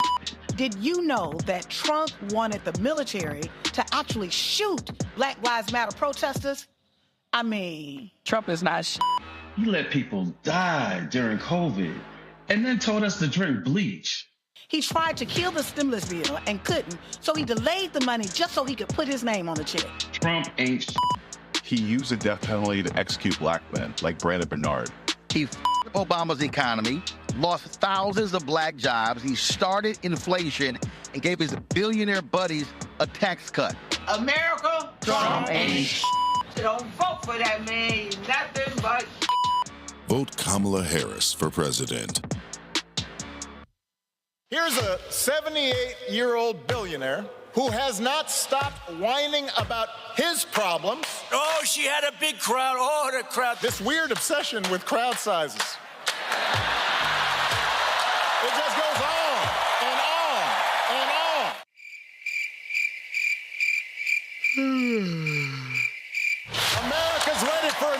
interruption. We are ready for a President Kamala Harris. I'm Kamala Harris, and I approve this message.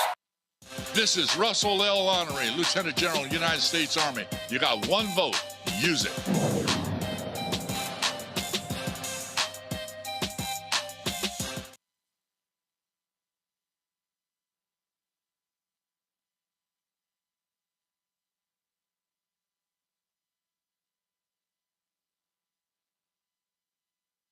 A little bit higher, makes me that much wiser. Thanks for making me fighter. Make me run a little bit faster, make my skin a little bit thinner. Makes me that much smarter. Thanks for making me fighter. Tonight, I'm here in honor of the people who have fought to give us the privilege to be heard. Let's raise our voices and vote for freedom. But I thought I knew you again, that you were true, cause I couldn't trust, cause I'm not promised up, cause I'm had enough. But there by my side, always down for the ride, cause your righteous came out in flames, cause your greed sold me out in shame. After all of the stealing and cheating, I was thinking I'm all resentment for you, but no, see what? Cause if it wasn't for all that you tried to do, I wanna know, boy, just how to pull the rule.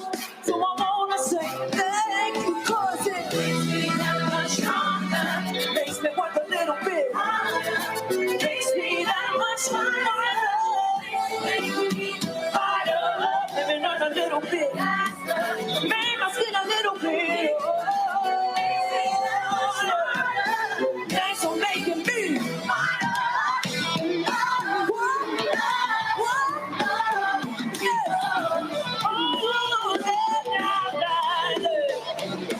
Never saw you come me full of your backstabbing, so you could cash in on a good thing.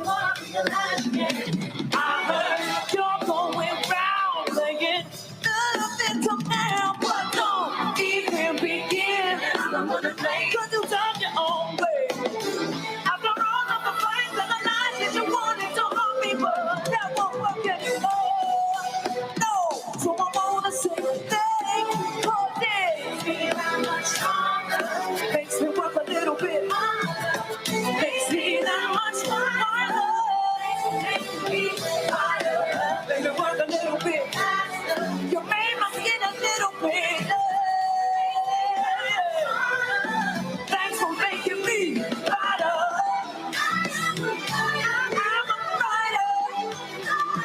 So, if you're a fighter, put your hands up. And I remember. I'll always remember. I remember all you put me through. But I wouldn't forget. Didn't you? I remember. We'll remember. I remember. Makes me that much stronger. Makes me work a little bit harder. Makes me that much wiser. Makes me, hey, you thought I would forget. Didn't you? I would never look back. Makes me that's what making me fighter.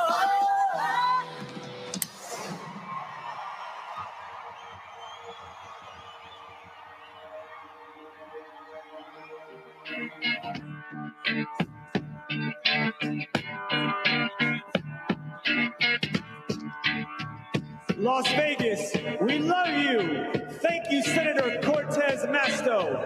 And thank you, Christina Aguilera.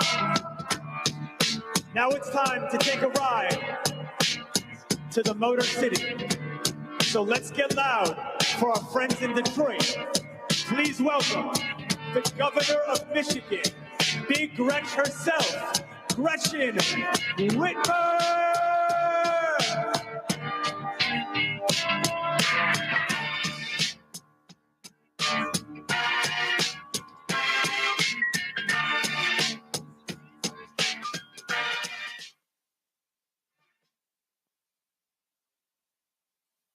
Please welcome to the stage Michigan Governor Gretchen Whitmer. We want to present these buffs to our governor. Big Gretch! Throw their buffs on their face, cause that's Big Gretch. We ain't even about to stress. We got Big Gretch. You can find her in the press under Big Gretch. Fresh in a new dress. Yeah, that's Big Gretch. Hello, Detroit! Hello, Michigan! Who is fired up to elect Kamala Harris and Tim Walz? This is it, folks. The whole world is counting on us. Tomorrow, let's turn the page and chart a new way forward. If you hear nothing else tonight, hear this. Big Gretch is calling on you to get out and vote.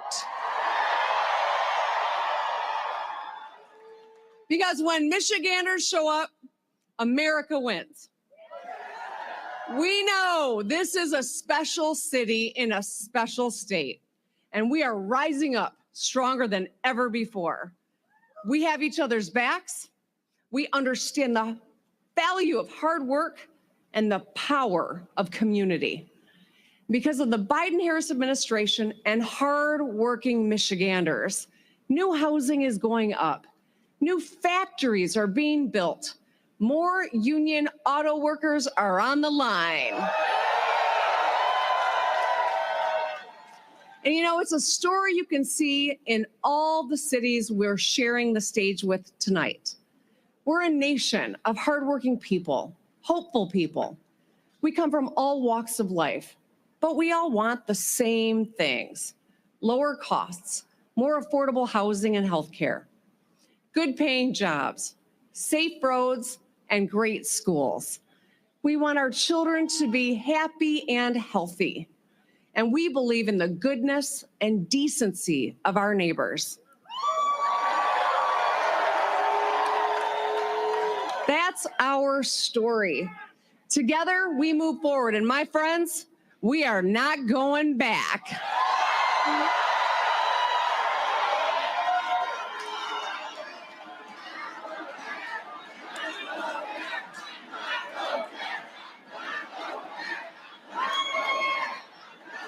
Michigan, we deserve leaders who know us and see us. Kamala Harris is that leader, a commander-in-chief who brings people together, a fighter for working families, a leader who will always stand up for Detroit and for Michigan. Kamala Harris will be a president who leads us forward toward a brighter, more hopeful future. So here's what I need you to do, Michigan. Tonight, make a plan. Tomorrow, bring a friend to the polls. The polls are open from 7 a.m. until 8 p.m. And together, we'll win this thing and put Kamala Harris and Tim Walz in the White House.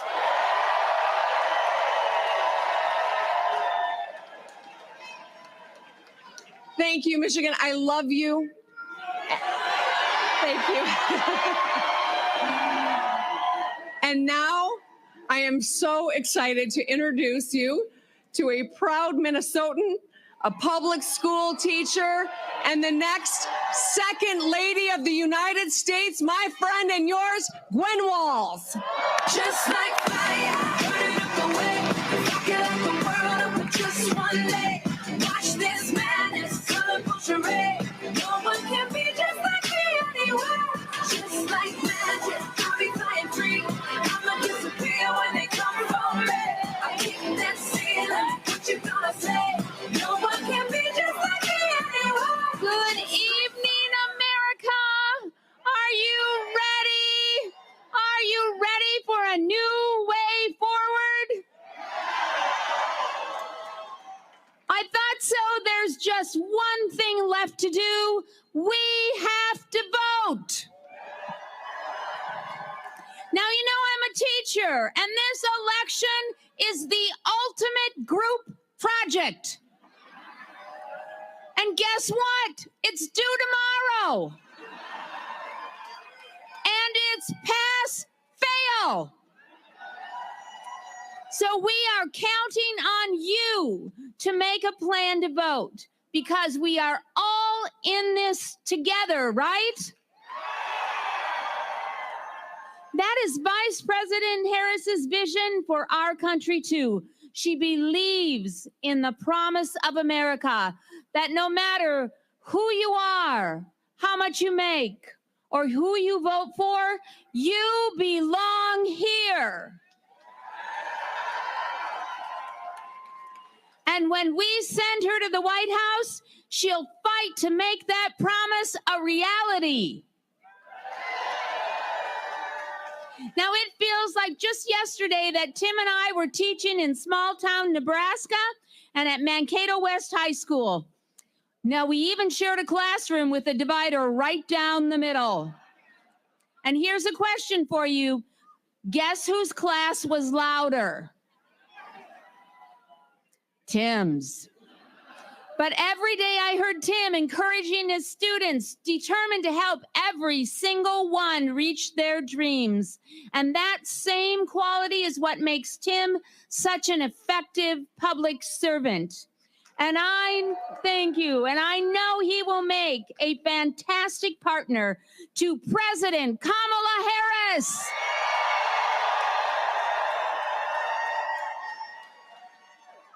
So will you please join me in welcoming the next Vice President of the United States, my husband, Tim Walz.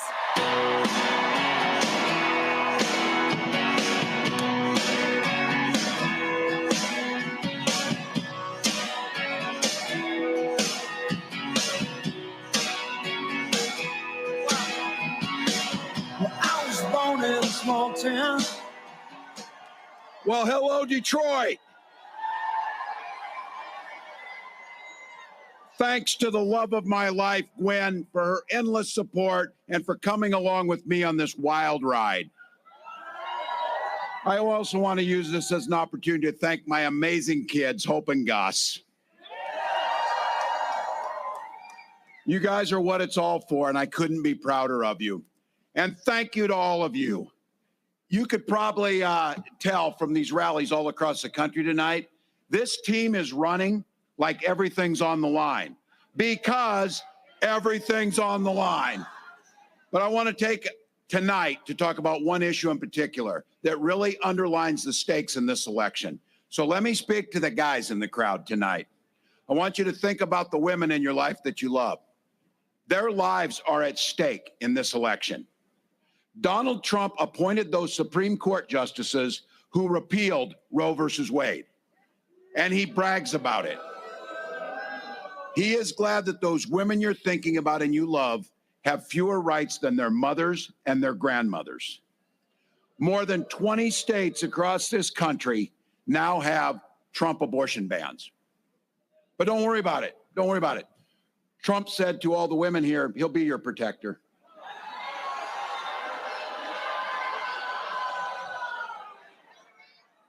And then he added, I'm going to do it whether the women like it or not. Well, now we're seeing women turned away from emergency rooms, miscarrying in parking lots, whether they like it or not. Survivors of rape being forced to carry those pregnancies to term, whether they like it or not. Fertility clinics turning couples away at the door, whether they like it or not. Look, this is personal for so many of us, Gwen and I included. We were only able to have that family because of fertility treatments. And I will be damned if anyone in this country should be denied that same right. When Congress passes that bill to restore reproductive freedom, President Harris will sign it into law. Folks, this is getting pretty simple now. Kamala and I trust women. It's that simple. Now, tomorrow, women all across America of every age, both parties, are going to send a loud and clear message to Donald Trump, whether he likes it or not.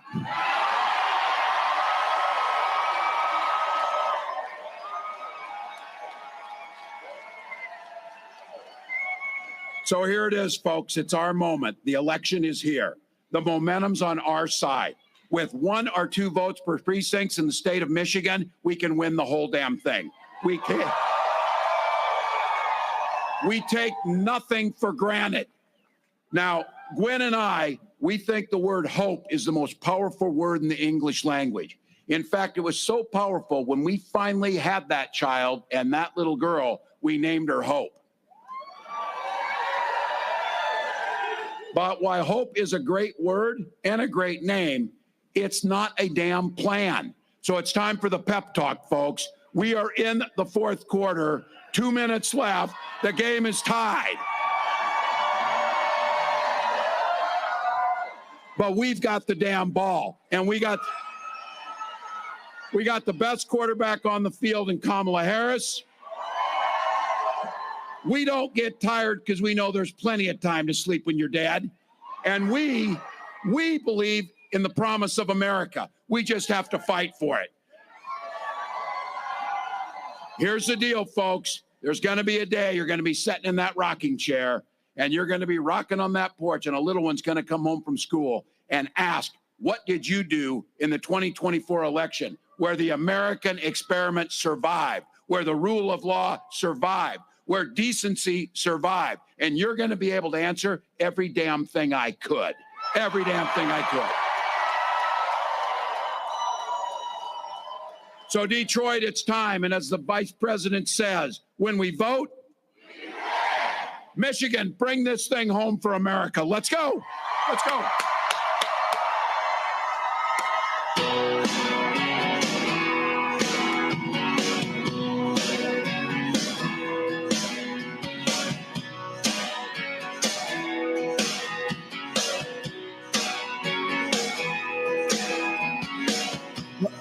Born in a small town, and I live in a small town. Every day in a small town, oh, small communities. All my friends are from small town. My parents live in the same small town. My job is a small town, but that's a little opportunity.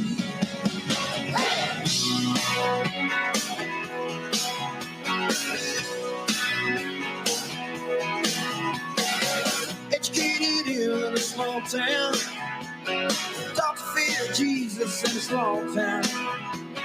Used to daydream in that small town, another boring romantic, that's me. But I've seen it all in a small town. Had myself a ball in a small town. Made an LA dollar, brought it to this small town. That small town, just like me. No, I cannot forget from where it is that I come from.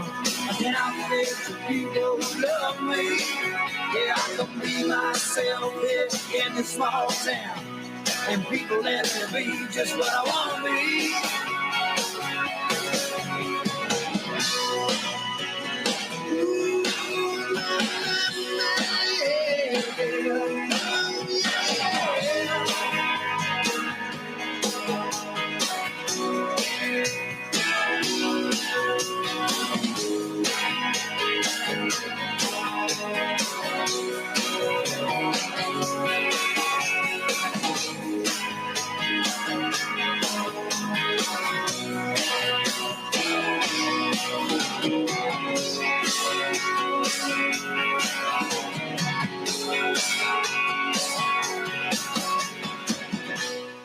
Please welcome John Bon Jovi with The War and Treaty.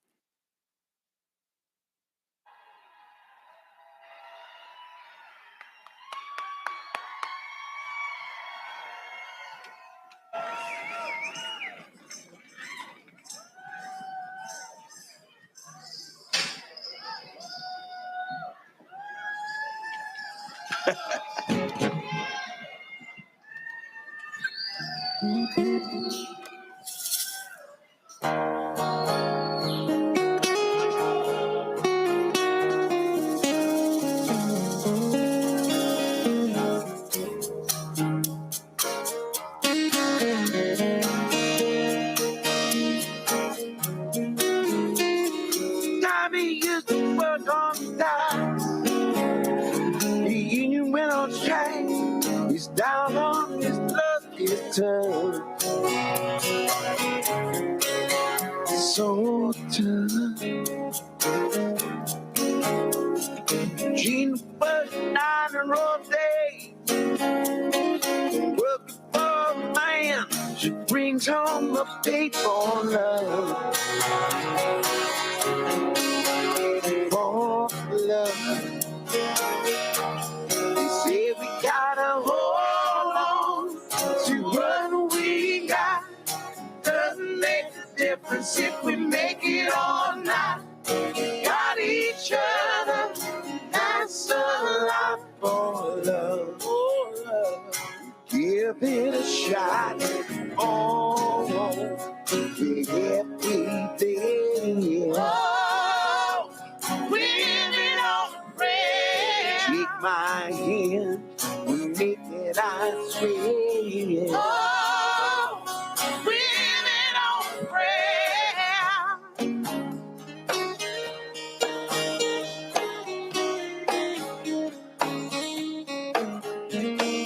Tommy threw his 6-string and high.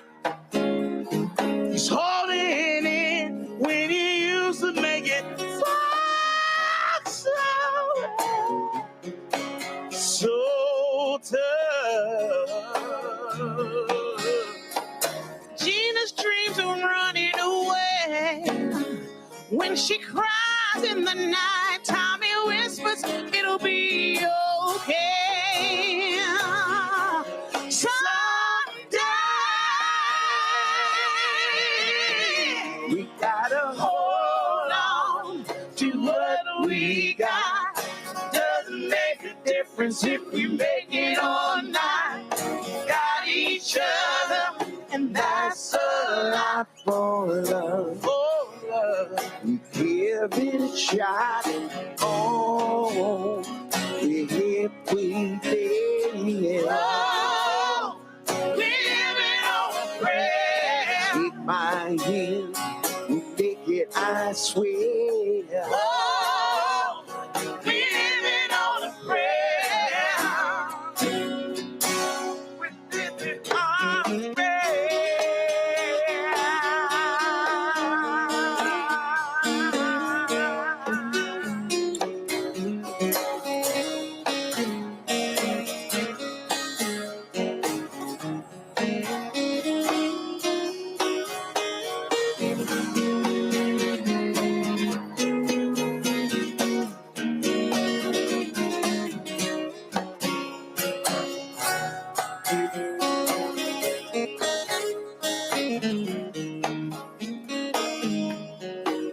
we gotta hold on, be ready or not, get ready for the fight when it's all that you know.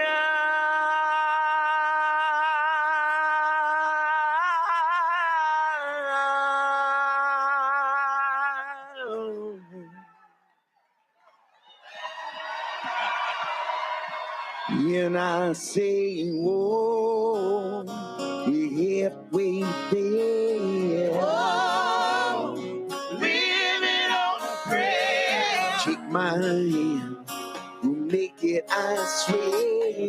Whoa, we're living on a prayer. Whoa, living on a prayer. Take my hand, we'll make it, I swear. Oh, we living on a prayer.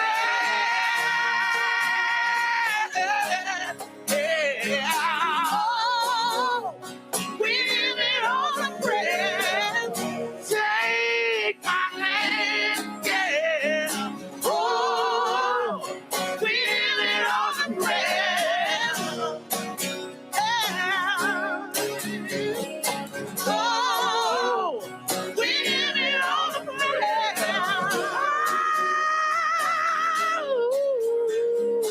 Oh.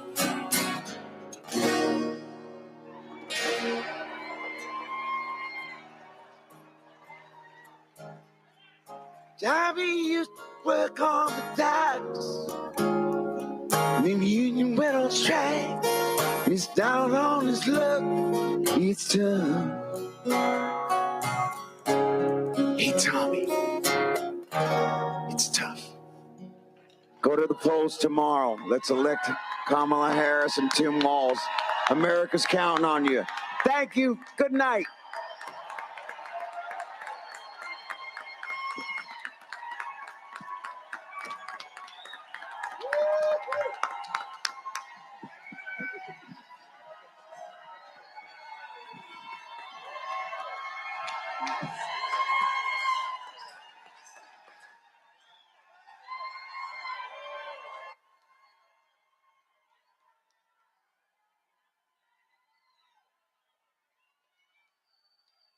All right.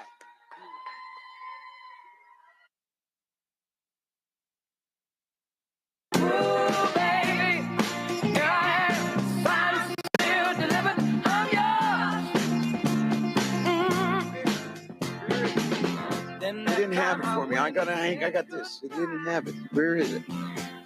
I'm very sorry. There was something that I was going to read, but they didn't have it. Here it is. Is that the top? I'm very sorry, because the way I do see this is that political campaigns are much like football teams, as coaches said. At the center of it all is, in fact, a great quarterback, like he had mentioned in Kamala Harris. But without that quarterback, can't win unless that quarterback is surrounded by a great line, some receivers, and Detroit Lion fans know all about that. That is also all of you. Everybody, as I said before, who has knocked on doors, made calls, brought people together to make Kamala Harris the next president of these United States. You know that you are the reason that we are not just living on a prayer tonight. So with that, it is an honor to introduce a real teammate in this campaign. Ladies and gentlemen, please welcome Arthur Harrington.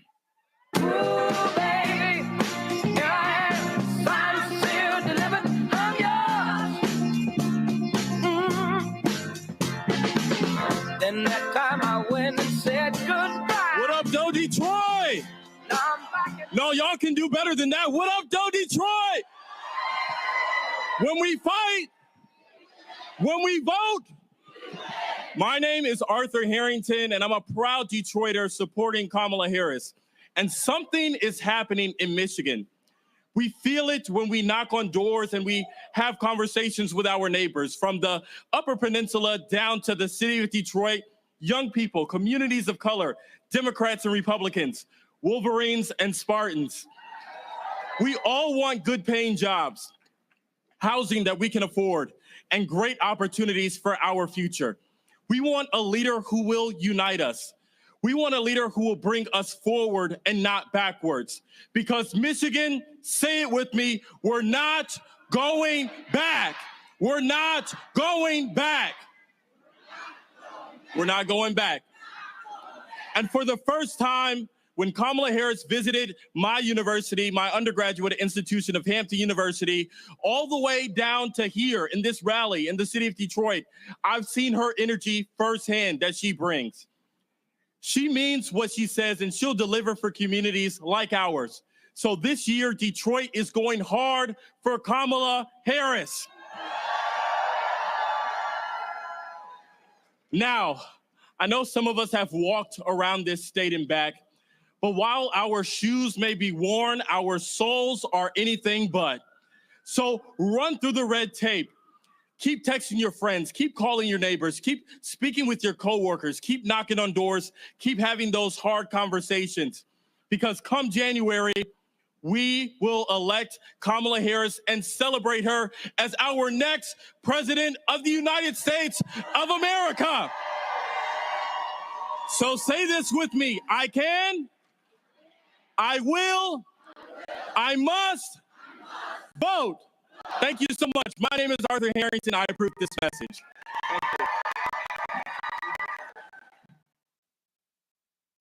Come here, Hannah. Shake my hand. How you doing? Good. And bring everybody back together. And that's exactly how I feel. That's what I'm doing, man. Okay, you have to stay in touch with me, okay? I'm very serious about that. Love to. Okay.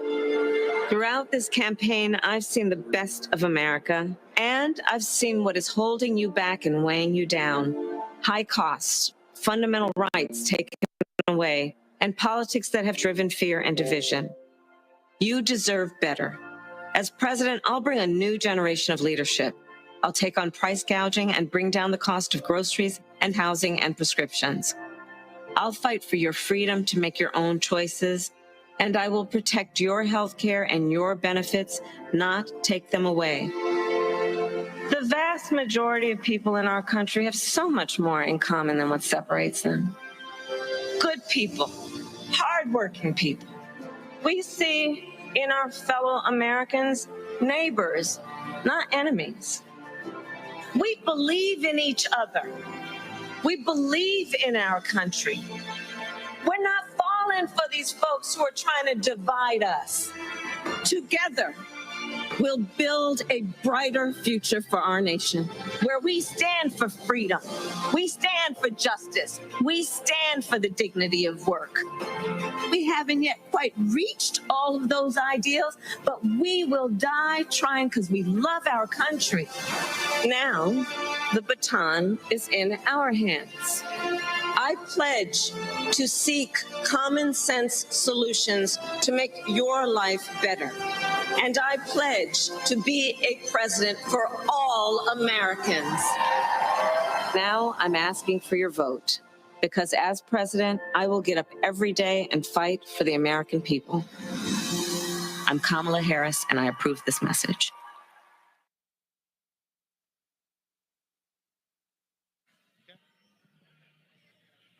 Detroit, Detroit, Detroit, Detroit! Don't go nowhere. Don't go nowhere. We still have our food trucks out here. We still have another performance coming up. Don't go anywhere. Just sit back, relax, and we have one more performance coming up, okay? Okay? All right.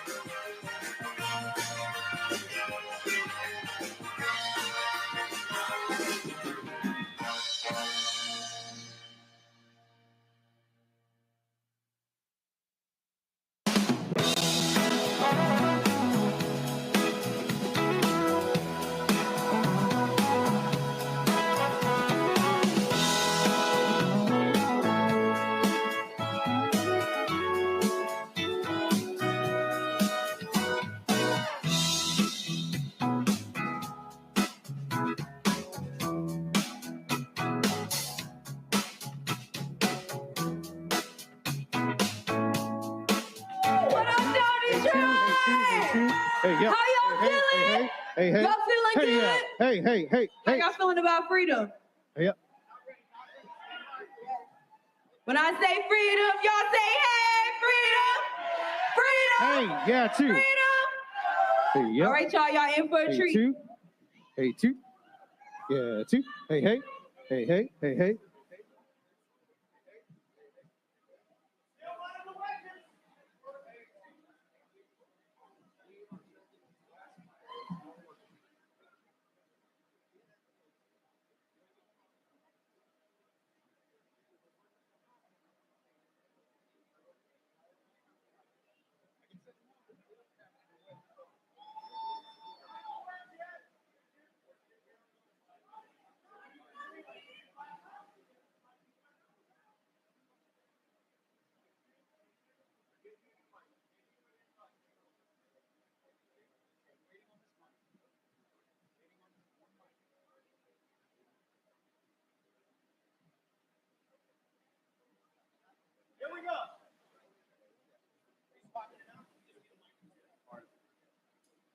Take two.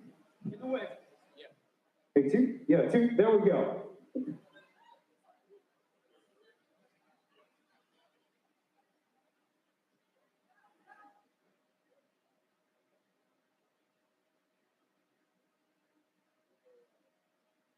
Please welcome to the stage, Detroit Youth Choir.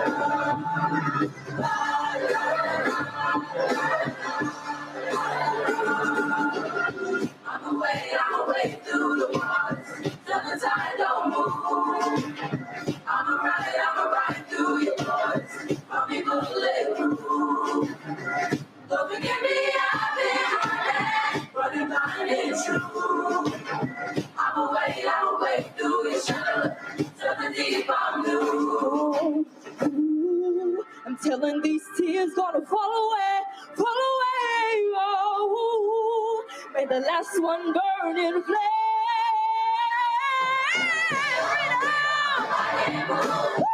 Put the hands up, oh yeah, put the hands up.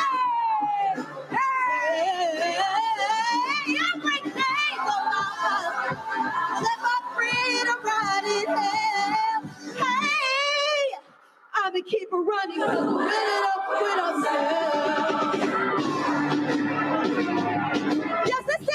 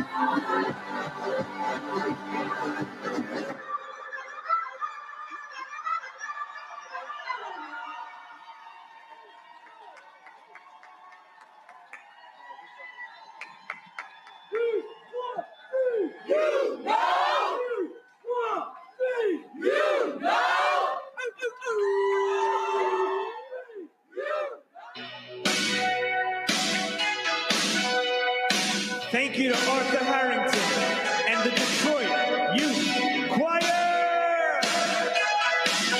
Give it up for the future Second Lady, Gwen Walz, and the next Vice President of the United States, Tim Walz. And how about War and Treaty and John Bon Jovi? Detroit is definitely on fire tonight. Now, we're back in Philly, Philadelphia. Are you ready to hear from the next President of the United States of America?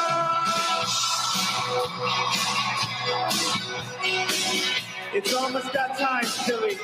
But first, we're going to hear from another organizer helping us win this election. A woman who has been leading and organizing across this great state, making calls, knocking on doors, giving everything she's got. Ladies and gentlemen, give it up for Philly's very own Janae Tops.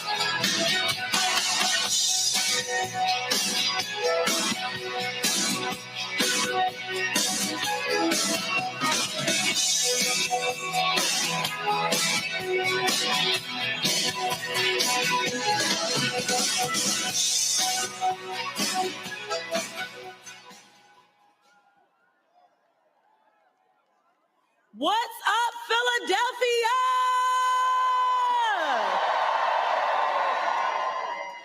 My name is Janae Taft, and I am so proud to be a Philly native, born and raised. I've spent years organizing throughout our state, but I have to be honest with you guys. Nothing's quite come close to what I've seen over the last 2 days. Not just because our birds had the link popping yesterday. This past weekend alone, we knocked over 1.3 million doors across the state. That's more than 1,000 doors a minute, guys. So we know the momentum is growing, but we still need a little help. We need that tush push to get us into the end zone. So when I step off the stage, I need you guys to do something for me. I need you to type in go.kamalaharris.com and sign up for a few volunteer shifts. And when you get home tonight, call everybody you know and make sure that they have a plan to vote tomorrow as well. In Pennsylvania, the polls are open from 7 a.m. until 8 p.m. And if they still have a mail-in ballot at this point, tell them to drop it off in the nearest drop box location. Do not put it in the mail. Drop it off before 8 p.m. because this election depends on all of us. So let's wake up on Wednesday with no regrets, because we're not going back.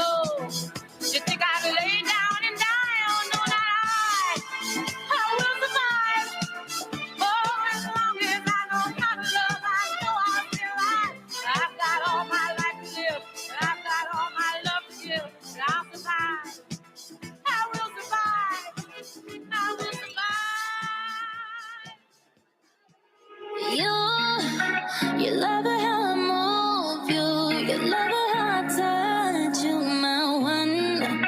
When all is said and done, you believe God is a woman. And I feel it after midnight, a feeling that you can't fight, my one. It lingers when we're done. You believe God is a woman. I don't wanna waste no time, yeah. You ain't got a one-track mind, yeah. Have it any way you like, yeah. And I can tell that you know I know how I want it. Ain't nobody else can relate. Boy, I like that you ain't.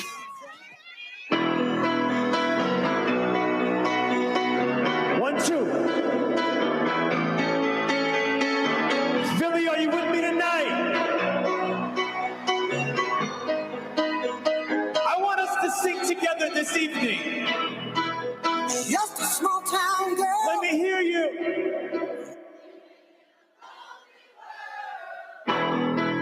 You sound so beautiful out there. We're gonna take this celebration to the next level. Just a city. I want you to sing it again. I love you. He took the midnight train going anywhere. Now, ladies and gentlemen, my name is DJ Cassidy, and I want to thank you all for joining us this evening.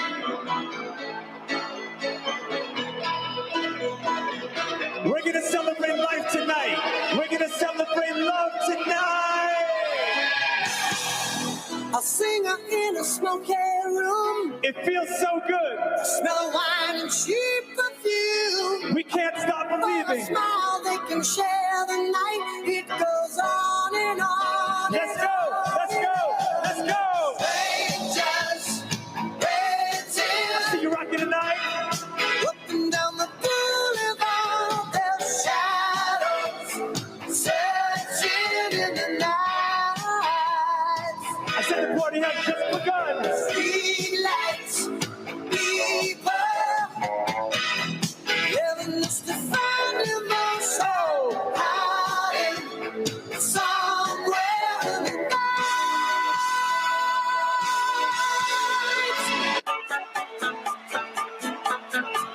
Now, ladies and gentlemen, once again, my name is DJ Cassidy, and this is Election Eve. Coming to you live from the Rocky Steps in Philadelphia, Pennsylvania. Philly, are you with me tonight?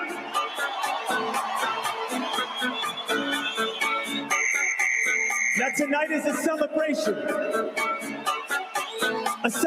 of love, a celebration of life, a celebration of our nation. So let's get this celebration started. So are you ready to dance? Because I'm ready to dance. And are you ready to sing? Because I'm ready to sing. And are you ready to move? Because I'm ready to move. And are you ready to rock? Because I'm ready to rock. I'm so ready to rock. Are you ready to rock? It goes 1, 2, 1, 2, 1, 2, 3. Yes, I do. Say what? Say what? While chasing the clouds away. Oh, key that souls are singing.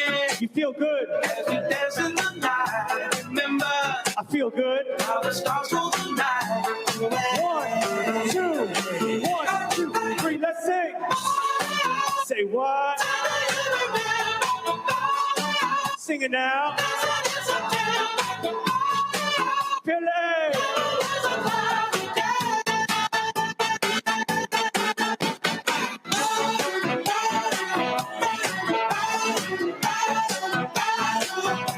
See you rocking over there.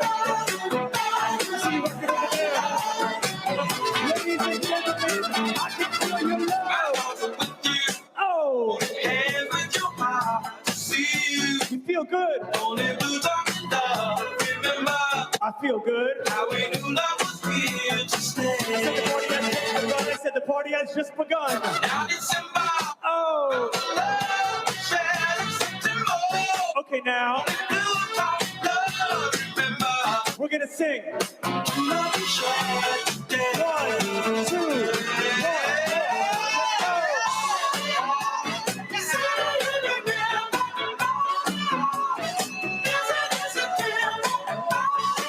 Louder.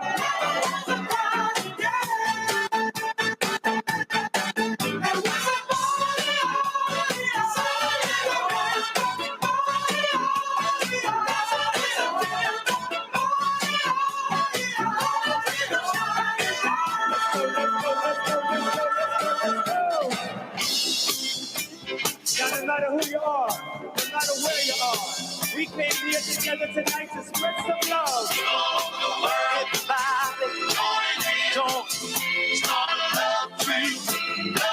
Can you feel the love? All around now. I can feel the love. The next stop that we make will be fun. Now, ladies and gentlemen, tell all the folks in Russia and China too. If you came here tonight, don't you know that it's time to see our next president? I want to see your hands in the air. This train keep on riding, riding on your love. Let's go, let's go, let's go, let's go, let's go, let's go. Come on, start a love train. Don't take it, come on. Join ride this train, y'all. Love train.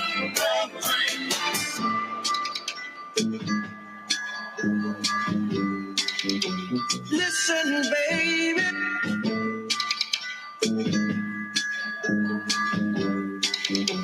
Listen, baby.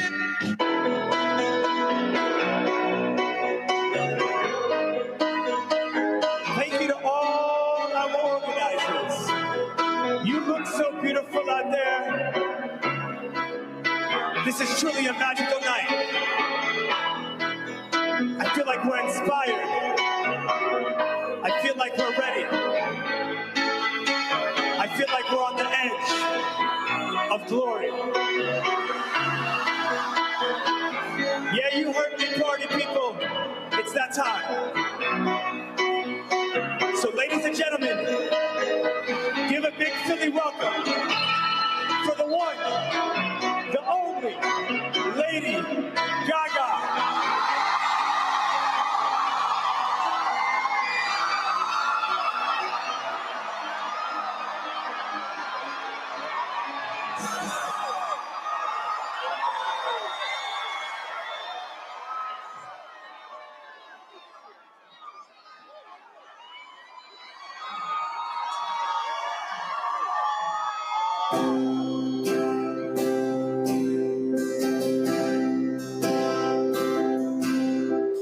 God bless America,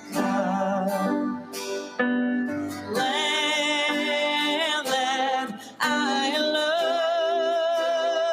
love. Stand beside her and guide her through the night, from the light from above, from the mountains to the prairies, to the oceans, wide with foam.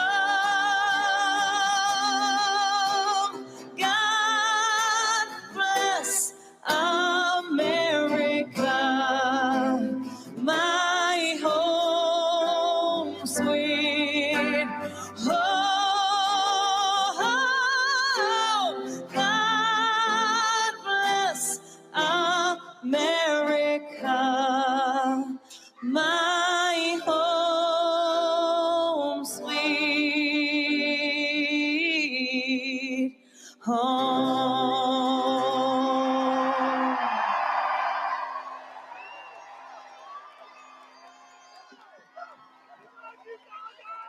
Hey everybody, how you feeling tonight? For more than half of this country's life, women didn't have a voice. Yet we raised children. We held our families together. We supported men as they made the decisions. But tomorrow, women will be a part of making this decision. Today, I am holding in my heart all the tough, tenacious women who made me who I am. I cast my vote for someone who will be a president for all Americans. And now, Pennsylvania, it's your turn. The country is depending on you. So tomorrow, let's make sure all your voices are heard. Come on, let's go! Now it's my privilege to introduce someone who knows how to support a powerful woman, the soon-to-be first gentleman of the United States, Doug Emhoff.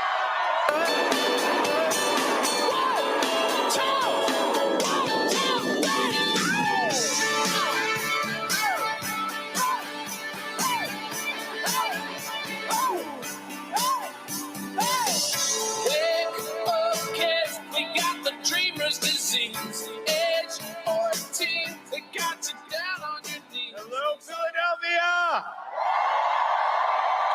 Thank you, Lady Gaga.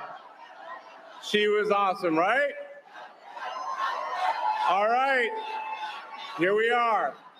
Over these 15 weeks, America has gotten to know, admire, and trust the Kamala that I love. You've seen her step up. That's what she does. Wherever she's needed, however she's needed. I saw it when I trusted Kamala with our family's future, and it was the best decision I ever made. Now, tomorrow, America will choose who to trust with our nation's future. Now, Kamala was the right person for me at an important time in my life. And she is the right president for this moment in our nation's history. She brings joy and toughness to every task with that laugh and that look. She brings her deep experience to every decision, always disciplined, always focused. And Kamala also brings empathy to every challenge. And as president, she's never going to stop thinking about you and your family. Now, every night of this journey over just 15 weeks, she and I talk about the people we met and the stories they shared, their struggles and their dreams. So as you consider your vote, maybe it's that simple. My wife cares about what you're going through. She understands what's in your way, and she has concrete plans to help us keep moving forward. Now, isn't that what we want for the next 4 years? A president who respects us, a leader with a positive, inclusive vision of America where everyone belongs, everyone has a place. So before we hear from Kamala, I'm incredibly honored to introduce someone who knows something about listening to others and lifting them up. Please welcome Oprah Winfrey.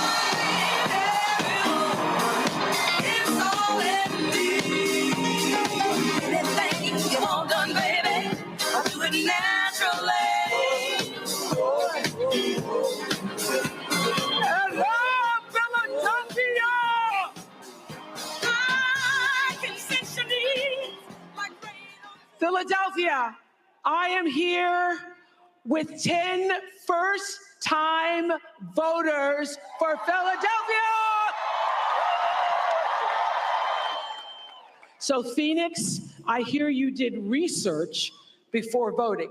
I did. It was really important to me that the policies that Kamala Harris has proposed for women's reproductive rights and education equality are what led me to cast my ballot for her. Fantastic. And Eddie, I heard you stood in line because? Because honestly, it was an honor as an African American to exercise my right to vote, which my ancestors fought so hard for. And as a professional soccer player for the Philadelphia Union, I know that God, He gave me the opportunity to be a leader in this platform to encourage my peers and all of you out here to stand for what's right. Go Kamala. And Sophia, you haven't voted yet, but you're getting up at what time tomorrow to go vote? 7 a.m. 7 a.m. when it's open, okay? And my family's from Puerto Rico, so voting. Puerto Rico! So voting this election just means so much to me, and I plan to become a future OBGYN, and I'm so excited to vote for Kamala Harris to ensure my future patients' freedom. That's fantastic. We need more female OBGYNs. And so all of you are voting tomorrow morning, getting up early, voting tomorrow morning. Thank you for exercising your freedom of expression and your power as citizens of this country. How many first-time voters? Raise your hand, first-time voters. Beautiful to see you. Thank you all for coming here tonight and representing all the people who will be voting tomorrow. Those of you who have not voted, thank you so much. On January 20th, 1961, President John F. Kennedy issued a challenge. He said, ask not what your country can do for you, ask what you can do for your country. Well, I'm here to tell you that what you can do for your country, what you can do for democracy here, and what you can do for the spirit of John Lewis and all the others who dared to walk across that bridge in Selma and fight for justice for us all. What you can do for every pregnant young woman who has died because she was not eligible to receive the emergency medical care she desperately needed because of an abortion ban. What you can do for yourself and what you can do for everyone and everything you cherish is vote. And if you are watching or hearing me right now and you haven't already, you have got to vote. And listen, I know that some of you are feeling burnt out and bruised and maybe inconsequential. Nothing could be further from the truth. Every single vote, every one is going to matter. That's why I've come to Philadelphia tonight. And yesterday, I was all the way across the country, and I was hiking on a Sunday afternoon, and I met a woman named Angela, who told me that she was going to sit this one out. Now, I know she was immediately sorry she told me that, because I would not let up. So I said, sit this one out.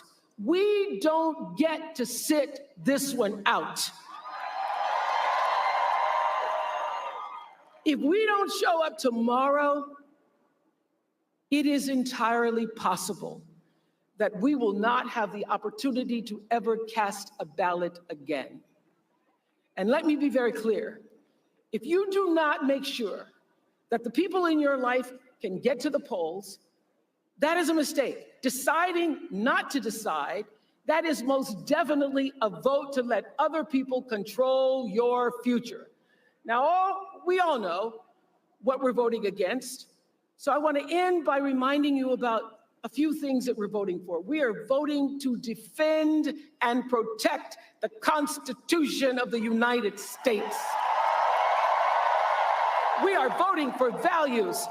We are voting for values and integrity. We are voting for the right to choose what happens to our own bodies. We are voting to save ourselves from this precipice of danger where we now stand. All the anxiety and the fear you're feeling that because you sense the danger and you change that with your vote. We are voting for healing over hate. Now, I believe in this promise of America. America has been the greatest country in the world for me. I believe that if you and I and the voters you see on this stage show up for our country tomorrow, if we answer that call that President Kennedy made more than 6 decades ago, then we have the power to choose a leader who will see us. She sees us, and she will do her mighty best to serve all of us. I believe we can do that, and I know she can do that. Yes, she can. Yes, she can. Yes, she can. And to say it and sing it and drive that message home, put your hands together for Will I Am.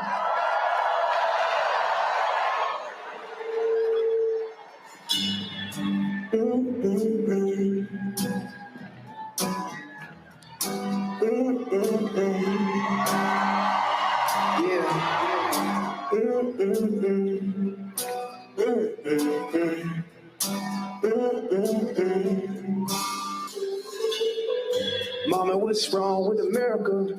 Why can't we get along in America? Something's going on in America. People entertained by the predator. We used to be united in America. Now we just divided in America. We're all immigrants, different characters, but together, you know, we could break down the barriers. So register and vote for your life. Do it for your daughters and your sons and your wife. If you're a woman, then vote for your rights. And don't let them take away your rights. We could be better than we ever been. We about to have a woman president. Haters gonna say that we can't, but the word American says that I can. And yes, she can. Let me hear you say, yes, she can. Let me hear you say, yes, she can. Let me hear you say, yes, she can. Let me hear you say, yes, she can. Say, yes, she can. Say, yes, she can. Hey, yes, she can. Yes, she can. Yes, she can. Yes, she can. Yes, she can. Oh, she can. Yes, she can. Every woman. Yes, she can. Yes, she can. Philadelphia, Will.i.am. Philadelphia, welcome the next president of these United States, Kamala Harris. Yes, she can. Let me hear you say, yes, she can. Let me hear you say. Let me hear you say, yes, she can. Let me hear you say, Freedom, I can't move. Freedom, come me loose. Freedom, where are you? 'Cause I need freedom too. I break chains all by myself. Won't let my freedom rot in hell. Hey, I'ma keep on running 'cause the winner don't quit on themselves.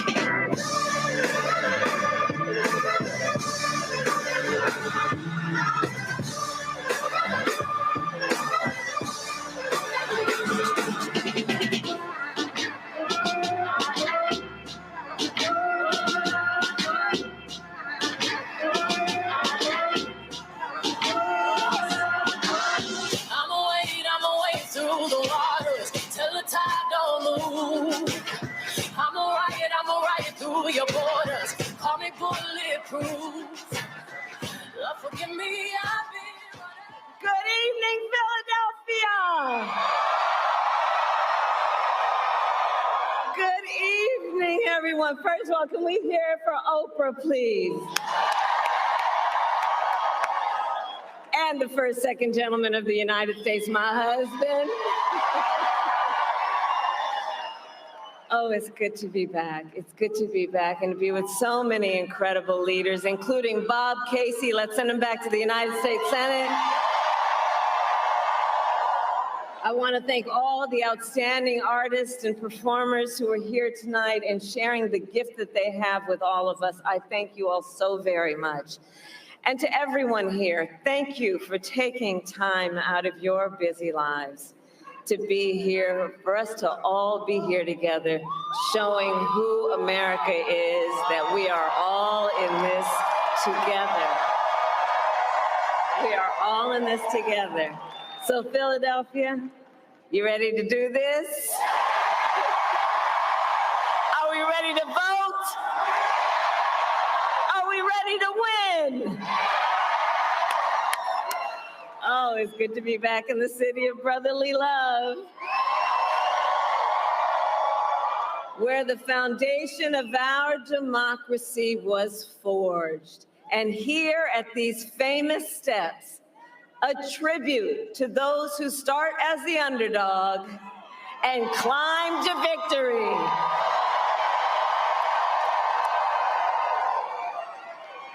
So America, it comes down to this. One more day, just one more day in the most consequential election of our lifetime, and the momentum is on our side.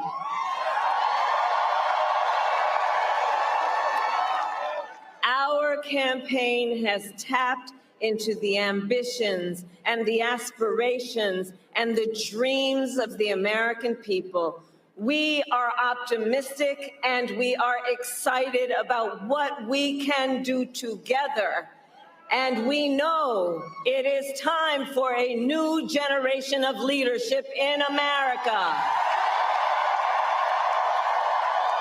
And I am ready to offer that leadership as the next President of the United States of America.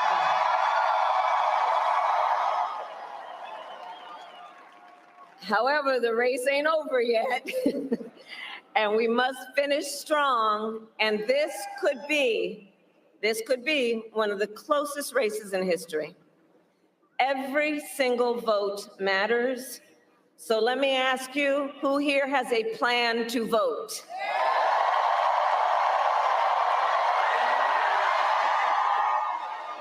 All right, well, help spread the word. Here in Pennsylvania, polls are open tomorrow morning from 7 a.m. to 8 p.m., 7 a.m. to 8 p.m., and no matter what state you live in, if you are watching this, please go to iwillvote.com for all the information you need, including when and where to vote and where to drop off your mail-in ballot. And I also ask you to please talk with your friends and your family and your neighbors.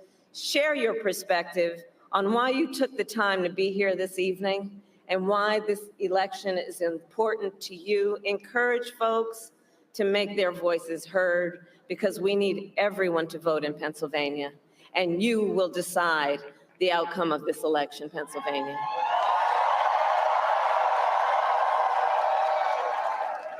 So with only a few hours left, we still have work to do. And as you've heard me say before, we like hard work.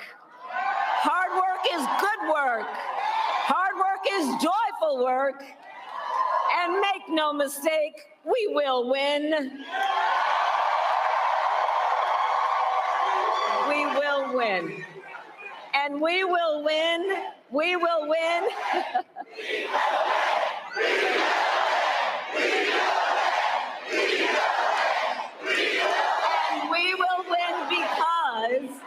And we will win because when you know what you stand for, you know what to fight for. And we have an opportunity in this election to finally turn the page on a decade of politics that has been driven by fear and division. We are done with that. We're done. We're exhausted with it. America is ready for a fresh start, ready for a new way forward where we see our fellow American not as an enemy, but as a neighbor. And we are ready for a president who knows that the true measure of a leader is not based on who you beat down, but based on who you lift up.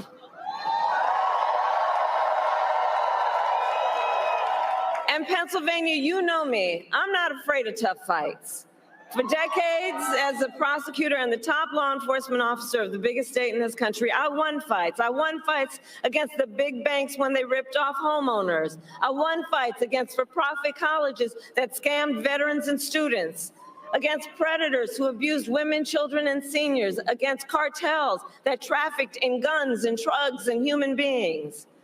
My entire career has been driven by a singular purpose: to fight on behalf of the people. On behalf of the people. And it is my pledge to you that if you give me a chance to fight on your behalf as president, there is nothing in the world that will stand in my way.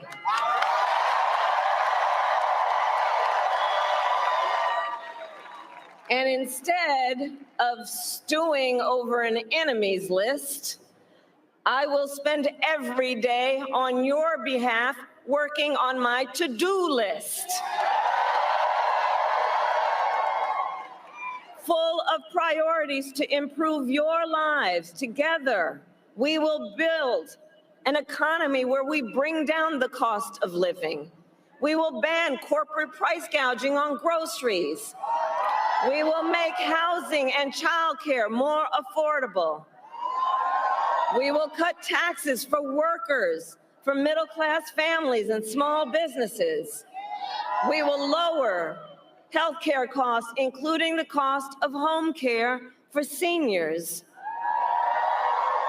Because on the issue of health care, I absolutely believe access to health care should be a right and not just a privilege of those who can afford it.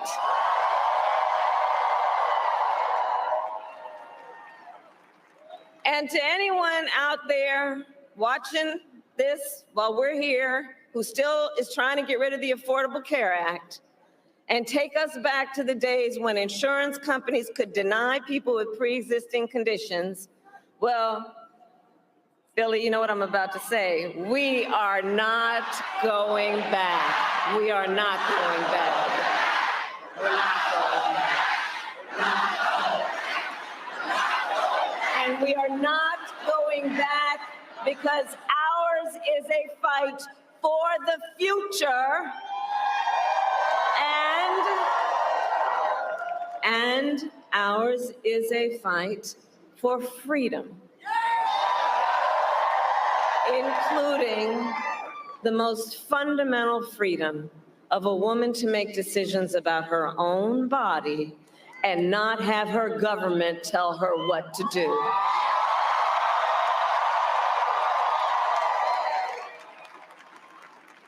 And when Congress passes a bill to restore reproductive freedom nationwide, as President of the United States, I will proudly sign it into law. Proudly. Proudly. So, America, I am asking for your vote. And here is my pledge to you. As president, I pledge to seek common ground and common sense solutions to the challenges you face. I am not looking to score political points. I am looking to make progress. And I pledge to listen to those who will be impacted by the decisions I make. I pledge to listen to experts. I pledge to listen to people who disagree with me. Because you see, I don't believe that people who disagree with me are the enemy. I'll give them a seat at the table. That's what real leaders do. That's what strong leaders do. And I pledge to always put country above party and self, and to be a president for all Americans.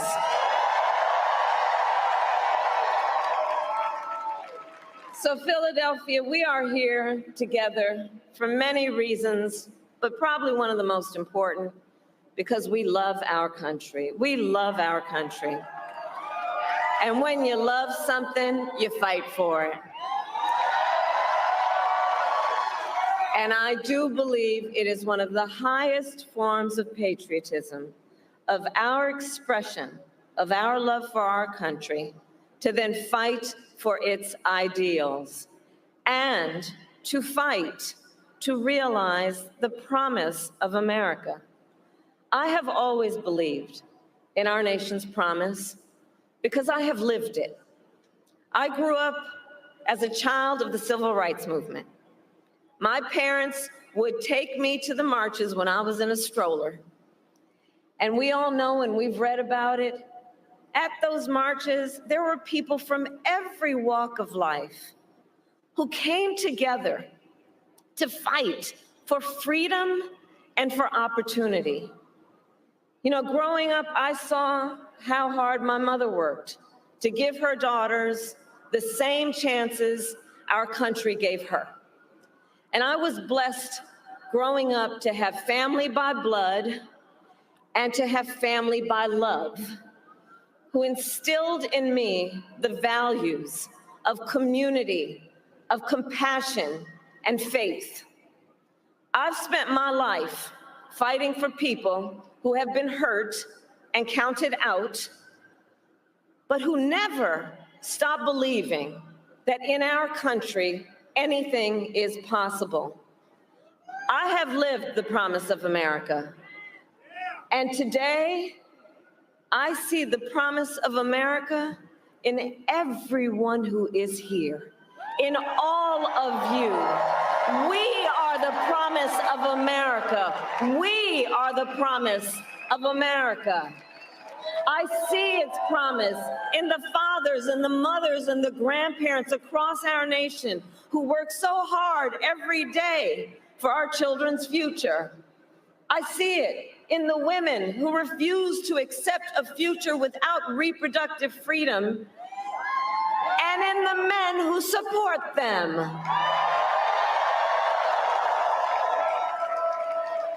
I see it in people of all ages who have knocked on doors, made calls, sent texts, and who will spend tomorrow driving their fellow Americans to the polls. I see it in Republicans who have never voted for a Democrat before, but who put the Constitution of the United States above party. And I see the promise of America in all the young leaders who are voting for the very first time. Where are you? I know you're here. I know you're here. And you who are determined to live free from gun violence, who are determined to tackle the climate crisis, who are ready to shape the world you inherit. To you in particular, I say, I see your power, and I am so proud of you. Can we all applaud our first-time voters?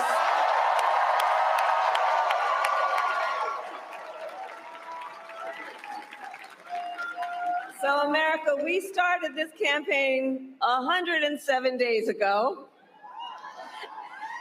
And from the beginning, ours has not been a fight against something, it has been a fight for something. A fight for a future with freedom, with opportunity, and with dignity for all Americans. Our campaign has brought together people from all corners of this nation and from all walks of life, united by our love for our country and our faith in a brighter, stronger, and more hopeful future that we will build together. And tonight, then we finish as we started, with optimism, with energy, with joy,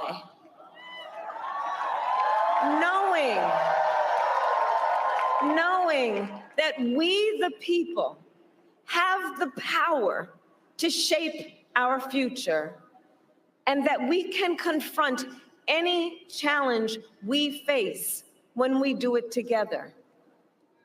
Generations of Americans before us led the fight for freedom. And now, the baton is in our hands. And to everyone who continues to pour so much of yourselves into this campaign as an extension of your love for our country, I thank you for your time, your effort, and the heart you are putting into this. And together, I know that together we are also intentional about, in this process, building community and building coalitions. And because of you, each of you, and collectively, our people-powered movement reflects a simple and undeniable truth that we are all in this together. We are all in this together. So we have one day to get this done, which means now we need to get to work and get out the vote. So let's reach out once again to our family members, friends, classmates, neighbors, coworkers, knowing and reminding them that we all have so much more in common than what separates us. And let us please remind everyone that your vote is your voice, and your voice is your power.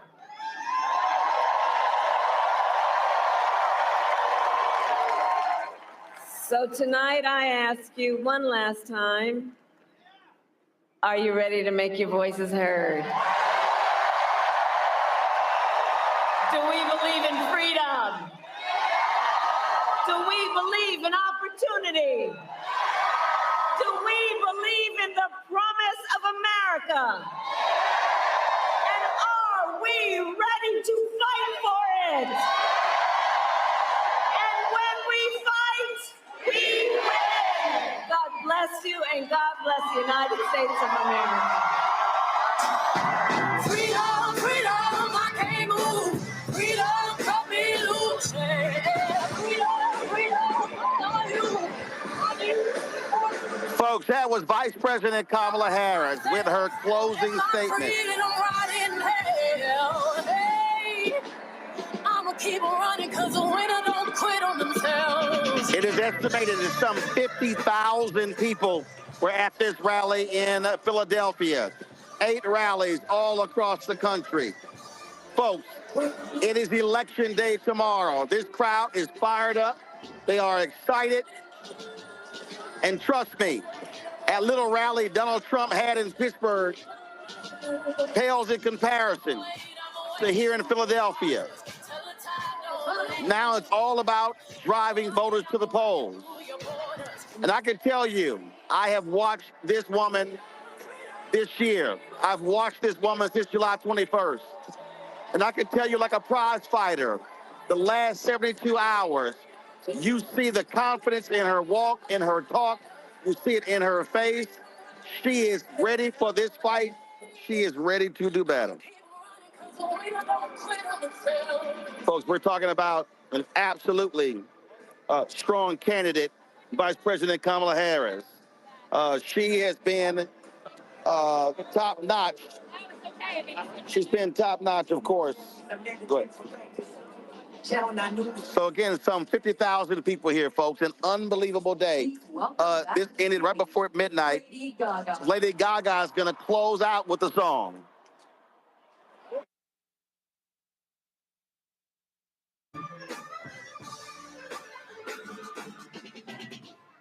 Ten Hail Marys, I meditate for practice. Channel 9 News tell me I'm moving backwards. 8 blacks left, deaf is around. Please welcome back to the stage, Lady Gaga.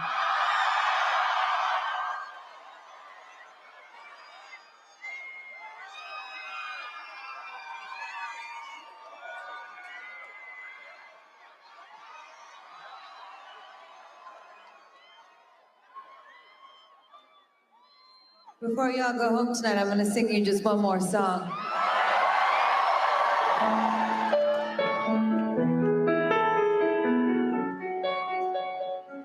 We're on the edge of something big. I feel so lucky to be here with you all tonight. I love you so much.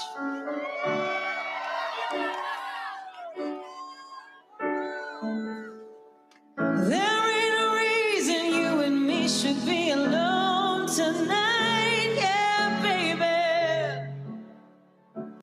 But I got a reason that you're who should take me home tonight.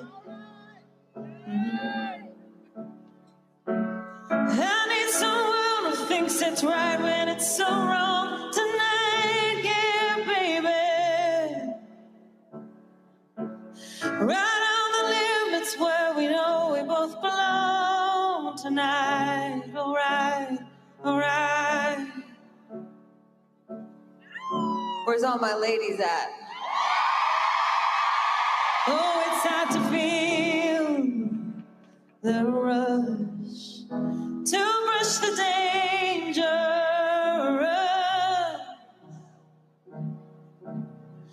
I'm gonna run right to the edge with you, where we can both fall far out. I'm the edge of glory, and I'm hanging on a moment of truth. Out on the edge of glory, and I'm hanging on this moment with you. I'm on the edge,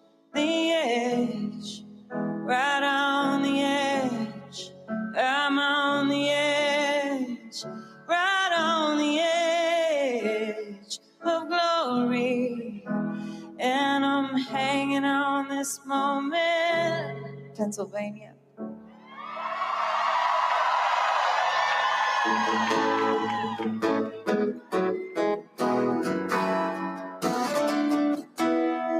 Another shot before we kiss the other side tonight, yeah, baby. I'm on the edge of something final. We got life tonight. All right. Put on your shades, 'cause I'll be dancing in the flames tonight, yeah, baby. It isn't hell if everybody knows my name tonight. All right. 'Cause it's hard to feel the rush, to brush the dangerous. I'm gonna run right to the edge with you, where we can both fall for love. I'm an American woman on the edge of glory, and I'm hanging on a moment of truth. Out on the edge of glory, and I'm hanging on this moment, barely with you. On the edge, the edge, the edge, the edge, the edge, the edge, the edge. I'm on the edge of glory, and I'm hanging on this moment. I'm on the edge with you, with you.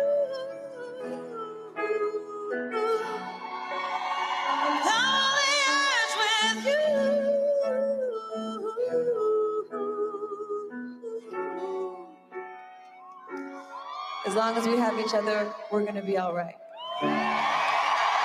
I'm on the edge. I'll be right there with you.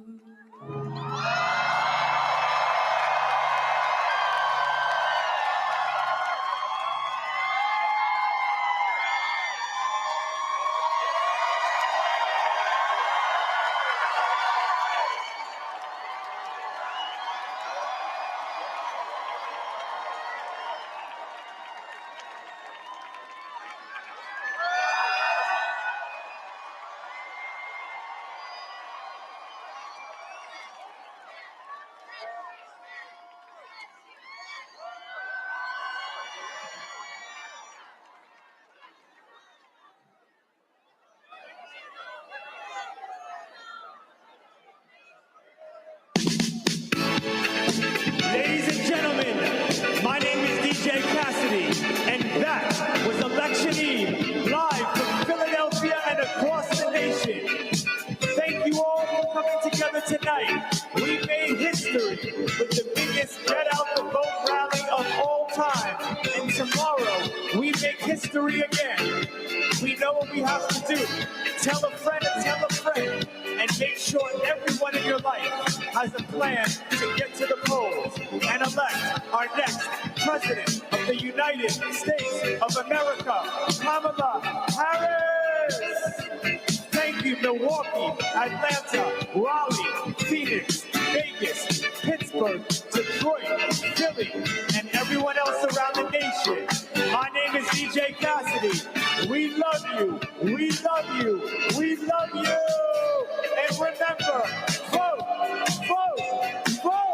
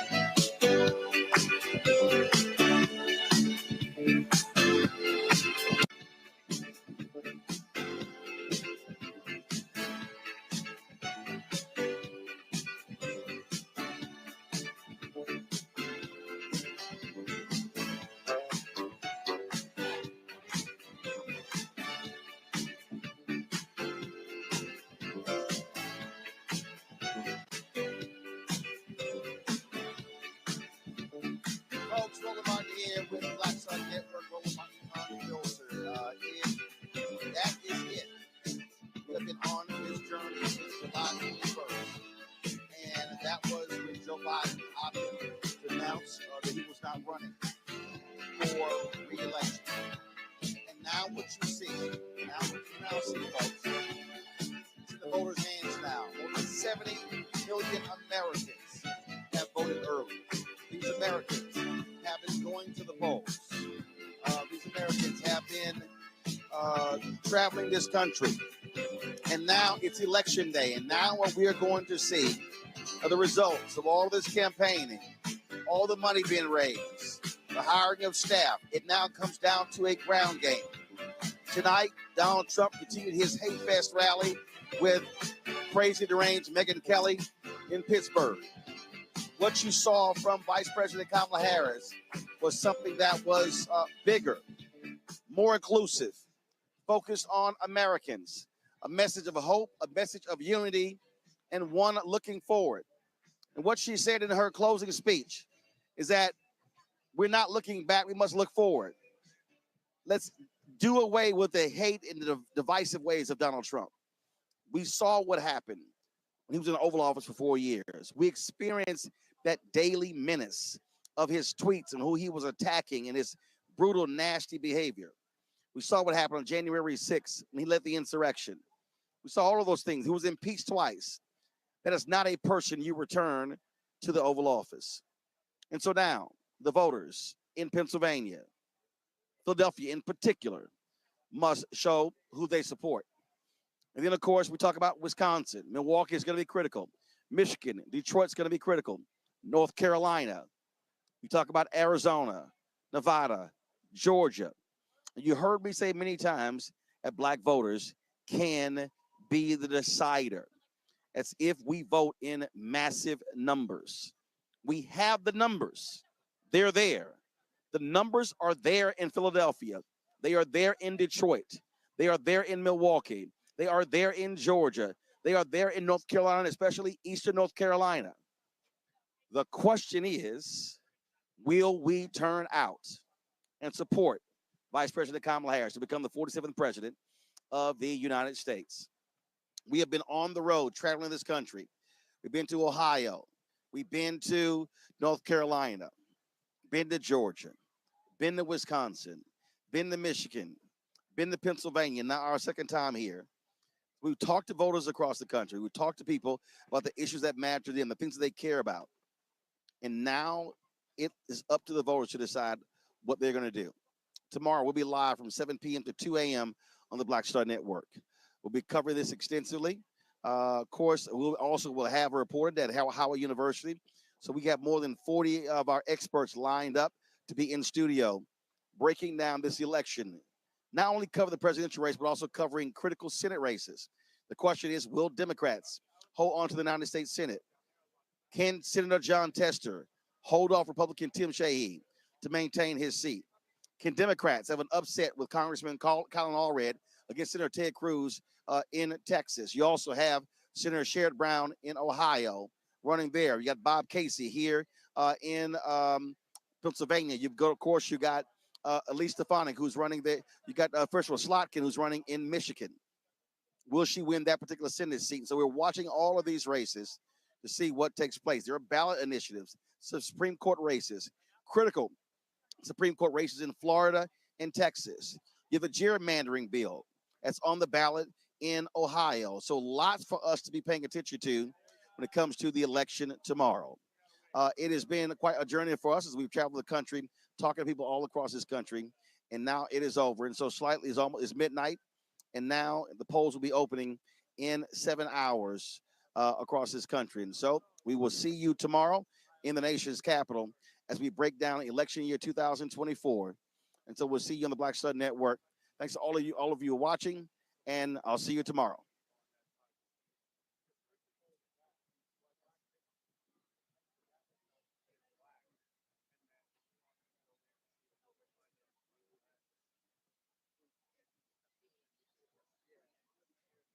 They said we were dead. Detroit waving the white flag, the city filing for bankruptcy. That our best days were behind us. That living here is like living in hell. But you know what we said? We said, F that. We rebuilt ourselves. We look out for each other, got our hands dirty, and put in the hard work. And this guy, he don't know anything about that. We are a city of winners, of up-and-comers, of builders, the Motor City. Bigger and better. Here, we believe in freedom. We don't bow down to nobody, and we never will. And so what Donald Trump doesn't understand, or care to learn, is that when he said, our whole country will end up being like Detroit if she's your president, that he should be so goddamn lucky. I'm Kamala Harris, and I approve this message. In this style, we've seen our share of hard times, heard our share of big promises. Up to 13,000 jobs. But empty promises don't build cities. Plans never materialize. We do, with grit, sweat, and cold beer. So when he talks, Former President Trump called Milwaukee a horrible city. We know talk is all he's got. And this is what we've got. In this style, we've seen our share of hard times, heard our share of big promises. Up to 13,000 jobs. But empty promises don't build cities. Plans never materialize. We do, with grit, sweat, and cold beer. So when he talks, Former President Trump called Milwaukee a horrible city. We know talk is all he's got. And this is what we've got. Philly Tough is different. They insult us. Bad things happen in Philadelphia. Bad things. They don't like us. We don't care. Because here's the thing that people like Donald Trump don't understand. We're Philly. F***ing Philly. And when you fight